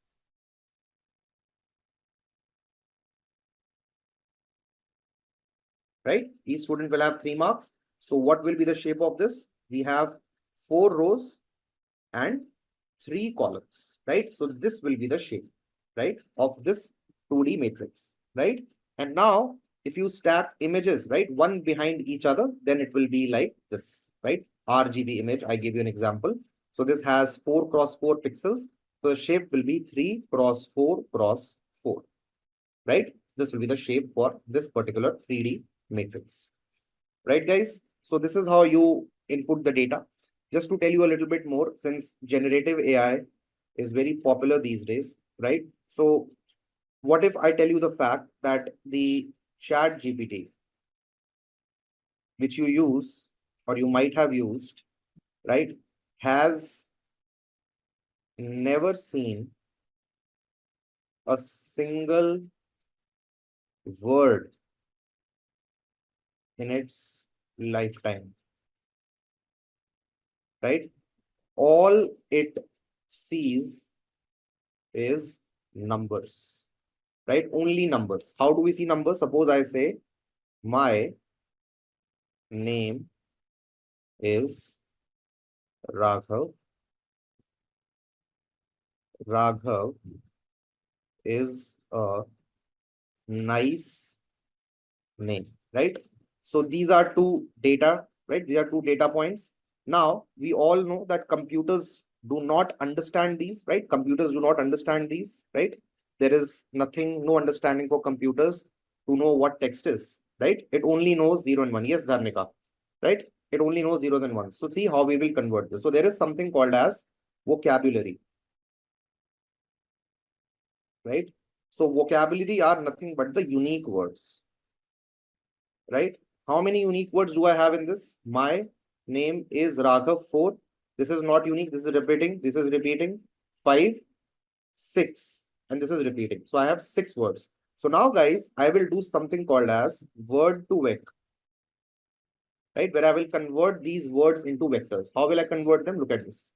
So I will have, suppose this is S1, this is S1, and this is S2, right? So I will represent S1 as, right? I will have a vector of size 6. How? I will say 1, 0, 0, 0, 0, 0, right? 1, 0, 0. How many elements does it have? 6 elements, right? Name will be 0, 1, 0, 0, 0, 0. Is will be 0, 0, 1, 0, 0, 0. And Raghav will be 0, 0, 0, 1, 0, 0. Right? This is S1. My name is Raghav. Now, when it comes to S2, right? When it comes to S2, how will I enter this? S2, 0, 0, 0, 1, 0, 0. Raghav. What is here? 0, 0, 1, 0, 0, 0. What is a 0, 0, 0, 0, 1, 0? A nice is 0, 0, 0, 0, 0, 1. And name will be 0, 1, 0, 0, 0, 0. Right? Now, this will be the vector representation of these two sentences. Just to tell you a fact, GPT-3, right? GPT-3 model, right? GPT-3 or GPT 3.5, they have vocabulary of 30,000 words, right? 30,000 words. And each word, right? Each word has a dimension of 12,500 numbers, right? What do I mean? Suppose I say Raghav. So it will be one word and it will be represented by 11,500 different numbers, right? And like Raghav, there will be 30,000 words in this GPT model, right? 30,000 words in this GPT model, right? And this total number of parameters which get trained in the neural network, which we will learn later on, neural networks, they are almost close to 1.75 billion parameters, right? 1.75 billion parameters. So why I'm telling you all this? Because to showcase to you that what is the importance of vectors, right? In the entire machine learning and data science. Yeah, people. So this is the reason, people. Now my question is, how will you create these vectors? How will you read these vectors, right? The answer is through numpy package, because it is the base package. Clear, people? Yeah, I hope today's class will be interesting for you, because you will know the context. Why are we doing it? Yeah, so I'll try to show that to you, how we convert things to vectors, right? Okay, let me go here now, right? Let me go here. So people, we started using numpy. So I started with the 0-dimension arrays, right? 0-dimension arrays. So 0 dimension is nothing but a scalar. So I created ARR0, which was np.array, and I entered a single element inside this, which is nothing but a scalar. And then I checked the type of ARR0 also, right? And then I checked the dimension also. So the answer was 2. Class was numpy nd array, and the dimension was 0, right? Exactly what I had mentioned in my PPT, right? It will be having a 0 dimension like this, right? Same thing has been proven, right? Because it's a scalar. Now coming on to 1 dimension, right? Coming on to 1 dimension, I create a list which is nothing but a 1-dimension data type, right? Now I create an array which is ARR1 from this particular list, LIS, and then I check the type of print ARR1, check the type of ARR1 and the dimension, right? So when I execute, right, then you will see that it was this numpy array and the dimension was 1, right? Exactly like this. So if I show you something else, say print ARR1 dot shape,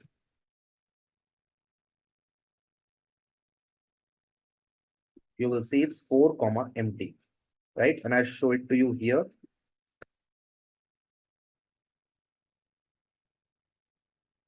It will be empty, right? Empty. And this will be comma 1, right? So this means that it has only 4 elements, right? If I increase these elements to say 55, 66, 77, then it will become 7 comma blank, right? Which means it has 7 elements as a vector. Now we create something with a nested list, right? Which is like this. So with the nest, I want 1 bracket which is running outside, right? Then inside this, I have 1, 2, and 3 lists inside 1 list, right? So this is the nested list. This is marks of first student, second student, and the third student, right? So I do this and you see it is this, right? And I will show you the shape also.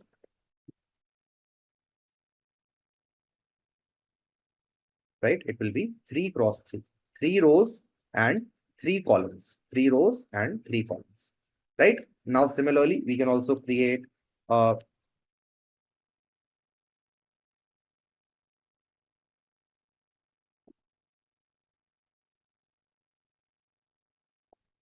the 3D matrix, right? With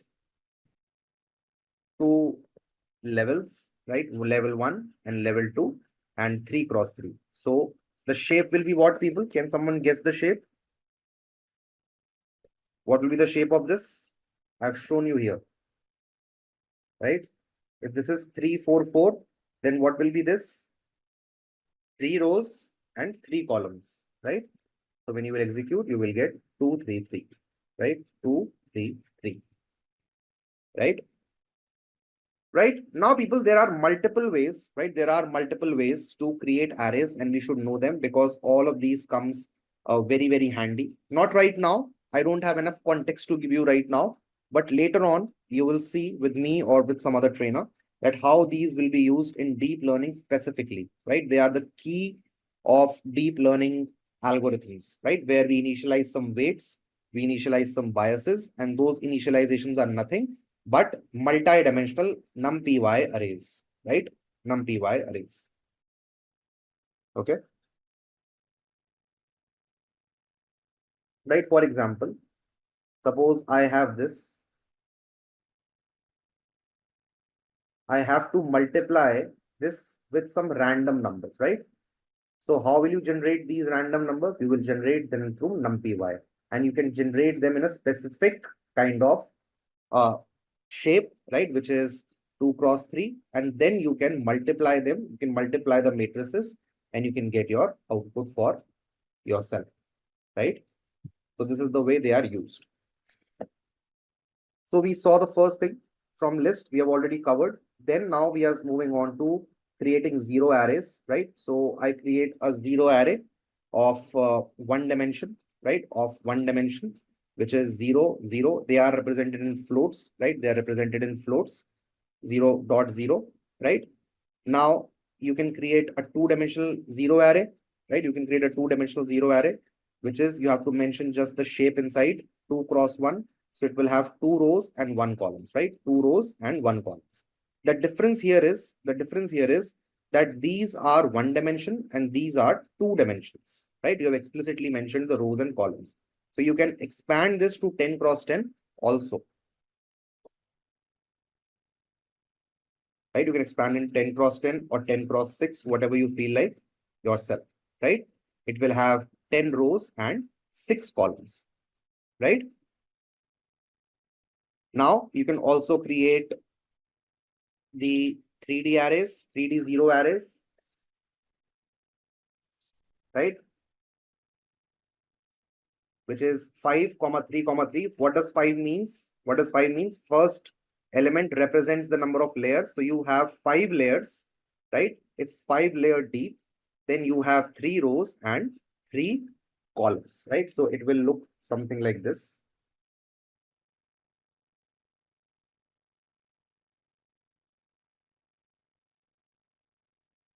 One, two,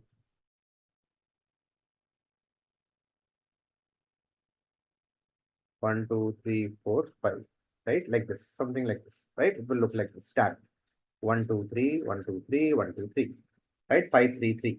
Okay. Yes, the number of matrices, Hari, what I represented, right? Layers, rows, columns, right? Layer, rows, and columns. Clear? So now when you execute this, you will get an arrangement like this. Okay. I try to show you this thing with another example, right? Which is I created an image of an RGB image of 256 cross 256 pixels, right? Which have all zeros inside them. And this is how it was created, right? 3 layers RGB 256, 256. So this is how the image will look like, right? This is how it will look like. Now you can also create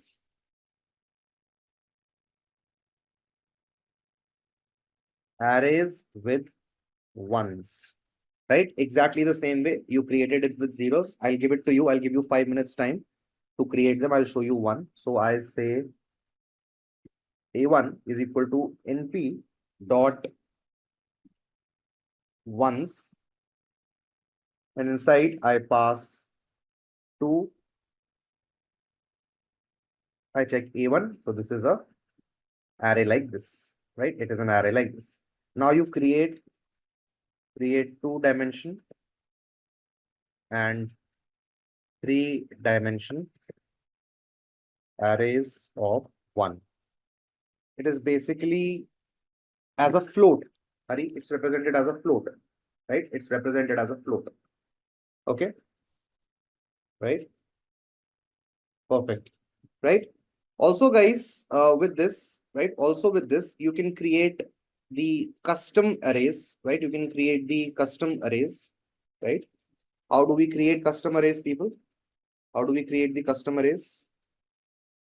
You have created now zeros. You have created now ones. Now what is left? That you create the custom arrays. Forget about this. I will come to this later on. Right? Let's create custom arrays. Right? So the syntax remains the same. Right? I say cust underscore arr is equal to np dot full. Right? This is the syntax. np dot full. Right? And you will say 6 cross 6. And suppose you want an array of all 4s. Right? This is the dimension 6 cross 6. And this value after comma is basically the value which you want. You execute this and you copy this, paste this, and you will get the arrays of 4s for yourself. Right? If you want of 10, you will get of 10. If you want 10.3, you will get 10.3. Right? Anything which you want. If you want case, you will get case. Right? All the examples. So let me just show that to you.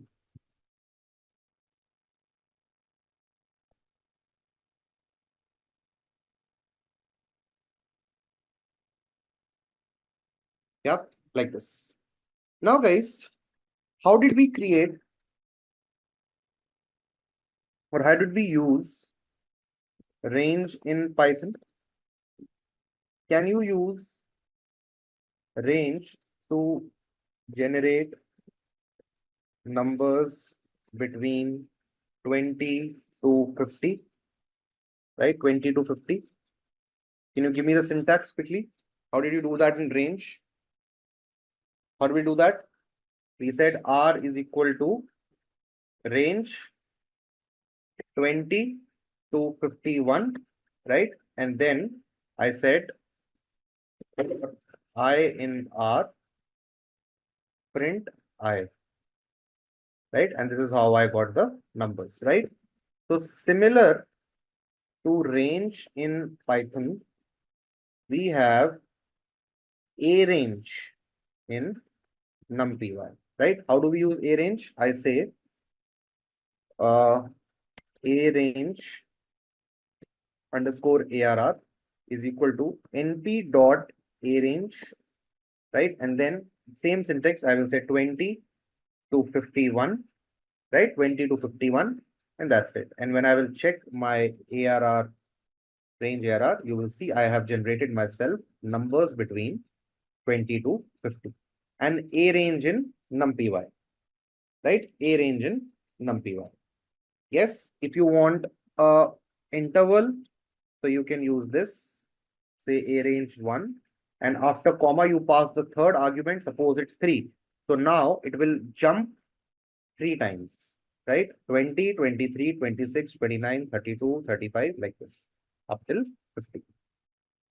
Now guys, there is something which is called as linspace. Right? What is linspace?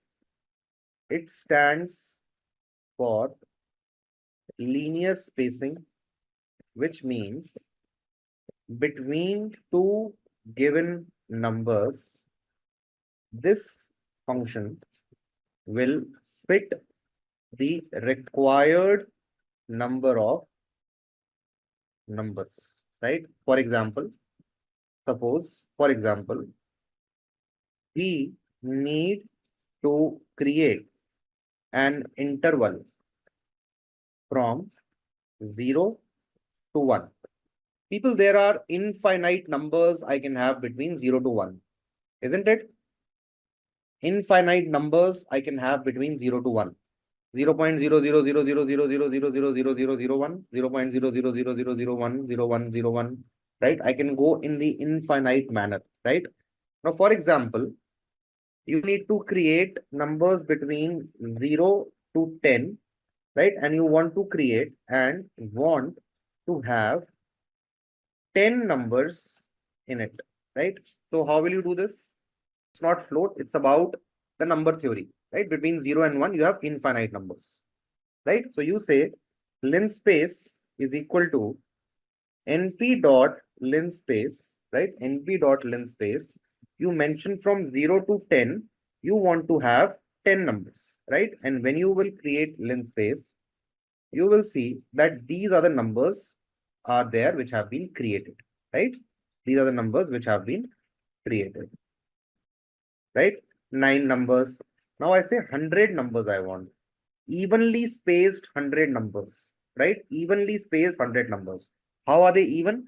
You can simply subtract one number from another and the difference for all the numbers will be exactly the same. 0.010101. Subtract any two numbers, it will be 0.010101. Right? Where do we need this? We need this to plot the axes, right? When you will plot graphs, you will need axis. Between this interval, you need 5 values. That works like this. Okay. Suppose you want from 0 to 10, 5 different values, right? You will have 5 different values like this, right? Between the gap of 0.5, right? If I say 1 to 10, you will have values like this, right? Like this. Clear? 100 values like this. Yeah. Clear, guys? How do we use linspace? Suppose you want from 0 to 10, interval from 0 to 10, and 10 will be included, 0 will not be included, right? We'll start from 1.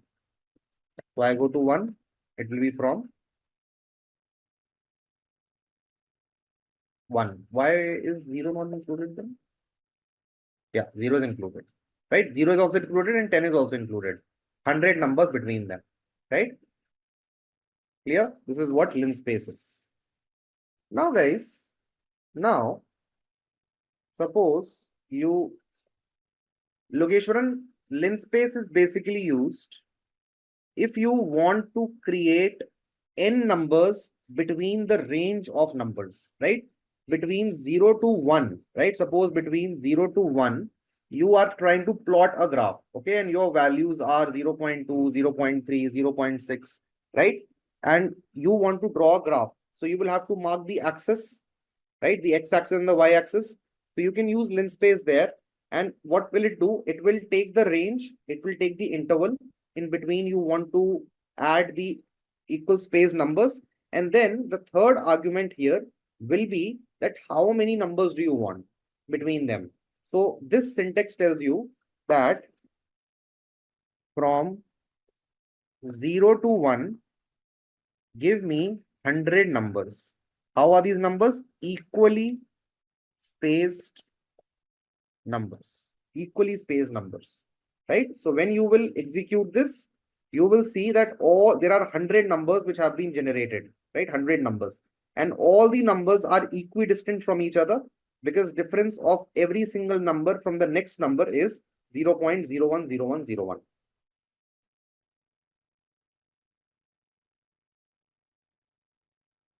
Yep. That's what it does. Right? Now, guys, now suppose we want to generate random numbers, right? We want to generate random numbers, right? Now we are interested in generating random numbers. So we have something called as random dot random, right? What will it do? Random dot random will generate random float numbers between 0 to 1. Random float numbers between 0 to 1. How will this happen? You will say rand underscore rand is equal to np dot random, and inside you will mention what is the dimension that you seek. Suppose I want 6 cross 6. So when you will check this, you will have all numbers for 6 cross 6 dimension, right? 6 cross 6 matrix, right? Now, every time you rerun this, the numbers will change because all of these are random numbers, right? All of these are random numbers. Now I say 100 multiplied by rand underscore rand. You will see all of them, all these numbers will be multiplied by 100, right? All of them in one shot. Now, just like this, we can also create random integers, right? How will we create random integers, guys? I say rand int underscore rand int is equal to np dot random dot rand int, right? And here you will specify that what is the range of numbers you want from. So I say between 20 to 25, I need random numbers and then I want it from in a 3x3 format, right? And now when you will check your random, you will get random numbers generated like this. Okay, random numbers generated like this.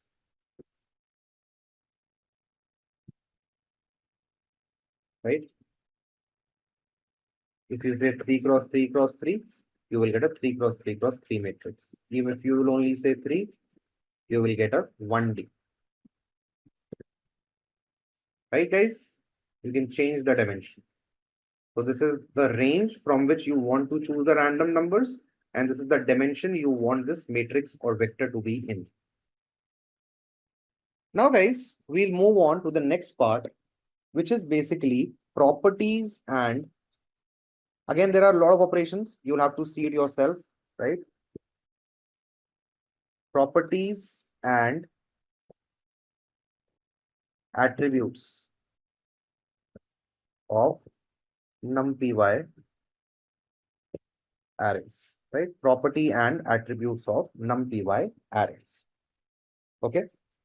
Now, guys, the first one in this scheme of things is shape of array, right? Shape of array.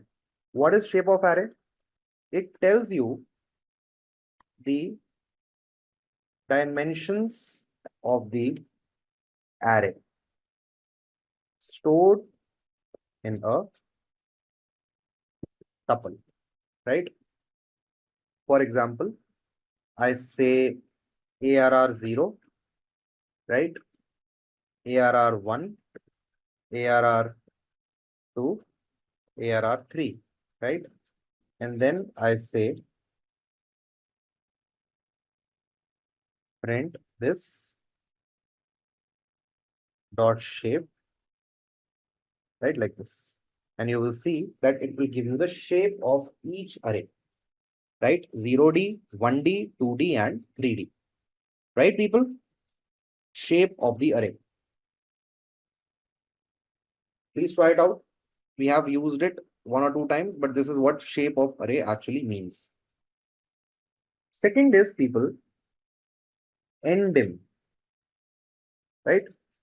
Is endim, right? Endim of array, right? It tells you the rank of the array, whether it's 1-dimensional, 2-dimensional, 0-dimensional, 3-dimensional, 4-dimensional. So again, I will do the same thing.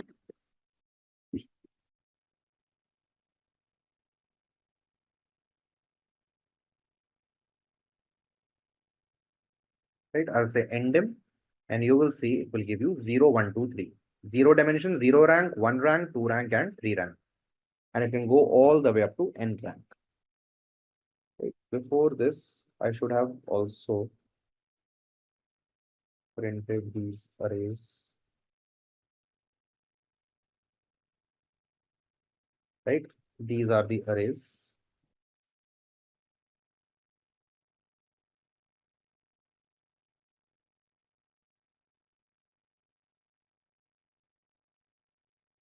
Yep. These are the arrays which we have, and these are the subsequent things, right?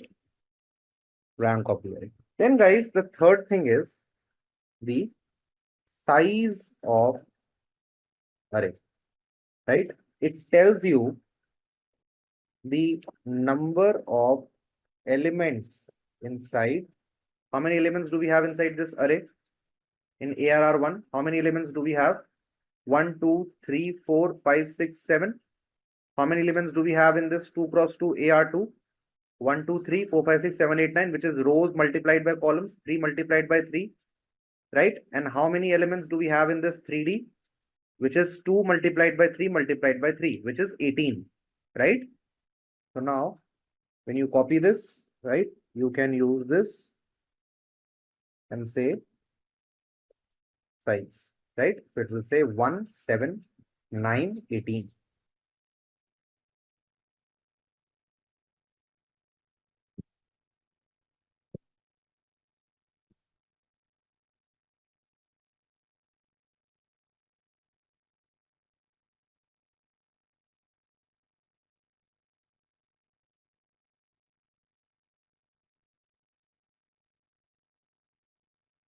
Yep.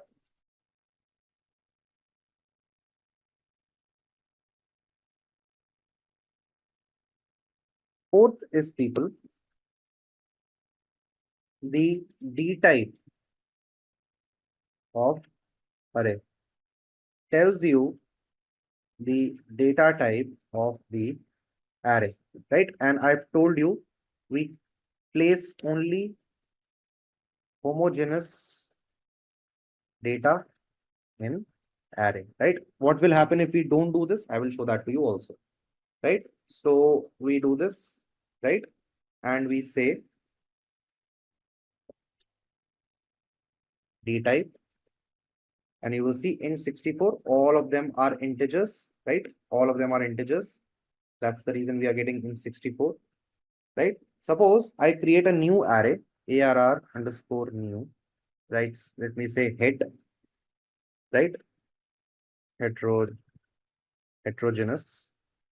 And I say it is like np dot array. Let's say like this.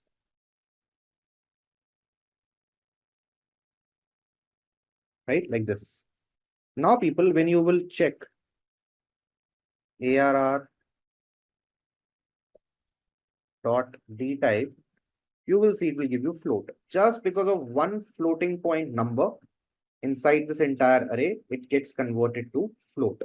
Right? Between all the integers, if you put one float, then it will be taking float directly. Right? Now, let me just copy this and let's say heterogeneous 1. And let me add another value, which is string, and say Raghav.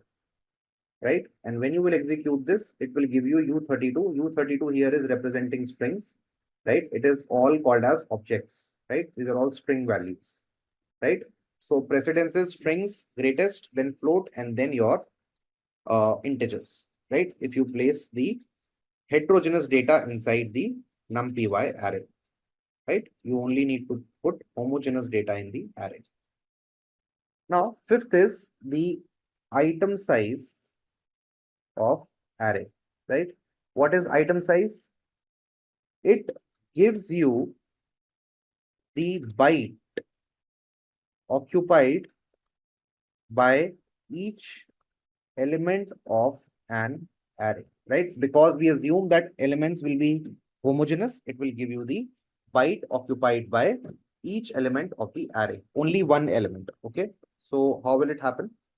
So let's say ARR 0, or let's say ARR 1 dot item size, right? And you will get 8, right? So why 8? Because each data point, right? Each data point is occupying the result is 8 bytes. Let me put this here.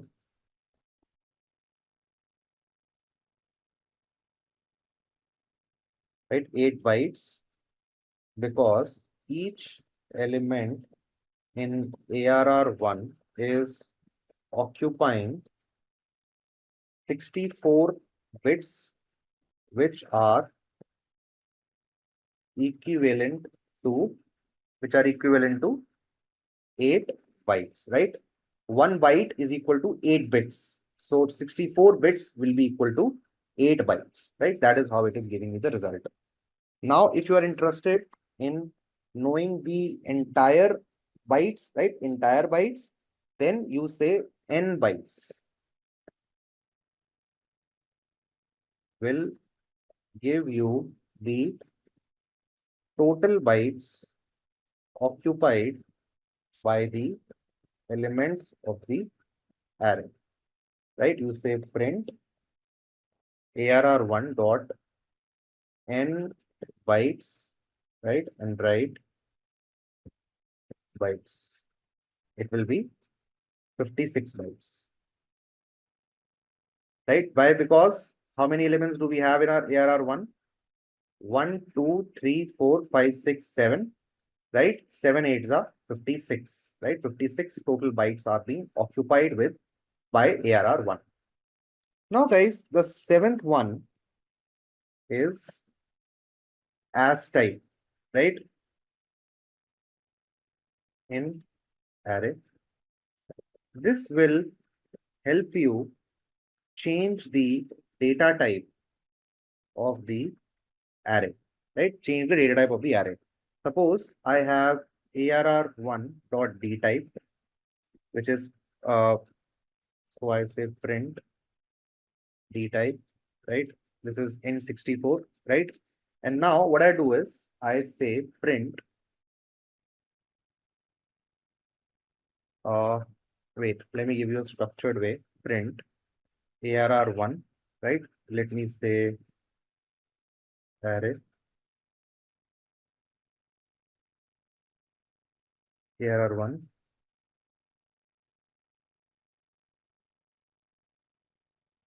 right? D type of array. Now arr1 is equal to arr1 dot as type, right? Dot as type. And let's say I want to convert this in np dot, right? np dot int 32, right? I want to convert this in arr int 32, right? When I do this, and now when I will copy these same things, you will see for yourself, right? Now the d type was int 64 and now the d type is int 32, right? If I want, I can do this conversion in float also, float 64, right? And then I will just copy this and I will paste it here,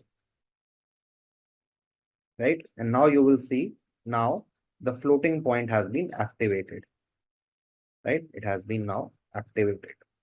We can go till int 8,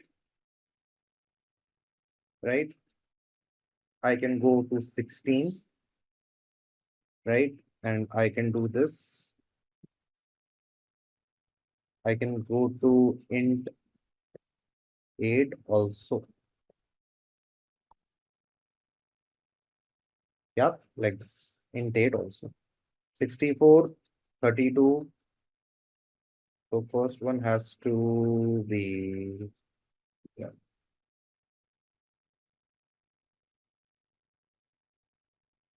32 load this.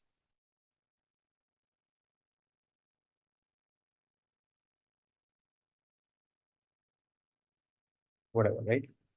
Like this. Okay. You can convert this. Also, people, this is later on conversion. You can define the data type of the array while creation time also. How would you do that? Suppose you are creating arr11 and you say np dot array, right? And suppose you take it from a list and then you just put a comma and say d type. So what will be the default data type here, people? If I just do this, if I just execute this, what will be the default data type? Int 64 is the default, isn't it? But now suppose I want to change it right here. I say data type is equal to float 32, right? Sorry, float 64. np dot, sorry, my bad. Float 64, right? And I say arr11 and this will be float 64. If you want float 32, it will also become float 32, right? Right here, while you define. Instead of using as type, you can do it right here, right? These things will come in very handy, people, because you will have to save memory. Because when your data becomes very, very big, you will be always in a crunch for memory. Like this, you want integers, then integers will be like this. Random dot randint, like this. Suppose you want to generate 0 to 6, right? And suppose you want to generate, say, 100 numbers, like this, 0 to 6. The scores 1 to 6, like this, randomly, right? Suppose you want to generate 100 scores for 5 different batsmen randomly. It will be like this. Batsman number 1, batsman number 2, batsman number 3, 4, and 5th, right? Yep. Understand the data, guys. Now it's the time to understand the data. Yep. Now, guys, we have methods in numpy arrays, right? Methods in numpy arrays. So what are these methods now? The first method we have to learn is called as reshape, right? Reshape.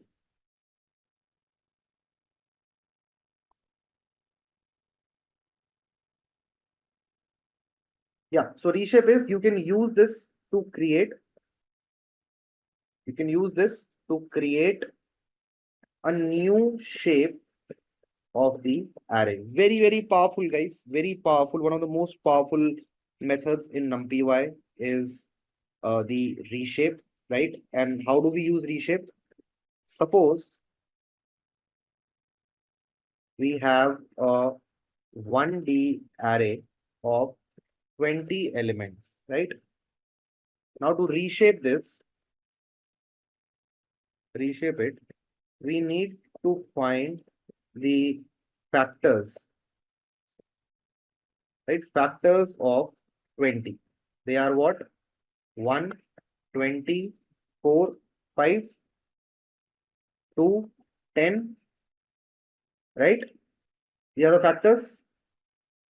These are the factors. Now see what will I do, right? Now see what will I do. Let me create a, say, random array, right? Random array. I say random underscore arr is equal to np dot random dot randint, right? And let me say I want to create it from 1 to 50, right? And I want it to be having 20 elements, right? So I say random dot arr. So you will have random values inside this, right? Random 20 values. Now see. Now reshape. First, I will reshape in 1 cross 20, right? 1 comma 20. How will I do that? You just have to write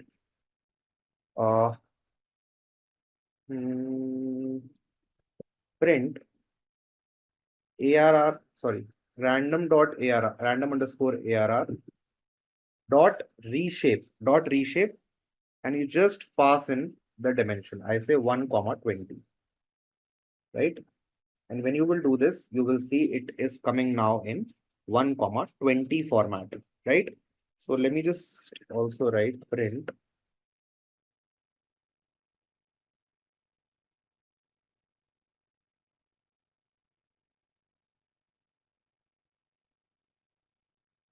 right 2D 1 comma 20, right? And now what I'll do is I'll copy this and I will paste this and say 20 comma 1, right? You will see it will be like this 20 comma 1 immediately with reshape, right? Let me copy this. Let me say 2D. I'm still at 2D. Let me say 2 comma 10, right? And you will see this is 2 comma 10. Now I can reshape it in 10 comma 2, right? 10 comma 2, right? Then I can reshape the same thing in 4 comma 5, and I can reshape this in 5 comma 4, right? Like this. Guys, are you able to see the power? One dimension, I'm able to create 2 dimensions. And now I will take it a step further and I will write it in 3 dimensions, right? How will I write it in 3 dimensions? Let me say this 1 comma 2 comma 10, right? This will also be 3 dimensions. 2 comma 2 comma 5. Let me say this. And now you will see I can have this in 3 dimensions, right? Yep. I can also say in 3 dimensions like this. I want to have 5 layers with 2 rows and 2 columns, right? So you will have it like this also, right?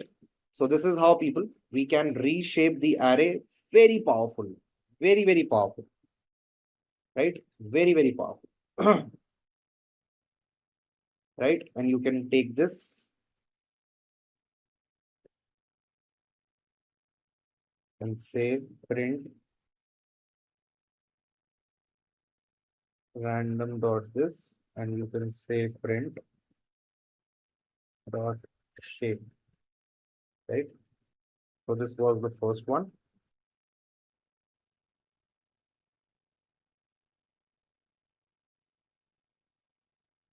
Yep, like this. Also, people, if you want to visualize, we can also go this route. We can have 10, comma 2, comma 1, right? It will look like this, right? 10 layers, 10 layers you can have, right? 10 layers you can have. Great. Now, second method which we have to learn is called as transpose, right? Transpose method, right? What does that do? It interchanges the dimensions like rows and columns, right? Yes, absolutely, right? Suppose you have a matrix, right, which is 22, 33, 44, 55, 66, 77, right? This is A. So now when you will A transpose it, right, the dimension right now, the shape right now is 3, comma 2.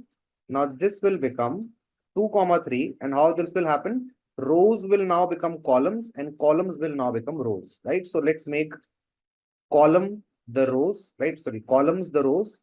It will be 22, 44, 66, 33, 55, 77, right? So people, in transpose, no information is lost.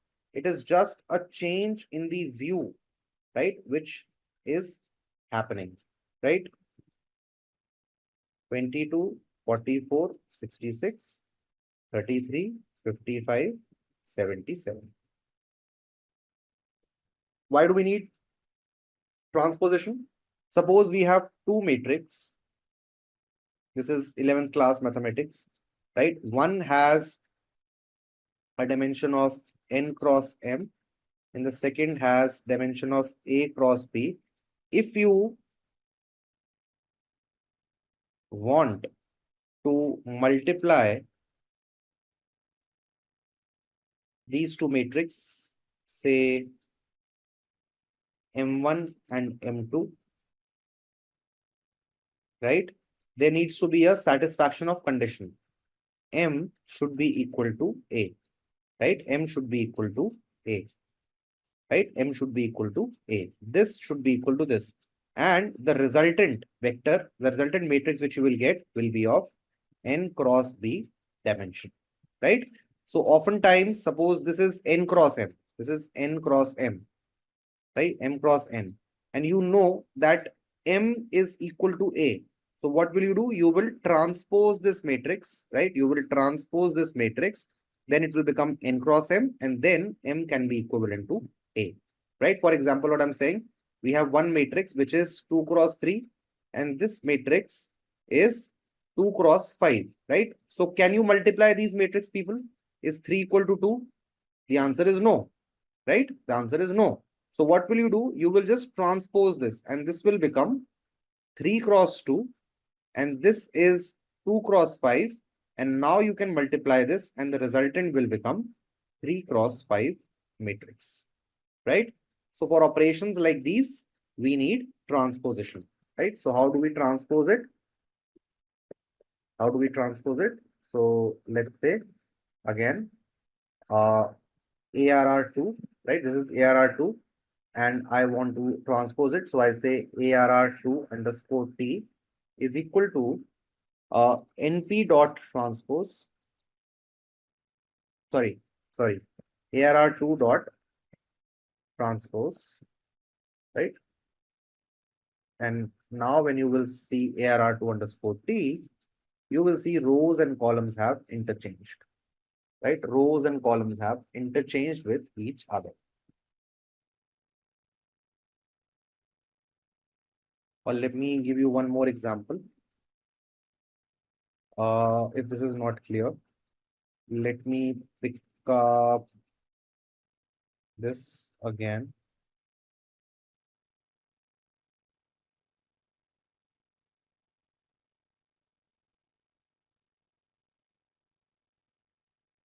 Right now I say dot reshape into say 2 cross 10, right? So this is 2 cross 10. And now when you want to transpose this, so I'll say this underscore t is equal to this dot transpose T or A in this. And you can check this now and it will be this. Sorry guys. So this is going to be, it will be like this, right? Transposed. And now if you want to see this, this was the original shape, right? Rows and columns have now been interchanged, transposed with each other. Now guys, the third method which is there with us is called as flatten, right? It is called as flatten, right? What does flatten do? It reduces the dimension to one dimension, right? Any dimension you have, it reduces it to one dimension. For example, I have this, right? And now when I say this dot underscore f, this will become this dot flatten. And when you will check this up, you will see that it has now become one dimension. No matter how many dimensions you have, it will become one dimension. Right? Let me take this again to show you one more example. Right? And here I say dot reshape into 5 cross 2 cross 2. Right? I do this. My random ARR is this, right? It has 5 layers, 2 rows and 2 columns. Right? So now I say this underscore flatten is equal to this dot flatten. And if you will check it now again, you will see it has now flattened it up. Yep. Now, why do we need this? We need this for a lot of statistical operations. We need this to feed the data into the algorithms, right? As we will move forward, you will understand the use of flattening, right? Now, guys, moving on, and as discussed, let me now show you the power of numpy, right? Numpy over lists and other data types, right? I will not take a lot of examples. Just a second, guys. Yeah. Okay. Now, guys, I told you that lists take up much more memory as compared to numpy arrays, right? And I'm going to prove this to you, right? Now, let me create a random sequence of random numbers using range in Python, right? And say I create range of 10,000 numbers, right? Range of 10,000 numbers. So what will this give me? This will give me numbers from 0 to 9999, right? Continuous numbers, right? So this is range. I will use a range in numpy to create a similar series of numbers, right? So let's say array is equal to np dot a range, right? Same thing, Same done by both, right? I've shown you above also. Now, let me import sys library, right? Sys package. And I will use something called as get size of, right? Get size of. What does this do? Get size of. It's a method which calculates the bytes occupied by a single element in vanilla Python. What is vanilla Python? It is the traditional Python, right? Vanilla Python. So let me just show that to you. I'll use this and I will say print. Now guys, if I get size of any random number from this range, right? Any random number, say I get size of 5, right? And I then multiply that bytes with the length of random, right? With the length of random, this ran, right? Right? With the length of random, do you think I will get the bytes for the entire data structure?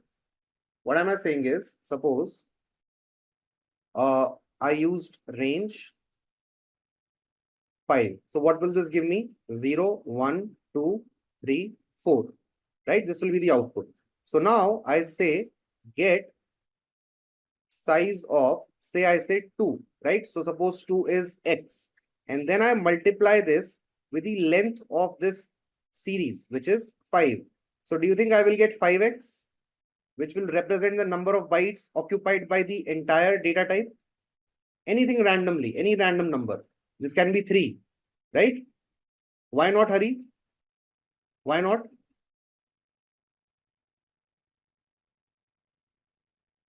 All of these are integers. So integers, all of 64 bits, assuming. So if you calculate the size of this, and if you multiply with the total number of numbers, you will get the total size, isn't it? Huh? Index is in tangent. No. It's not about that. It's about the element, right? Homogeneous elements inside this. I am saying when you use range 5, what is going to be the output? 0, 1, 2, 3, 4, right? Now all these are elements of range, right? All of them are elements of range, right?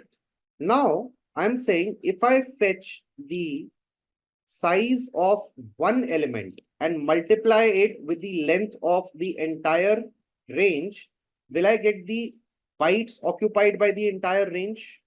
For example, if I do this, right? If I do this, this is 28, right? 28 bytes, people, 28 bytes are occupied by one element of range, right? One element of range, right?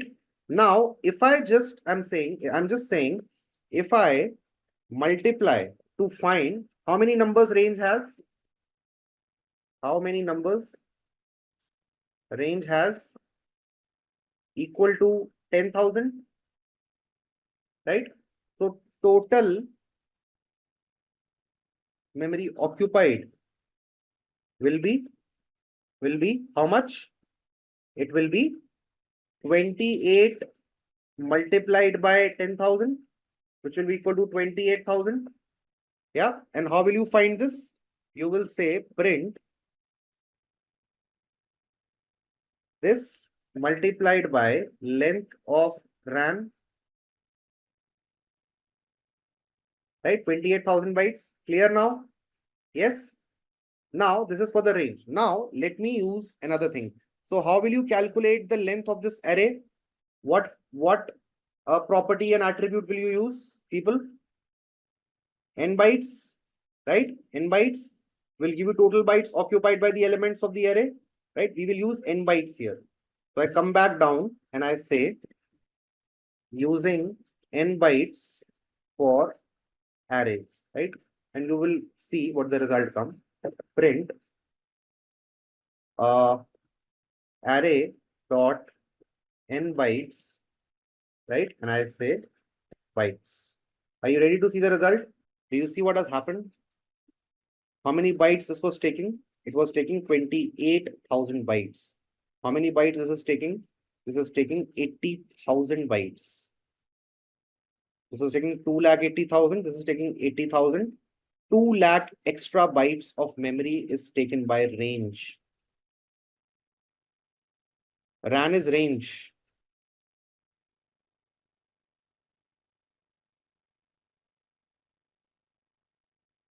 Yep.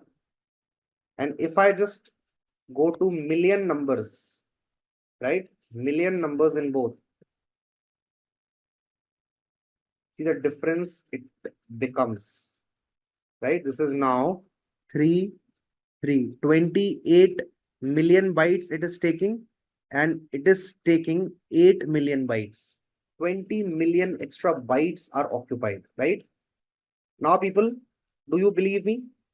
Yep, that NumPys are way more efficient in memory management as compared to the traditional data types of Python. Yes? Okay, that's the first part. Now, second is, people, performance, right? Performance. So what I'm going to do is, I am going to import time, right? It's a module in Python, right? Suppose I say x is equal to range this much, right? Okay. And then I have y is equal to range, say, this to this, right? Both of them will have equal amount of numbers, same numbers, both of them will have, right? This will have, say, 1, 2, 3, 1, 2, 3, 10 million values, 10 million values. This will also have 10 million values, right? Both of them will have 10 million values. Now, what I'm trying to do is I want to add them up, right? Bit by bit, I want to add them up, right? I want to add first element of this to first element of this, second of this to second of this, third of this to third of this, like this. Okay, I want to do this. Now, what I'll do is I will run a counter, right? I will run a counter, which is the start time, right? And this is given by time dot time, right? Which will give you the, this will give you the current time, right? After this, I will run the operation. I will say C is equal to x plus y for x comma y in zip x comma y, right? In zip x comma y, right? Add x plus y bit by bit, element by element for x and y in zip. Zip is a function, right? Which allows you to do this operation sequentially, right? Sequentially, right?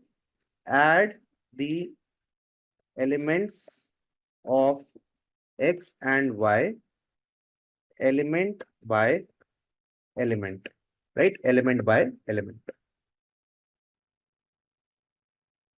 right? Element by element, right? And then I'm going to print, right? So start time will start, and now I will say time dot time, which is now the end time, minus start time. So this will give me the time taken for execution, isn't it, guys?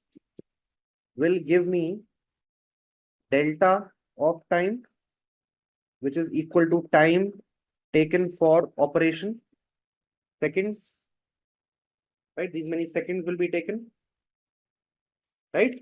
So let me run this, and it takes around, say, 4.3 seconds, right? To do this, right? 4.3 seconds. Now, guys, see what happens. You had to write this complex syntax in the traditional Python. Now, let me show this on arrays, right? What will happen on arrays? I will say A is equal to np dot arrange, right? And inside arrange, I will pass the same values what I've taken above, right? And I will say B is equal to np dot arrange and I will pass the same values inside. Right? Exactly the same. Now, what I'll do is I will say same thing. Right? Just I will change the execution of C will now simply become people A plus B. What is simple? This or this? This or this? 2, right? Do you see the power? If not, I will show this to you again, right, later on, and let me run this. And you see the difference. Now let me just increase a couple of zeros, right? A couple of zeros. 2 zeros I am increasing in both the use cases. It is going on and on, right? Let's see how much time it will take to add, say, 2 million, 1 billion numbers. 1 billion numbers I have asked my system to add, and I want to see how much time it takes. Running. Yeah, kernel has died. Kernel has died, people. I'll have to restart. Right? I will have to import numpy as np. So let me just remove 1 0 from both.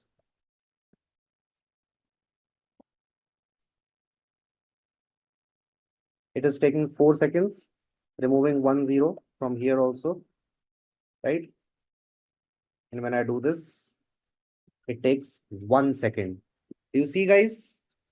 What is the difference in performance also, right? For both of these, yep. And if you didn't understand this, let me give you an example. Range 5, this is 5 to 10, right? And this is basically adding elements, right? 5, 7, 9, 11, 13, right? So this will be, what will be the output of this? This will be 0, 1, 2, 3, 4. And this will be output what? 5, 6, 7, 8, 9, right? So 0 plus 5, 5, 6 plus 1, 7, 7 plus 2, 9, 8 plus 3, 11, 9 plus 4, 13. And the same thing, if I do here, then what will happen? I say 5 and 10, right? And I say C is equal to A plus B. And I say C. Same thing you get here, right? We can move on, right? The next bit, guys, which we have to understand, is called as the indexing in numpy arrays, right? Indexing in numpy arrays, right? How do we index the elements, right? How do we index the elements? Indexing in numpy arrays, right? Indexing in numpy arrays. So again, you know indexing from basic Python. So let's start with 1D. For 1D arrays, right? I will use ARR1. Yeah, this is ARR1 now, right? This is ARR1. Okay. Now, people, what I want to do is, I want to fetch, right? I want to fetch, right? You can slice and dice. Let's say dice 33, right? So again, as per our normal indexing of list, what is 33? What is the index of 33, people? It's 2. So you will say the same thing, print, right? ARR1 squared bracket 2, and you will get 33 by yourself, right? If you wish to slice, same thing, right? 33 to say 66. What is the index? 33 is 2, 2, which one? 3, 4, 5, and 6, right? You will write 3 to 6, not 5, hurry. 5 is not included, remember? Say print ARR1 2:6, and you will get 33, 44, 55, 66. Right? Simple indexing. Please try it out. Please try it out. And if you want, you can have this code also. You can write this code. You will always have clarity that why do we use it. Moving on, people, moving on. Let's see indexing in a 2D array, right? And before I explain this to you, let me take you here, right? So a 2D array will be what? Right? This is a 2D array. It has 3 rows and 3 columns, right? Rows, columns. So now for rows, indexing will start from 0. So if you have to fetch this particular row, right? So what will be the index? It will be row 0. If you have to fetch this particular row, the index will be 1. And if you have to fetch this particular row, the index will be 2. Similarly for column, if you have to fetch this particular column, right? You will have column is equal to 0. This particular column equal to 1. This particular column equal to 2, right? Indexing will start from -1 again, right? 0, 1, 2. So let me just show that to you, right? Let's say I call ARR2. This is my ARR2. Now, indexing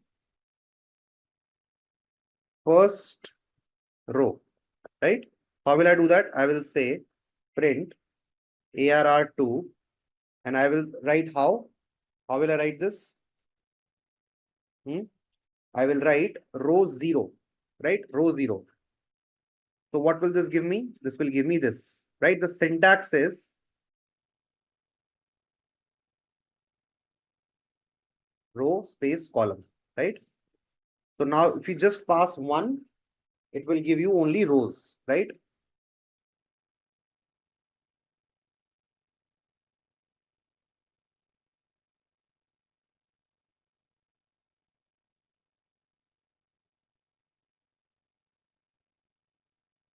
Row 1, row 2, row 3, right? Similarly, if you want to create it for columns, right? What will you say? Sorry. For columns, it was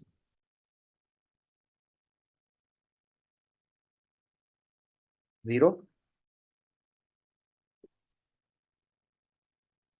Column 1, column 2, column 3, right? Right? So what is my column 1? 76, 89, 98. 76, 89, 98. Right? And if you want column 2, sorry. If you want column 2, this is the column 2 and this is column 3. Right, guys? 90, 99, 99. Independently. Now, if I ask you to fetch me a particular element, right? Say I want you to fetch me 78, right? How will you fetch 78? You will say print ARR2. What is the row for 78? Which row does it belong to? 0, 1, 2. To which row 78 belongs? 1 row. Which column it belongs to? 0, 1, 2. 1. Hurry, check again whether it belongs to 0 column, first column or second column. Right? And you will get, sorry, 0, 1. So this is 2. Right? 78. Right? Second row, first column. Right? Second row, first column. How to define it as in?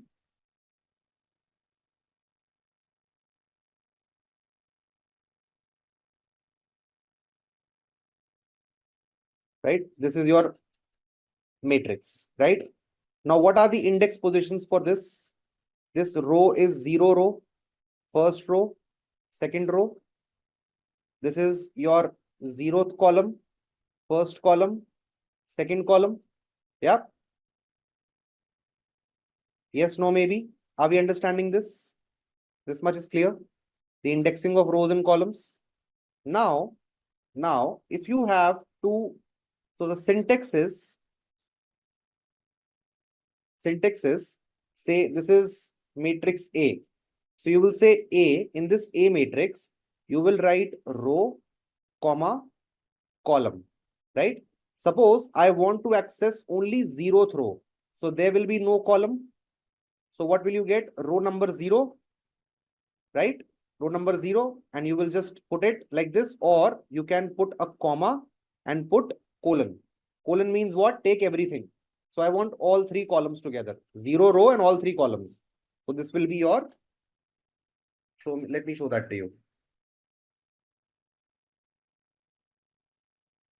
Right? See this? 0th row and all the columns. So what will be your answer? 76, 88, 90, right?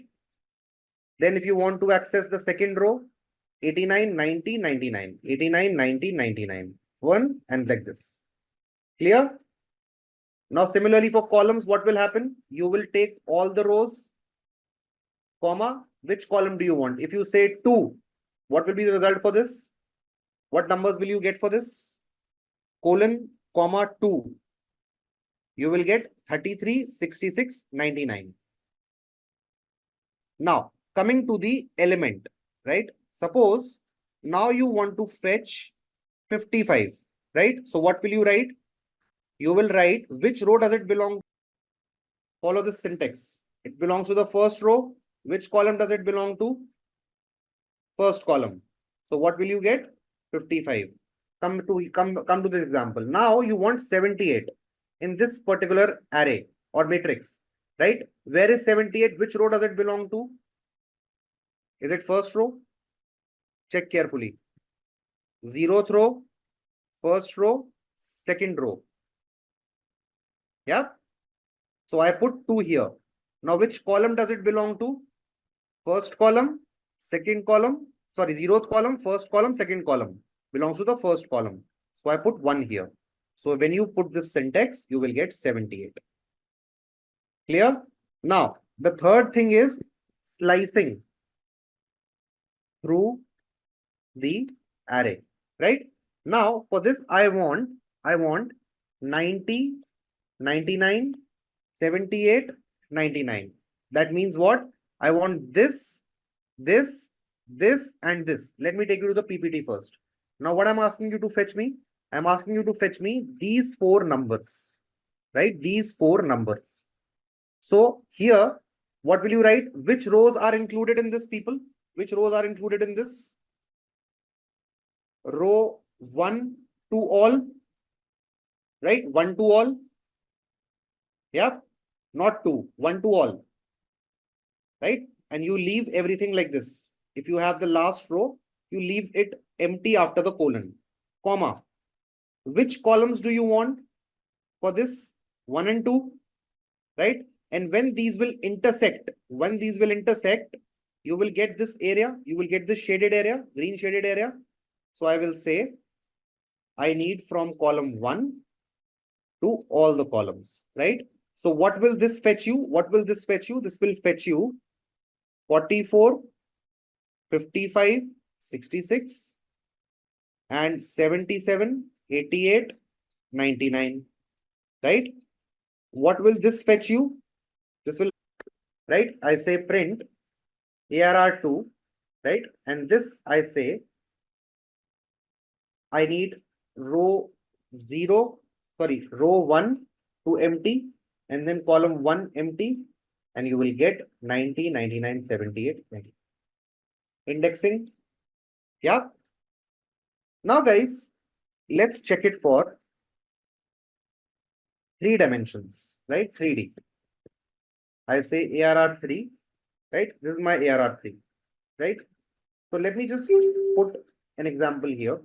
Suppose my arrays are 1, 1, 2, 2, 3, 3, 4, 4, 5, 5, 6, 6, 7, 7, 8, 8, 9, 9, right? This is my first.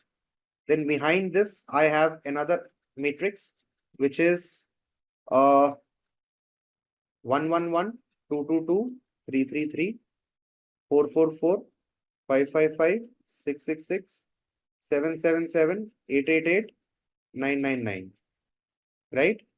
And in my third one, I have 1111, 2222, 3333, 4444, 5555, 6666, 78888, 999. Is it qualifying for a 3D array? Can you access anything on this particular array if given a chance separately, like this one? Now, people, if you want to move between layers, right? If you want to move between layers, do you think I have told you one particular access, which is what? Which is the layers. So what number will be given to this layer? Layer number 0, layer number 1, and layer number 2. So now, if you have to access this 555, which layer you will go to first? You will go to first layer. Then which row will you go to? You will go to first row and first column. So if you pass this syntax, what will you get? You will get 555. Right? Problem solved. The only bottleneck was the layers part, and you have additional parameter or argument for this layer. So if I come back to my example, and if you have to access this 555, right? How will you do that? I say print ARR2, ARR3, right? And this I say, and in this I say what? I have to access this 555. Which layer number is this? This is layer number 0, right? This is layer number 0, and this is layer number 1. So I say layer number 1. Which row is this? In this particular layer, it is layer number, sorry, it is row number 1 and column number 1. And when you do this, you will get 555. Right? If you want 999, what you will do? You will change this to 2, 2. Right? If you want 777, or let's say if you want 98, what will you do? For 98, layer number 0, row number 2, column number 0. And you will get this 98. Clear, guys? Yep. Layer, row, column. In the same way, you will slice it. Right? You will slice it. Yep. Right? I'll write the syntax so that you don't get confused. It is array, squared bracket, layer, row, column. Right? Layer, row, column. Right? This is the syntax. Perfect. Right? Great.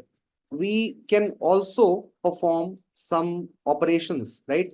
Plus, minus, multiplication, division between two arrays very, very easily, right? It should not pose any problem to us, right? We can do all the operations which we want to, right? Between two arrays, right? For example, right? You have, right? Operations on arrays. So let's say, let's see as a list, right? List. So we have list is equal to 1, 2, 3, 4, 5, right? Now suppose you want to square each element of the list, right? What will you do? You will say sq underscore l is equal to x to the power of 2 for x in L, right? And then you will say print sq underscore L, and you will get the squared of list, right?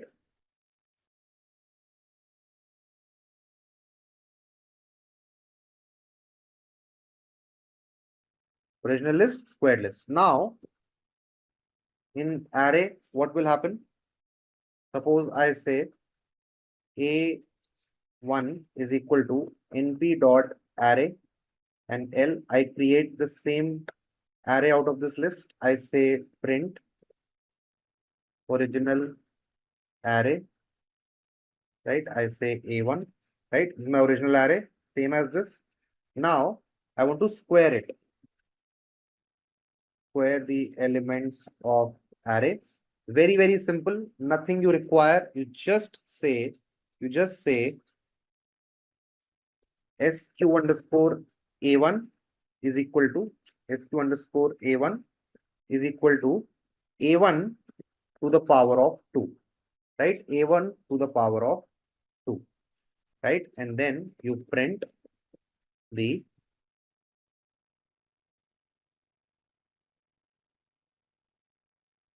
right, you get the squared array. Suppose you want to find the mean of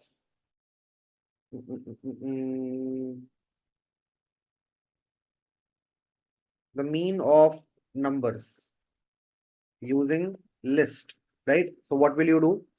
You will say mean is equal to sum of L, right? List divided by length of list, right? And you will get the mean, right? Which is 3 for this one, right? This original list. Now, let me show you in arrays, right? How will you do this?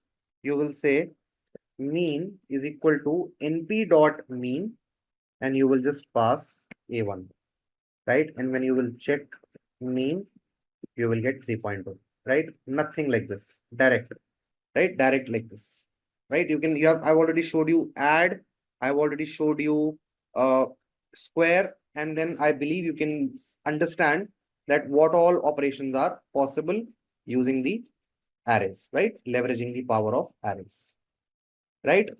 Also, guys, in the arrays, right? In the arrays, what you can do is you can perform some string operations, right? Very powerful string operations, right? So, for example, let's say I have a array, right? I have an array of names of people, right? So I say names is equal to np dot array, right? And I say Raghav. Then I say Dinesh, right? And then I say Madhu, right? These three names I have, right? So you can check the names. They will be like in the array, right? And the data type will be U6, which is a representation of strings, right? Now, guys, suppose you want to capitalize. You wish to capitalize the names, right, of people. What will you do? You will say print me np dot char, right? Np dot char dot capitalize, right? Capitalize. And inside this, you will pass names, and you will see all the names have been capitalized, right? You see this? R has been capitalized, D has been capitalized, M has been capitalized, right? You can convert them into upper if you want. Print np dot char dot upper names, and you will have all of them in caps lock. You can say print np dot char dot lower. You will have them in lower, right? You can put the title, right? Suppose I say title, title is equal to np dot array, and I say Raghav Goyal, right? Then I say Dinesh Senapati, right? And I say Madhu Verma, right? I say these three things. Now, if I say print np.char dot title, right? And I say title, you will see that all the words will be in capitalized mode. Raghav Goyal, D and S of Dinesh Senapati, M and B of Madhu Verma are now capitalized. I can also replace something if I wish to. Suppose I want to replace Madhu with say Surbhi, right? I will say print, right? np dot char dot replace, right? And you will say where you want to replace. I say title, and in this I want to replace Madhu with Surbhi, right? And you will say it will be Surbhi underscore Surbhi Varma, right? Madhu has been replaced with Surbhi, right? Right? If you want to calculate the characters of strings, right? You can do that. Print np dot char dot str underscore length of titles, and you will get 11 characters are there in here, 15 are there here, and 11 are here in this particular thing. Right? You can do much more powerful things also. Let me show you one complex function. Right? Suppose I have f name is equal to np dot array, right? And we have Raghav, Dinesh, Madhu, right? And we have L underscore name array, Goyal, Ganapati, Varma, right? We have these two things. Now I can create a new array, full underscore name, by simply, right? By simply saying np dot char dot add, right? And I say f name, right? Comma L underscore name, right? Plus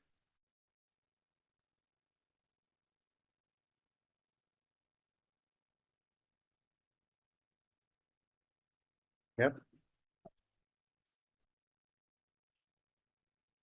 Repeat it. Full name. Yeah, Raghav Goyal. I just was trying to add a space in between.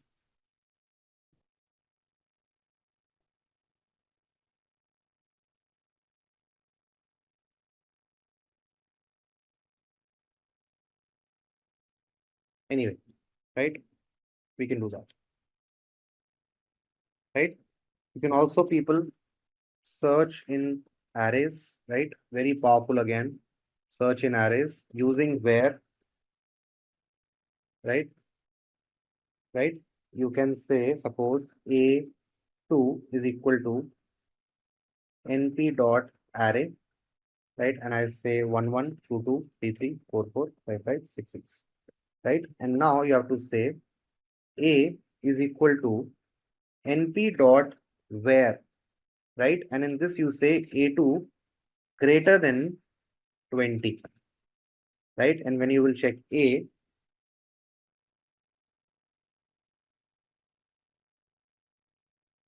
it's giving me the index. Why is it giving me the index? Why is it giving me the index? Does it always return index? One more thing is you can find an letter, right? Through a letter. You can find an element through a letter. Guys, these are all some tricks which you should know, because you will be dealing with data and you need to pull data, right? You need to pull data a lot, right? Based on conditions and based on things. Suppose you want to find out the names which have G in them, right? Or RA in them. So how will you do this? I will say print, right? And I will say np.char dot find, right? And I will say find this inside full underscore names, right? And find me RA, right? RA.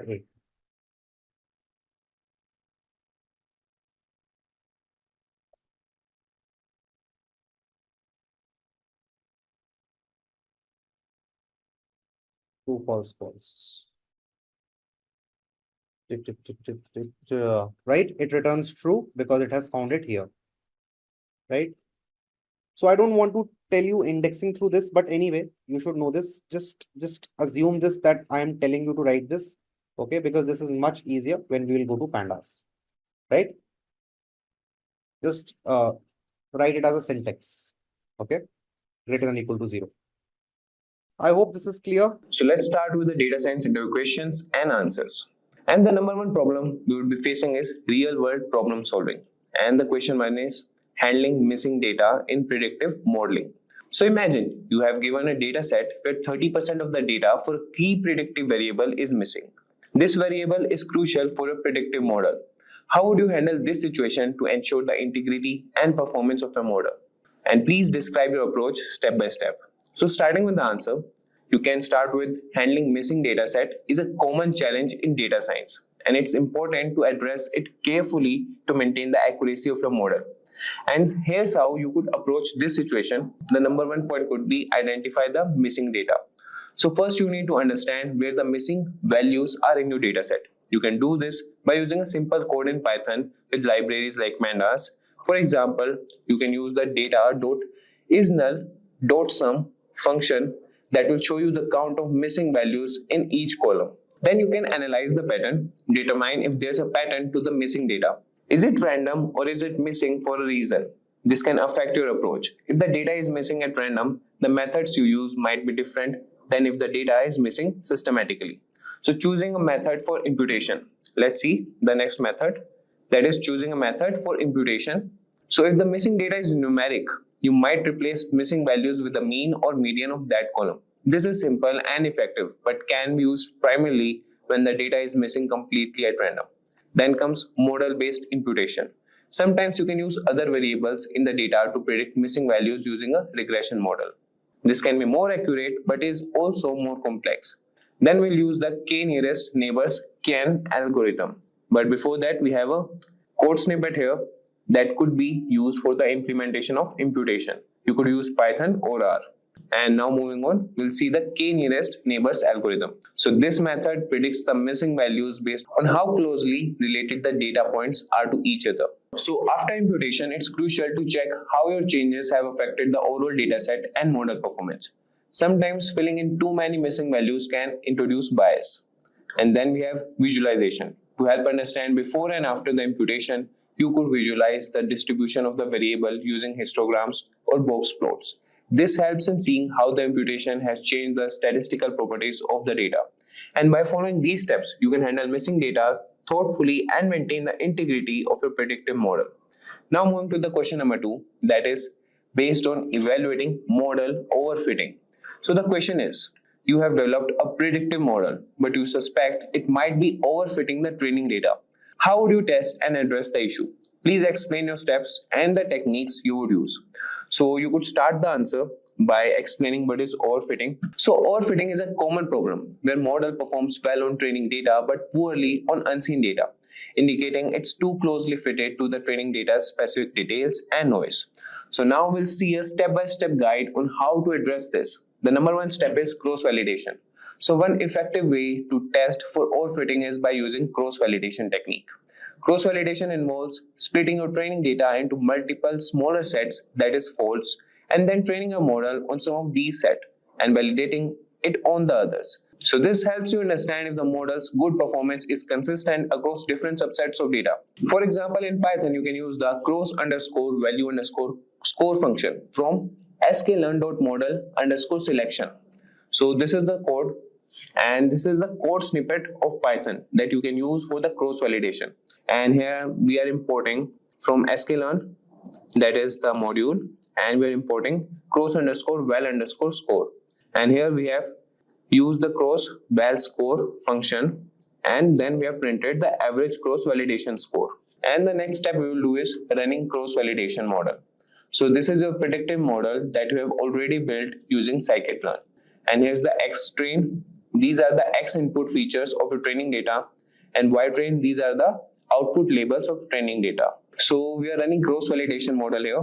This is your predictive model that you have already built using scikit-learn. So X train here, that means these are the input features of your training data. And Y train here means these are the output labels of training data. And CV equal to 5. This parameter tests the function to split the data into 5 parts, that is false, and the model is trained on 4 of these parts, and the remaining part is used for testing. So this process rotates until each part has been used for testing once. And the printing results, that is score.mean. So this calculates the average of the scores obtained from each cross validation fold. This average score gives you an idea of how well your model is likely to perform on unseen data.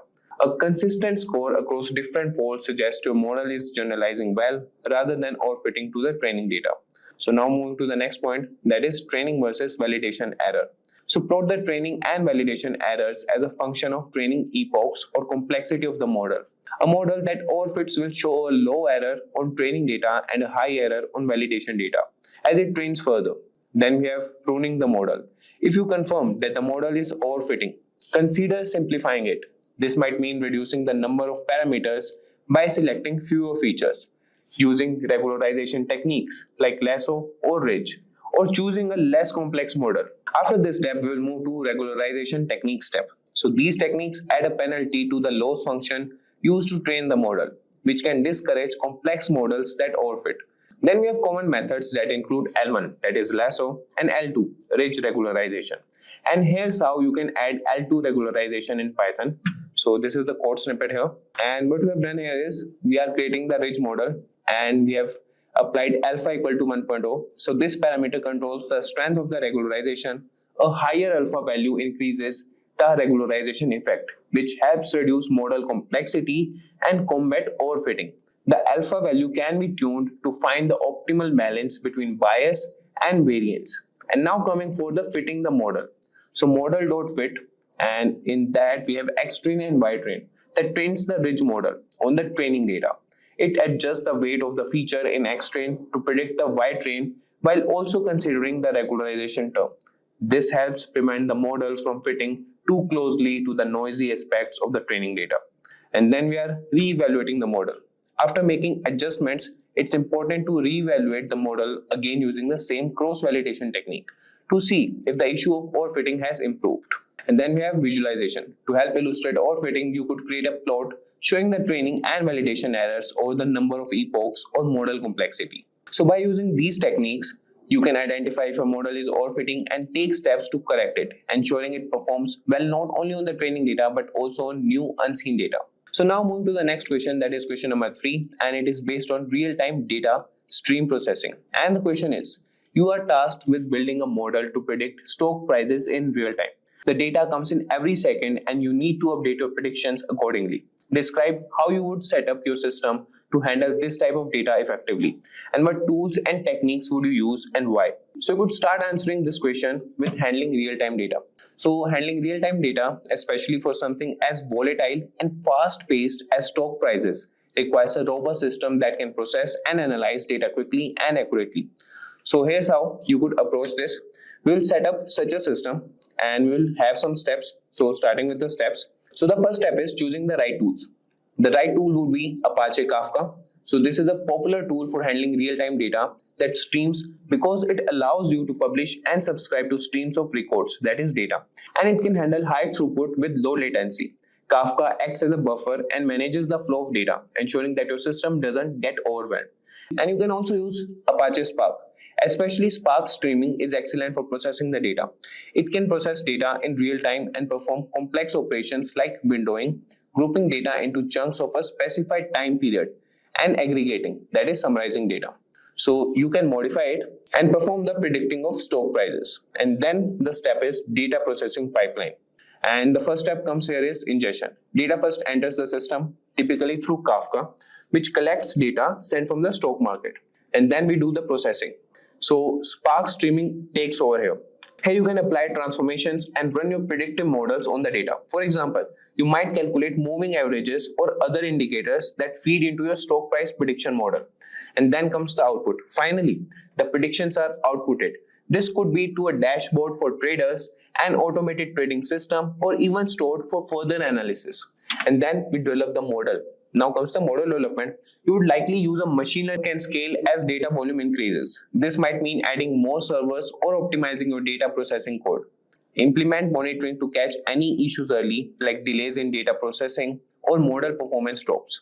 And now we'll see the step that is visualization and monitoring. Consider setting up a real-time dashboard that shows key metrics like prediction accuracy and processing time. This helps in quickly spotting when something goes wrong. By setting up your system with these tools and strategies, you can effectively handle the challenge of predicting stock prices in real time. So now we'll move to the next question, that is question number 4. And this will be based on scalable data analytics. So we have covered 2 questions that were a bit code-based questions. And now we'll see other questions that would be based on scalable data analytics, or they might be on different areas. And with the 13th question, we will start again with the coding ones. So moving with the question 4, that is based on scalable data analytics. And the question is, given a scenario where your organization suddenly needs to scale its data analysis capabilities due to an influx of data that would be 10 times the normal volume, how would you handle this situation to ensure your data analytics processes remain efficient and accurate? What technologies would you consider and what steps would you take? So you can start answering this question with, handling a sudden increase in data volume requires a strategic approach to scaling your analytics infrastructure without compromising on efficiency or accuracy. So we'll see some steps from that you could effectively manage this scenario. That you would start answering the interviewer that we can start by evaluating the current infrastructure's ability to handle increased loads. This includes assessing your databases, servers, and analytical tools to identify potential bottlenecks or limitations. Then you could move to next step, that would be choosing scalable technologies. To manage the increased data volume, consider leveraging cloud-based solutions such as Amazon Web Services, Google Cloud Platform, or Microsoft Azure.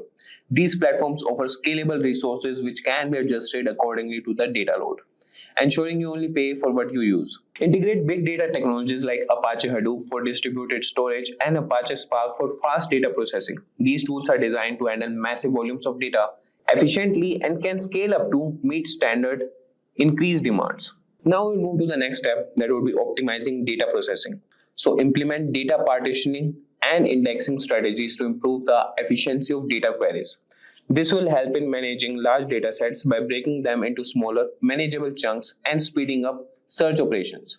And use real-time data processing frameworks like Apache Kafka or Apache Flink, which can handle high throughput and provide timely insights from large data streams. And the next step would be automation and monitoring. Automate routine data processing tasks to reduce the manual effort and speed up the analysis. This can be done through scripting or using workflow automation tools. Set up comprehensive monitoring systems to track the performance of your data processes. Tools like Prometheus for system monitoring and Grafana for analytics and monitoring dashboards are useful here. They help ensure that the system is running smoothly and alert you to potential issues before they become critical. And the next step will be regular evaluation and scaling.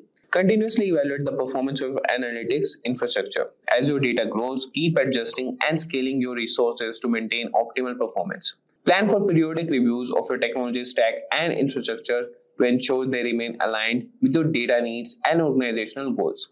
By following these steps, you can ensure that your data analytics processes are prepared to handle sudden surges in data volume effectively, maintaining the integrity and speed of insights. So this was all for the question 4. Now moving to the question 5, and this is based on integrating machine learning models into production. And the question is, you have developed a machine learning model that performs well in testing environment. Now you need to integrate it into your production environment where it will be used in real-time applications. What steps would you take to ensure the successful deployment and operations of the model in production? So we'll start answering this by successfully deploying a machine learning model into production involves several critical steps to ensure it performs as well in real-time operations as it does in testing. So you would have a clear pathway to make the interviewer understand. We will start with the pathway with the first step, that would be model validation. So before moving anything into production, revalidate your model's performance using a separate validation dataset. This helps confirm that the model generalizes well to new, unseen data. The next step will be preparing the production environment. Ensure that the production environment is ready to handle the model. This includes setting up the necessary hardware and software, ensuring that it can handle the expected load, and that all dependencies are correctly installed and configured. Then the next step comes, that is model wrapping. Wrap your model in an API, that is application programming interface, making it accessible to other parts of your software infrastructure. Frameworks like Flask for Python can be used to create a simple web server that listens for data inputs and provides model outputs. Then comes the next step, that is deployment strategies. Consider using containerization tools like Docker, which can help encapsulate your model and its environment, ensuring that it works uniformly across different development and production settings. And then we'll use deployment strategies like blue-green deployment or canary releases to minimize downtime and reduce the risk of introducing a faulty model into production. And then comes the next step, that is monitoring and logging. Implement logging and monitoring to track the model's performance and health in real time. Tools like Prometheus for monitoring and ELK, Elasticsearch, Logstash, Kibana for logging help in quickly identifying and diagnosing issues in production. And then comes the next step, that is performance tuning. Monitor the model's performance over time. If the model's performance degrades, or if new data shows different patterns, you may need to retrain or fine-tune the model to maintain accuracy. And after this step, there's a step for feedback loop. Set a feedback loop where predictions and outcomes can be compared. This feedback is crucial for continuously improving the model and catching any drift in data or changes in external conditions that affect the model. And after this comes a last step, that is legal and compliance checks. Ensure all the data used by the model in production complies with privacy laws and regulations. This is crucial for maintaining trust and legality, especially when handling sensitive information. So by carefully planning and executing these steps, you can smoothly transition your machine learning model from a testing environment to a fully functional component of a production system. So this was all about the question number 5. Now moving to the question number 6, that would be based on data-driven decision making. And the question is, your company wants to shift towards more data-driven decision making. You have been tasked with developing a strategy to implement this. What steps would you take to ensure that the data at all levels of the organization is utilized effectively to make informed decisions? And what challenges might you face and how would you address them? So you can start answering this by implementing a data-driven decision-making strategy that will require a comprehensive approach to ensure that reliable data is accessible and effectively used across all levels of the organization. And now we can develop and deploy this strategy, and similarly you could tell this strategy to the interviewer. So the number 1 step will be assessing current data infrastructure. Start by evaluating the existing data infrastructure to understand what data is available, how it is stored, and how it is currently used. This assessment will help identify gaps in data collection, storage, and access that need to be addressed. Now we'll move to the next step, that is developing a data governance framework. Implement a data governance framework that defines who can access data, how it can be used, and who is responsible for maintaining its quality. This framework ensures data integrity and security, which are critical for making reliable decisions. Now we'll move to the next step, that is training and empowerment. So train employees at all levels on the importance of data-driven decision making and provide them with the tools and knowledge necessary to analyze and interpret data. This might include training sessions, workshops, and ongoing support to ensure everyone can use data effectively. Now moving to the next step, that is implementing analytical tools. So deploy user-friendly analytical tools that can integrate seamlessly into the daily workflows of employees. Tools like Tableau, Microsoft Power BI, or even advanced Excel techniques can provide powerful data analysis capabilities without requiring extensive technical knowledge. After this, we'll move to the step that would be creating a centralized data platform. Develop a centralized data platform where all organizational data can be accessed and analyzed. This platform should be scalable and secure, providing a single source of truth for the organization. And then we have the promoting a data-driven culture. So foster a culture that values data-driven decision-making. Encourage experimentation and learning from data-driven initiatives. Celebrate successes and learn from failures to continually improve the use of data-driven in decision-making. And there would be some challenges and solutions for that. So one major challenge we know here is resistance to change, as some employees may prefer traditional decision-making methods. So address this by demonstrating the tangible benefits of data-driven decisions through pilot projects and success stories. So data silos can also hinder effective data use, promote cross-department collaboration, and integrate disparate data sources to overcome this challenge. After that, you can monitor and do continuous improvement. So by systematically implementing these steps, you can transform your organization into one that leverages data at all levels to make informed and effective decisions. And after answering in these steps, you could make the interviewer have a truth and a faith in you that you could make these models. Now move to the next question, that is question number 7, and that is based on handling large data set. And the question is, your project involves analyzing extremely large data sets potentially exceeding terabytes in size. What strategies would you use to manage and analyze such large datasets effectively? Describe the tools and techniques you might employ. And you could start this with answering that working with large datasets, especially those in terabyte range, presents unique challenges in terms of storage, processing, and analysis. So we'll have a structured approach to handle these challenges effectively. We'll start with the data storage, that would be use distributed file systems. Consider using a distributed file systems like Hadoop Distributed File System, HDFS, or Amazon S3.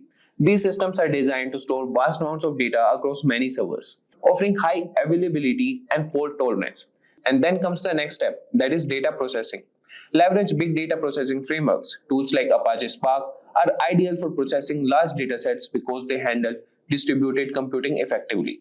Spark can perform data processing tasks much faster than traditional disk-based processing due to its in-memory computing capabilities. And next we could start with efficient data sampling. So there are many sampling techniques that we can use. So when the data set is too large to handle, even with powerful tools, consider using data sampling techniques to reduce the size to a manageable level without losing significant insights. Ensure that the sample represents the whole data set accurately. And then comes optimization of data queries. Indexing and partitioning. Optimize your data queries by implementing indexing and partitioning. This can drastically reduce the time it takes to perform queries by limiting the amounts of data scanned. And then we can do scalable analytics. And then we'll move to the next step, that is scalable analytics. And in that we could start with the parallel computing. Use parallel computing capabilities of frameworks like Spark or Dask to analyze data across multiple nodes. This helps in scaling up your analytics operations to handle large data sets effectively. And now we'll move to the cloud-based analytical tools. So consider using cloud services like Google BigQuery or AWS Redshift, which are designed to handle massive data sets and complex analytics with ease. And after this step, we'll move to data cleaning and pre-processing. Here we will automate pre-processing tasks. We'll use automated tools to clean and pre-process data. This includes handling missing values, normalizing data, and removing duplicates, which can be particularly challenging with large dataset. And after this step, we'll move to the step that will visualize large dataset. So we'll use specialized tools. That tools could be Tableau or Power BI that can handle large dataset by aggregating data and using efficient backend technologies. For more detailed exploration, tools like Plotly or Bouquet can be used as they offer capabilities to interactively visualize large volumes of data. And after that, there would be step for regular maintenance and updates. That could be continuously monitoring the data quality. As new data comes in, you can continuously monitor its quality. And after this step, you could integrate all these strategies and tools into your workflow, and you can effectively manage and extract valuable insights from extremely large datasets, thereby supporting robust data-driven decision making. And you could answer the whole strategy to the interviewer. Now move to the question number 8, that is based on optimizing machine learning models. And the question is, during model development, you have noticed that your machine learning model is underperforming. What steps would you take to diagnose the problem and optimize the model's performance? What techniques and tools would you use? So you can answer this by starting with the optimizing. And optimizing a machine learning model that is underperforming involves several steps to diagnose and improve its accuracy and efficiency. And here we will have structured approach to tackle this issue. and you could start this with the number one step, that is diagnosing the problem. Evaluate model metrics. Start by thoroughly evaluating the performance metrics of a model. For classification task, look at accuracy, precision, recall, and the F1 score. For regression task, consider R squared, mean squared error, that is MSE, and mean absolute error, that is MAE. And then you can move to the next step. That is, use plots like ROC curves for classification models and residual plots for regression to visually assess where the model is going wrong. After that, we'll move to the next step, that is data quality and quantity check. Inspect the data. That is, sometimes the quality and quantity of data can be the root cause of poor model performance. Ensure the data is clean, well pre-processed, and sufficient. Look for issues like missing values, outliers, or imbalanced classes. And after this, we'll move to the feature engineering step, that would be experiment with creating new features or transforming existing ones to provide better predictive power. And then we have the next step, that is model tuning and configuration. After feature engineering, we'll move to the next step, that is model tuning and configuration. So hyperparameter tuning. Use techniques like grid search or random search to find the optimal settings for your model's parameters. Tools like scikit-learn's grid search CV or randomized search CV can automate this process.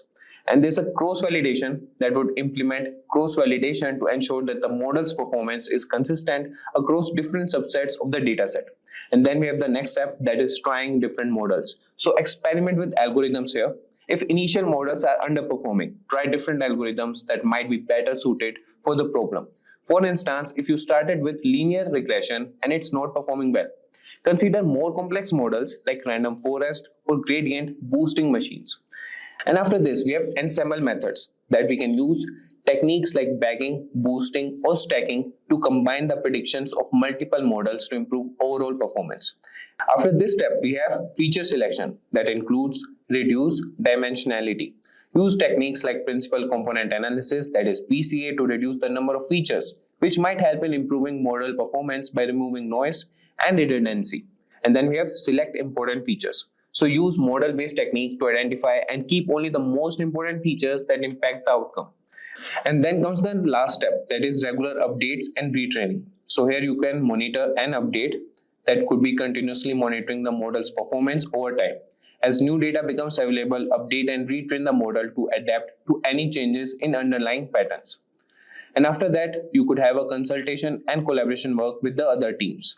And by methodically addressing each of these areas, you can diagnose why your machine learning model is underperforming and can take steps to optimize its accuracy and efficiency. So this was all about question number 8. So let's start with the question number 9, and this is based on handling unstructured data. So the question is, you are given a large amount of unstructured data, including text, images, and videos. What strategies would you use to manage and analyze this type of data effectively? Describe the tools and techniques you might employ.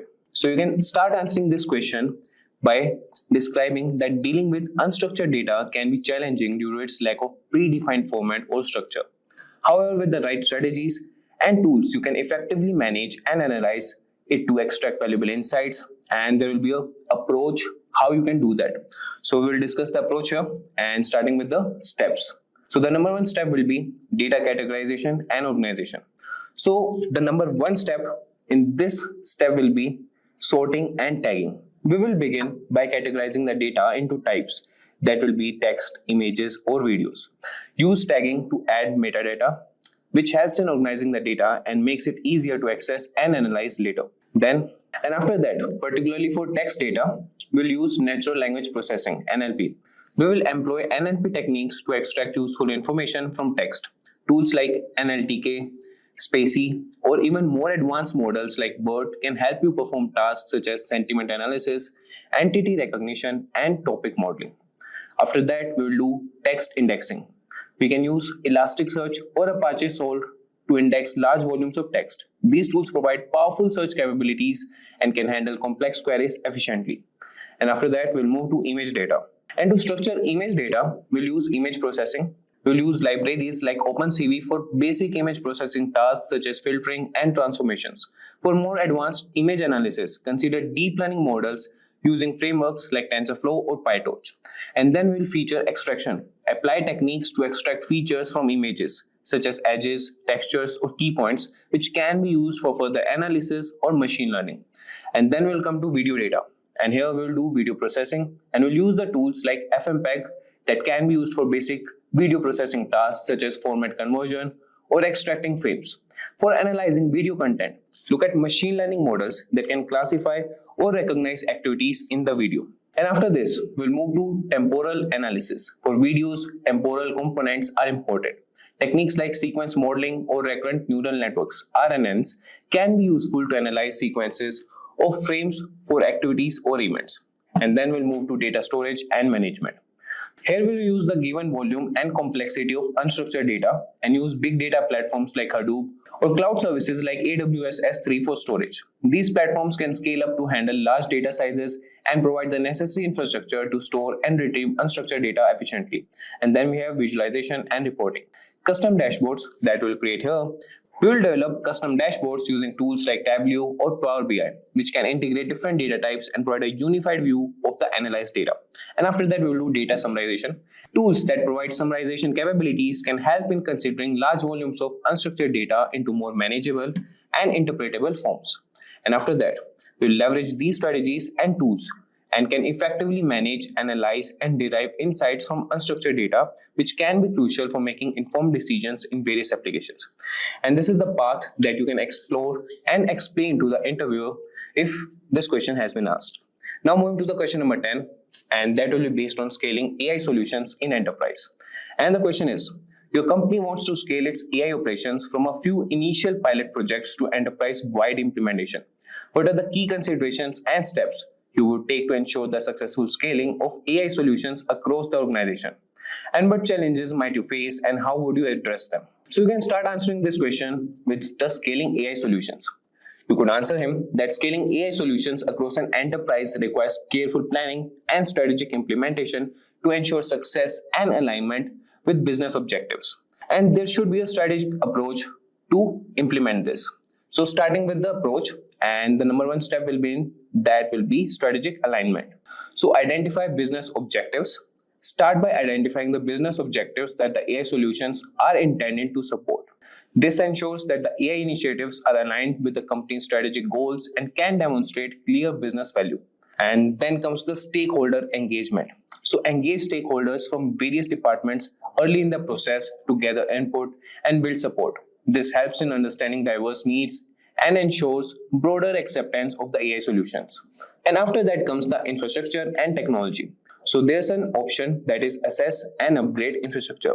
Evaluate whether your current IT infrastructure can support the expanded use of AI. You might need to upgrade hardware, invest in cloud solutions, or adopt technologies that facilitate AI processing and data handling.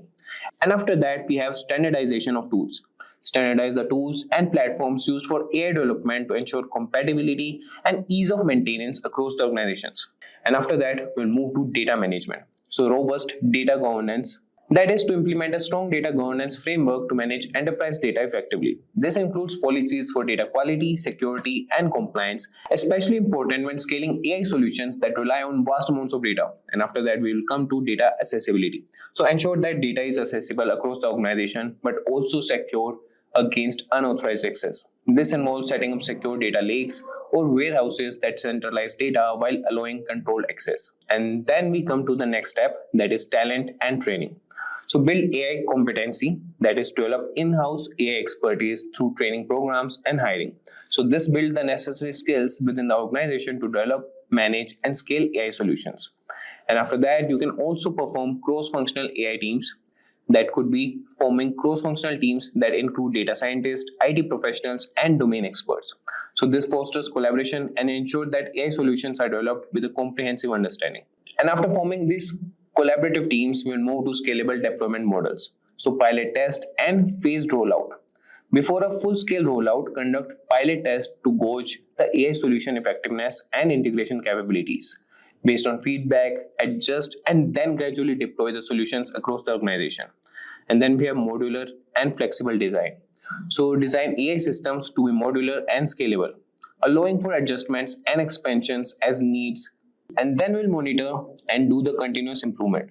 So there will be performance metrics that would establish metrics to regularly assess the performance of AI systems. We will monitor these systems to ensure they met expected outcomes and adapt as necessary. And after that, we have next step, that is addressing challenges. So there could be cultural resistance, that there could be employees that would be resisting to the changes, but we have to address this through continuous education and by showcasing successful AI use cases within the organizations. And by carefully considering these aspects and methodically implementing steps, you can successfully scale AI solutions across your enterprise, driving significant business value and innovation. And that's all for question number 10. Now we'll move to question number 11, and that is based on ethical considerations in data science. So the question is, in your data science projects, how do you ensure that ethical considerations are addressed? Describe the steps you take to identify and mitigate ethical risk in your projects. What frameworks or guidelines do you follow? So you could start answering this question with ethical considerations, that they're crucial in data science to ensure that the solutions and analyses do not advertently cause harm or bias. Here's how you can ensure that. So there are some steps and we will discuss those steps, starting with the number 1, that is educate on ethical standards. So stay informed about the ethical standards in data science, such as fairness, accountability, transparency, and privacy. Organizations like the Data Science Association and the ACM have codes of ethics that we refer to as guidelines. And then we have ethical risk assessment.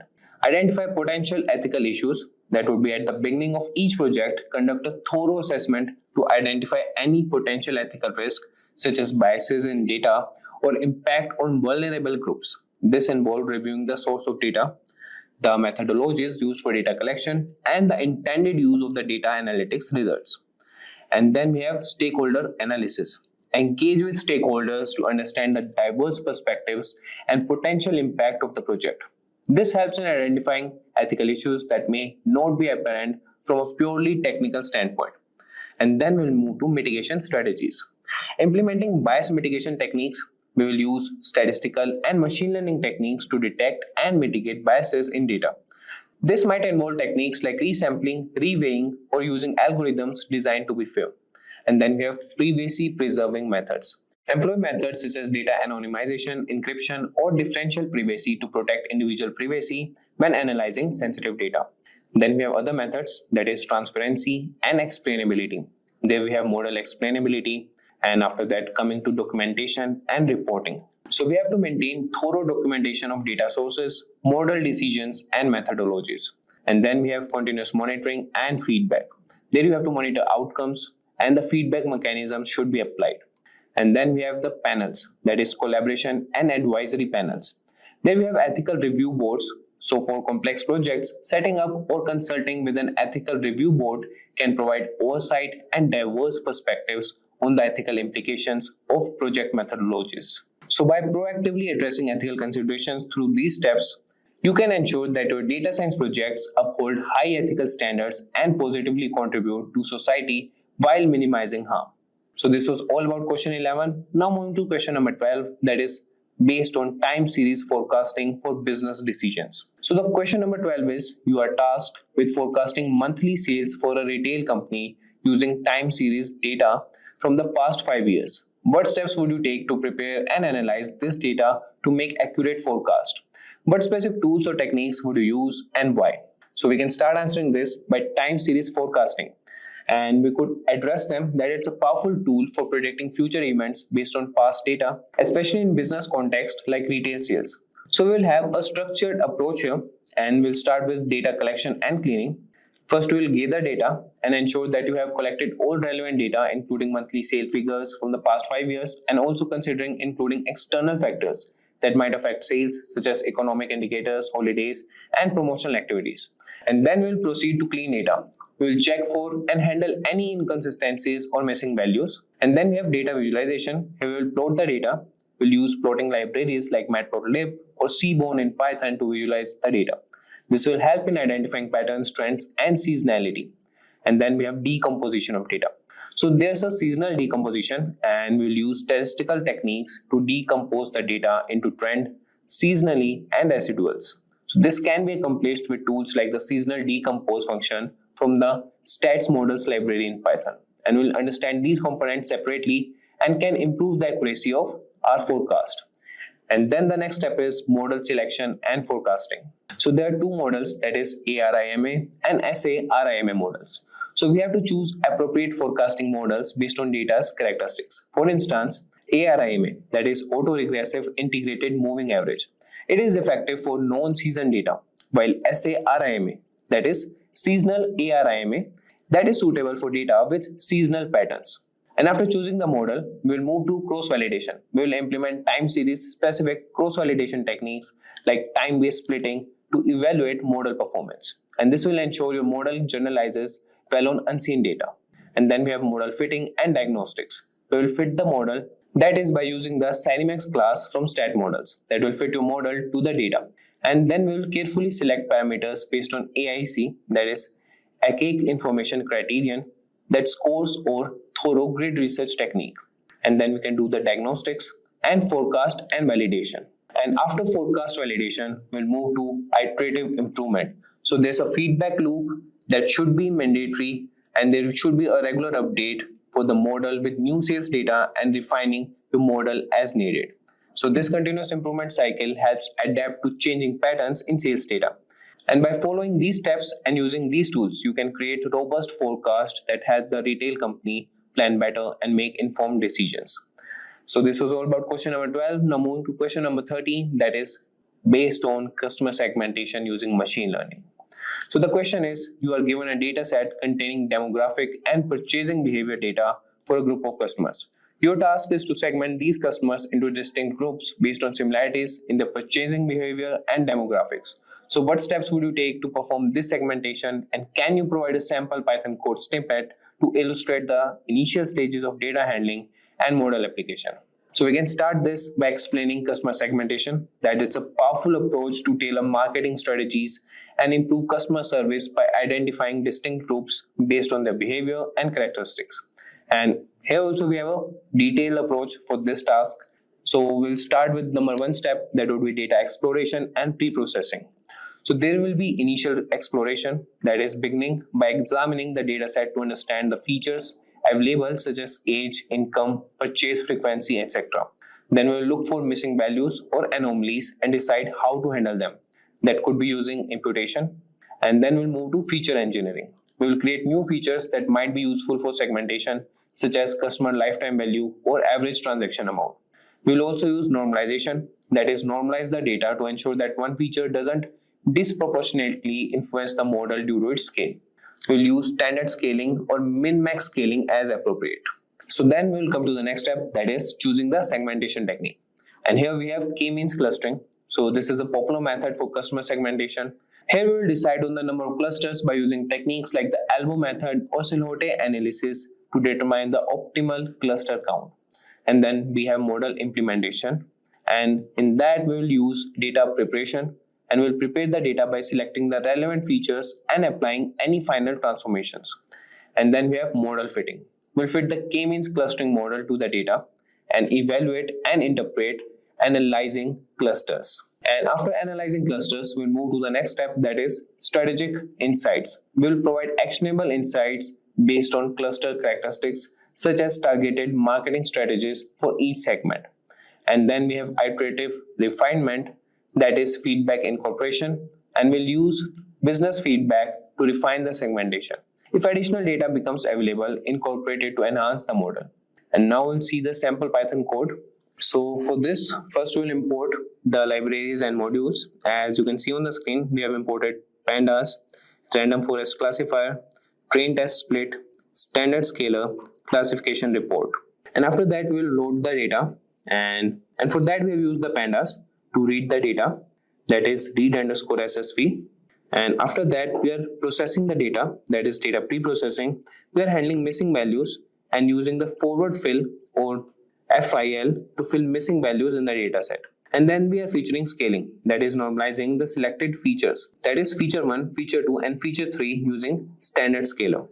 And then we'll move to the next step, that is data splitting. We'll split the data set into training and testing sets. So that test size equal to 0.2 parameters specifies that 20% of the data will be used for testing. And then we'll train the model we'll initialize and train a random forest classifier with 100 trees and a random state for reproducibility. And then we'll evaluate the model. We'll make predictions on the test set, that is x underscore test, using the trained model, and print a classification report showing precision, recall, F1 score, and support for each class. So this code demonstrates the process of loading, pre-processing, training. And the question is, you are tasked with developing a model to predict which customers are likely to churn from a subscription service. So what steps will you take to build this model, and can you provide a sample Python code to illustrate the data preparation and model training process? So we'll start answering this question about depicting what is predicting customer churn. So predicting customer churn is crucial for businesses to implement retention strategies proactively. And we'll have a detailed approach for building a predictive model for this purpose, starting with data collection and exploration. And in this, we will collect data. And after that, we will perform the exploratory data analysis, that is EDA. We'll perform an initial analysis to understand patterns and trends. And then we have feature engineering. We will create new features and derive new features that might influence churn, such as change in usage pattern or service upgrades. And then we'll handle the missing values if we found any. And then we'll encode categorical variables. We'll use techniques like one-hot encoding or label encoding for categorical variables. And then we have scale features to normalize or standardize numerical features to ensure they contribute equally to the model's performance. And then we'll select the model, that is, we'll choose the appropriate model and start with for the knowing handling binary classification task. That could be with logistic regression, random forest, or gradient boosting machines. And after selecting the model, we'll train the model and evaluate it. So fit your model on the training data, and after that, evaluate the model using appropriate metrics like accuracy, precision, recall, F1 score, and ROC to gauge its performance. And then we'll optimize the model using hyperparameter tuning. We'll optimize the model parameter using grid search or random search to improve performance. And then we have feature importance, that is, analyze and rank features by their importance in predicting churn to refine the model further. And then the last step is deployment and monitoring. We'll deploy the model. Once validated, deploy the model into a production environment where it can predict real-time churn. So after deploying the model, regularly monitor the model to ensure it remains effective over time as new data comes in. So now we'll see the sample Python code for this example. So starting with the importing of libraries, we will import pandas, numpy, scikit-learn, sklearn, tensorflow, and the tensorflow keras and callbacks. And after importing the modules, we'll start with data loading. We'll load the dataset from a CSV file named equipment_data.csv, and that too with the pandas data frame. And after that, we'll do the data pre-processing. We'll handle missing values, and for that we'll use forward fill to fill missing values in the dataset. And then we have feature scaling that will normalize the selected features, that is feature 1, feature 2, feature 3 using standard scaler. And after that, we'll use the data splitting. We'll split the dataset into training and testing sets, and the test size will be equal to 0.2. And this parameter specifies that 20% of the data will be used for testing. And after that, we'll start with building the model. First, we'll see sequential model that initializes a sequential model technique. And then we have dense layers that adds 2 dense layers with 64 units and ReLU activation function. Then we have dropout layers that adds 2 dropout layers with a dropout rate of 0.5 to reduce overfitting. After that, we'll do the model compilation. We'll compile the model using the Adam optimizer and binary cross entropy loss function for binary classification. And there will be an early stopping that will define an early stopping callback to stop training when the validation loss metric has stopped improving after 3 epochs. And after training the model, we will evaluate the model, and evaluating the model on the test data and print the loss and accuracy metrics. So this code demonstrates the process of loading, pre-processing, building, compiling, training, and evaluating a deep learning model using TensorFlow and keras for predicting equipment failures in a manufacturing plant. So the use of techniques such as data pre-processing, dropout, regularization, and early stopping helps in building a robust deep learning model for predictive maintenance. So that's all with question number 14. Now I'll start with question number 15, that is based on deep learning in NLP. And your question is, you are tasked with developing a sentiment analysis model using deep learning to understand customer opinions from reviews. So what steps would you take to build this model, and can you provide a sample Python code snippet to illustrate how you would pre-process data and train a simple deep learning model? So we'll start answering this with sentiment analysis. That sentiment analysis using deep learning allows businesses to gauge customer sentiment from text data like reviews or comments effectively. And we'll have a detailed approach for building a sentiment analysis model. We'll start with data collection and cleaning.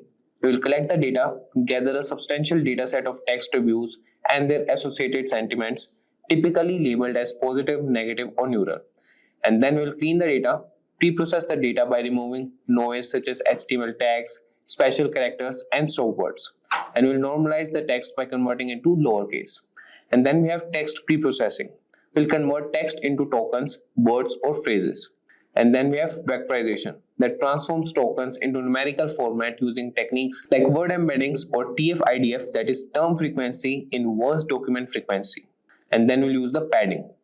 And then we have the option of model selection. We'll choose a model architecture based on a basic approach and use a RNN or more advanced architecture like LSTM, that is long short term memory, or GRU, that is gated recurrent units, which are effective for sequence data like text. And then we have model training. We'll compile the model, define the model architecture, and compile it with the loss function suited for classification like categorical, cross entropy, and an optimizer like Adam. And then we'll train the model, we'll fit the model on our pre-processed data. We'll evaluate and optimize it. Evaluating model performance, here use the metrics such as accuracy, precision, recall, and F1 score to assess the model. And then we have hyperparameter tuning. We'll optimize the model by adjusting parameters like learning rate, number of layers, and units per layer. And then coming to deployment. We'll deploy the model and integrate the model into the existing review processing pipeline so it can automatically classify new reviews. So let's see the sample Python code, and we'll have a basic approach for that. Here we'll import NumPy, TensorFlow, sequential, embedding LSTM, dense dropout. So embedding converts positive integers, that is indexes, into dense vectors of fixed size. And LSTM, that is long short term memory layer, that is used for learning dependencies in sequence data. And then we have dense, that is a regularly dense connected NN layer. And then we will import pad underscore sequences. And after that we have the data set and the sample text data representing customer reviews that will store in variable text. And then we have labels that has binary labels indicating sentiment, 1 for positive, 0 for negative. And now we'll start with the pre-processing of data. Here we have declared that tokenizer.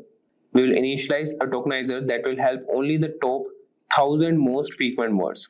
And then we have fit underscore on underscore text, that is update the internal vocabulary based on the list of text. It essentially creates a dictionary of word to index pairs. And then we have text to sequences that will transform each text in text to a sequence of integers.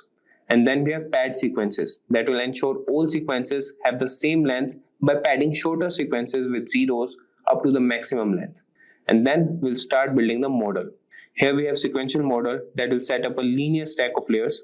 And then we have embedding layer that will map each word index to an embedding vector of size 64. So the input length is set to 10, that is the length of the input sequences.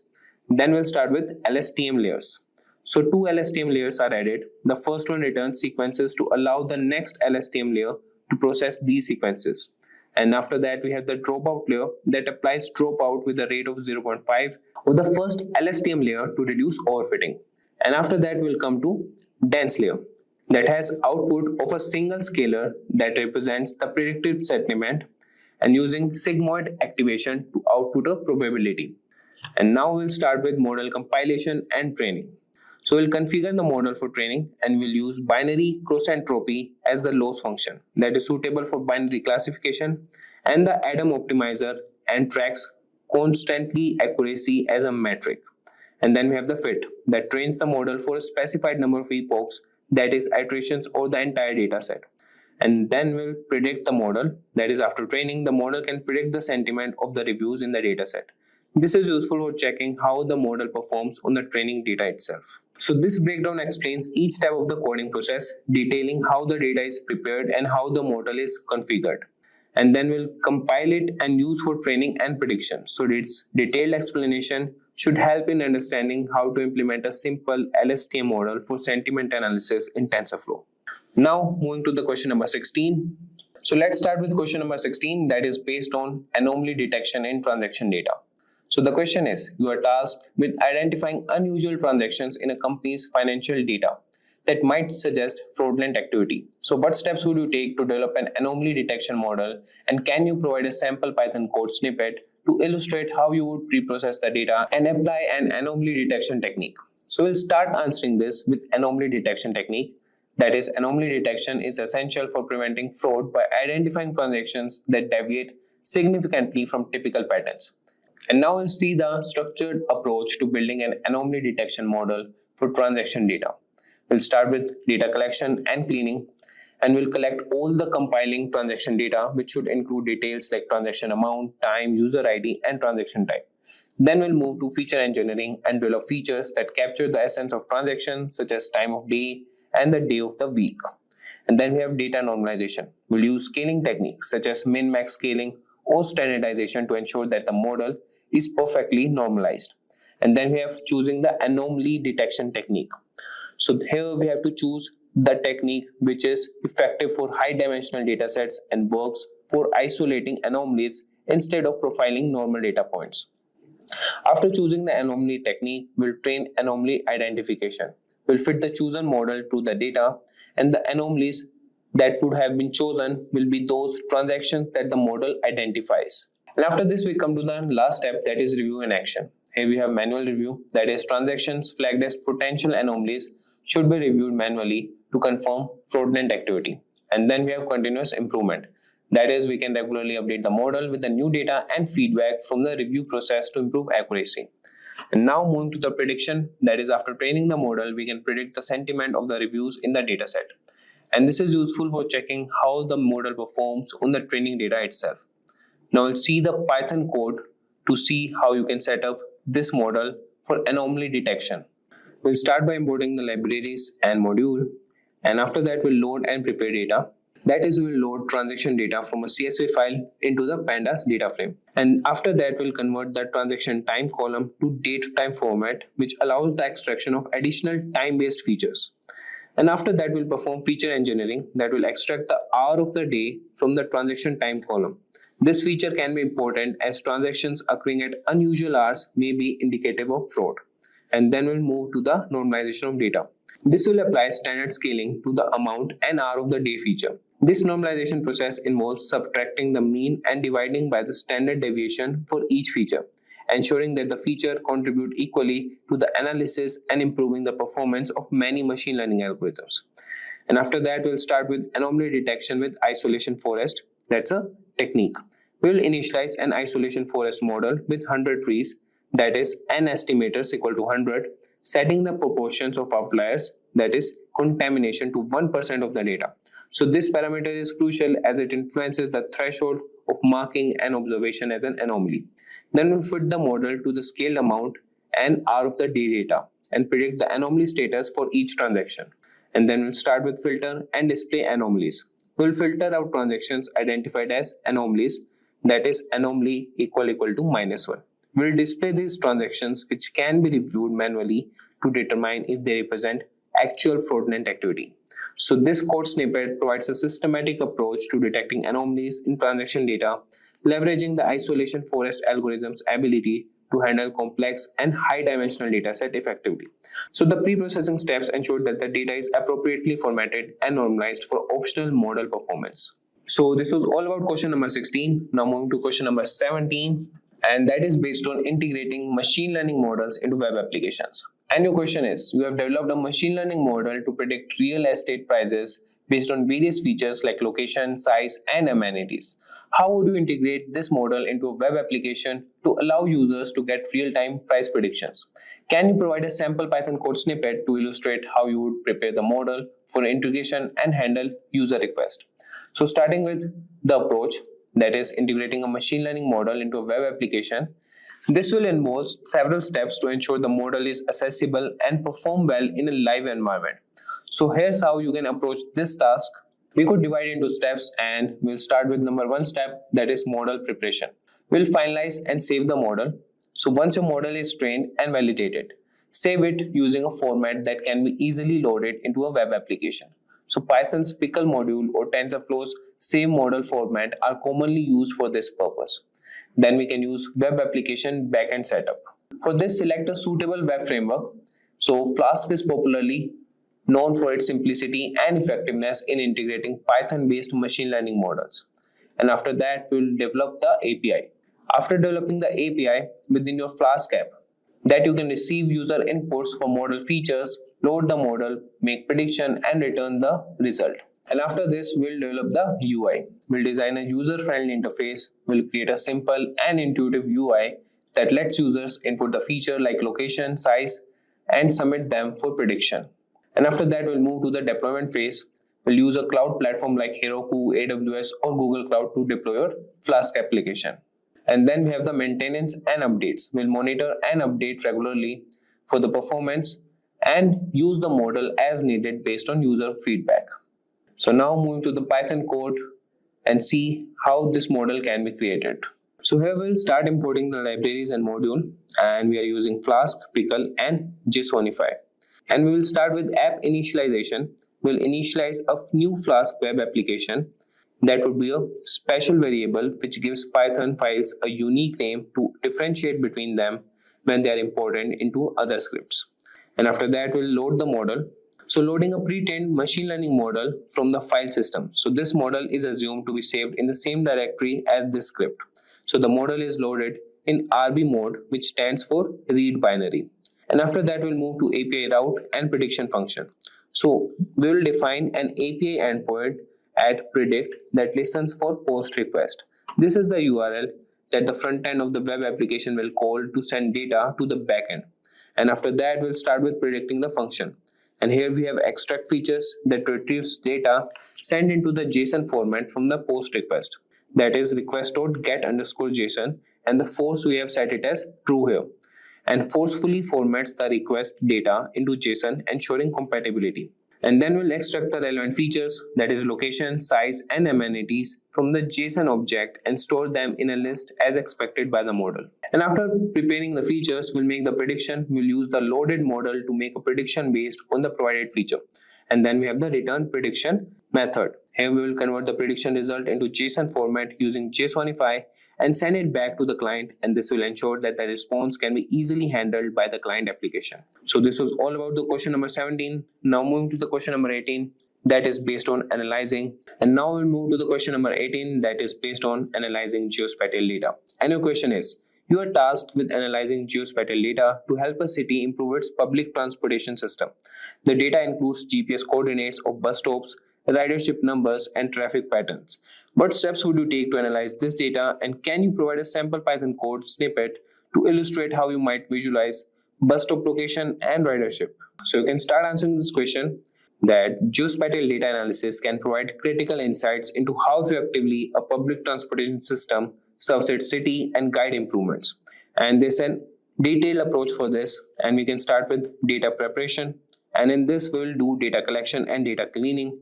And after this step, we will move to the next step, that is exploratory data analysis. And in this, we will have statistical summary, we will generate descriptive statistics, and then we have correlation analysis. And after moving that, we have geospatial visualization, that is mapping bus stop. We will plot the locations of bus stop on a map to visually assess their distribution across the city.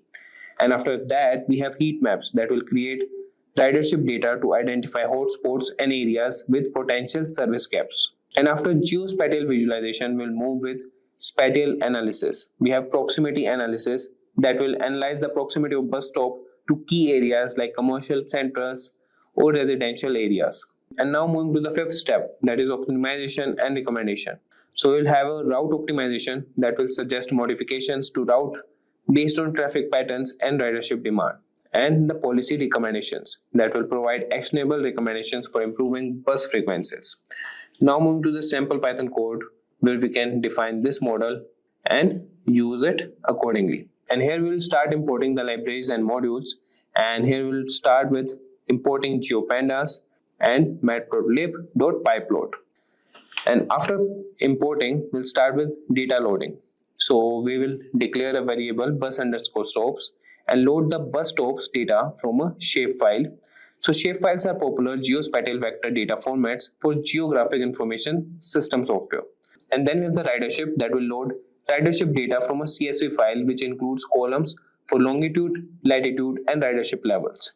And after that we'll create geodata frame that will convert the ridership data frame into a geodata frame. And this step involves creating a geometry column from the longitude and latitude columns. And then we have the plotting one. Here we will plot the graphs that would be figures and axes and create a figure for the single subplot with a specified size that is 10 cross 10 inches. And then we have city_map.plot. It is assumed that there is a base map of the city loaded as a geodata frame named city map. This is plotted first with the light gray color to serve as a background for the other layers. So this was all about question number 18. Now moving to question number 19, that is based on predictive maintenance using machine learning. And the question is, you are tasked with developing a predictive maintenance system for a manufacturing plant that relies heavily on automated machinery. So the data available includes machine operational parameters, maintenance history, and failure incidents. What steps would you take to develop a predictive model, and can you provide a sample Python code? So you can start with predictive maintenance that is essential in manufacturing as it helps prevent equipment failures, reducing downtime and maintenance cost. And here you would have a detailed approach or predictive model for this, starting with data collection and integration. Then you can do EDA, that is exploratory data analysis, and then we can perform feature engineering and then move to data pre-processing task, and then the selection model and training. And after that we have model evaluation and deployment technique that we can do for the model using appropriate metrics such as precision, recall and F1 score. So this was all about question number 19. So now move to question number 20, that is based on personalization using machine learning. And your question is, you are tasked with developing a machine learning model to personalize content recommendations for users on a media streaming platform. The data available includes user demographic details, viewing history and ratings. So what steps would you take to build a model for personalized recommendations? And can you provide a sample Python code for that? So you can start answering this with creating a personalized recommendation systems. This would be essential for engaging users by providing content that is relevant to their interest. And there will be a systematic approach for personalized content recommendation. We'll start with data collection and integration. And after that, we'll perform EDA, that is exploratory data analysis. And then we have feature engineering. In this, we'll interact features, and the temporal features will include time-based features to capture trends and seasonality in viewing behavior. And then we'll select the model, that is by collaborative filtering and hybrid models. And then we'll train the model and validation and implement and monitor them. And after that, we'll deploy the model, integrate the recommendation system. Now with that, we have come to the end of our full course. If you have any doubts or questions, you can ask them in the comment section below. Our team of experts will reply you as soon as possible. Thank you and keep learning with Simplilearn.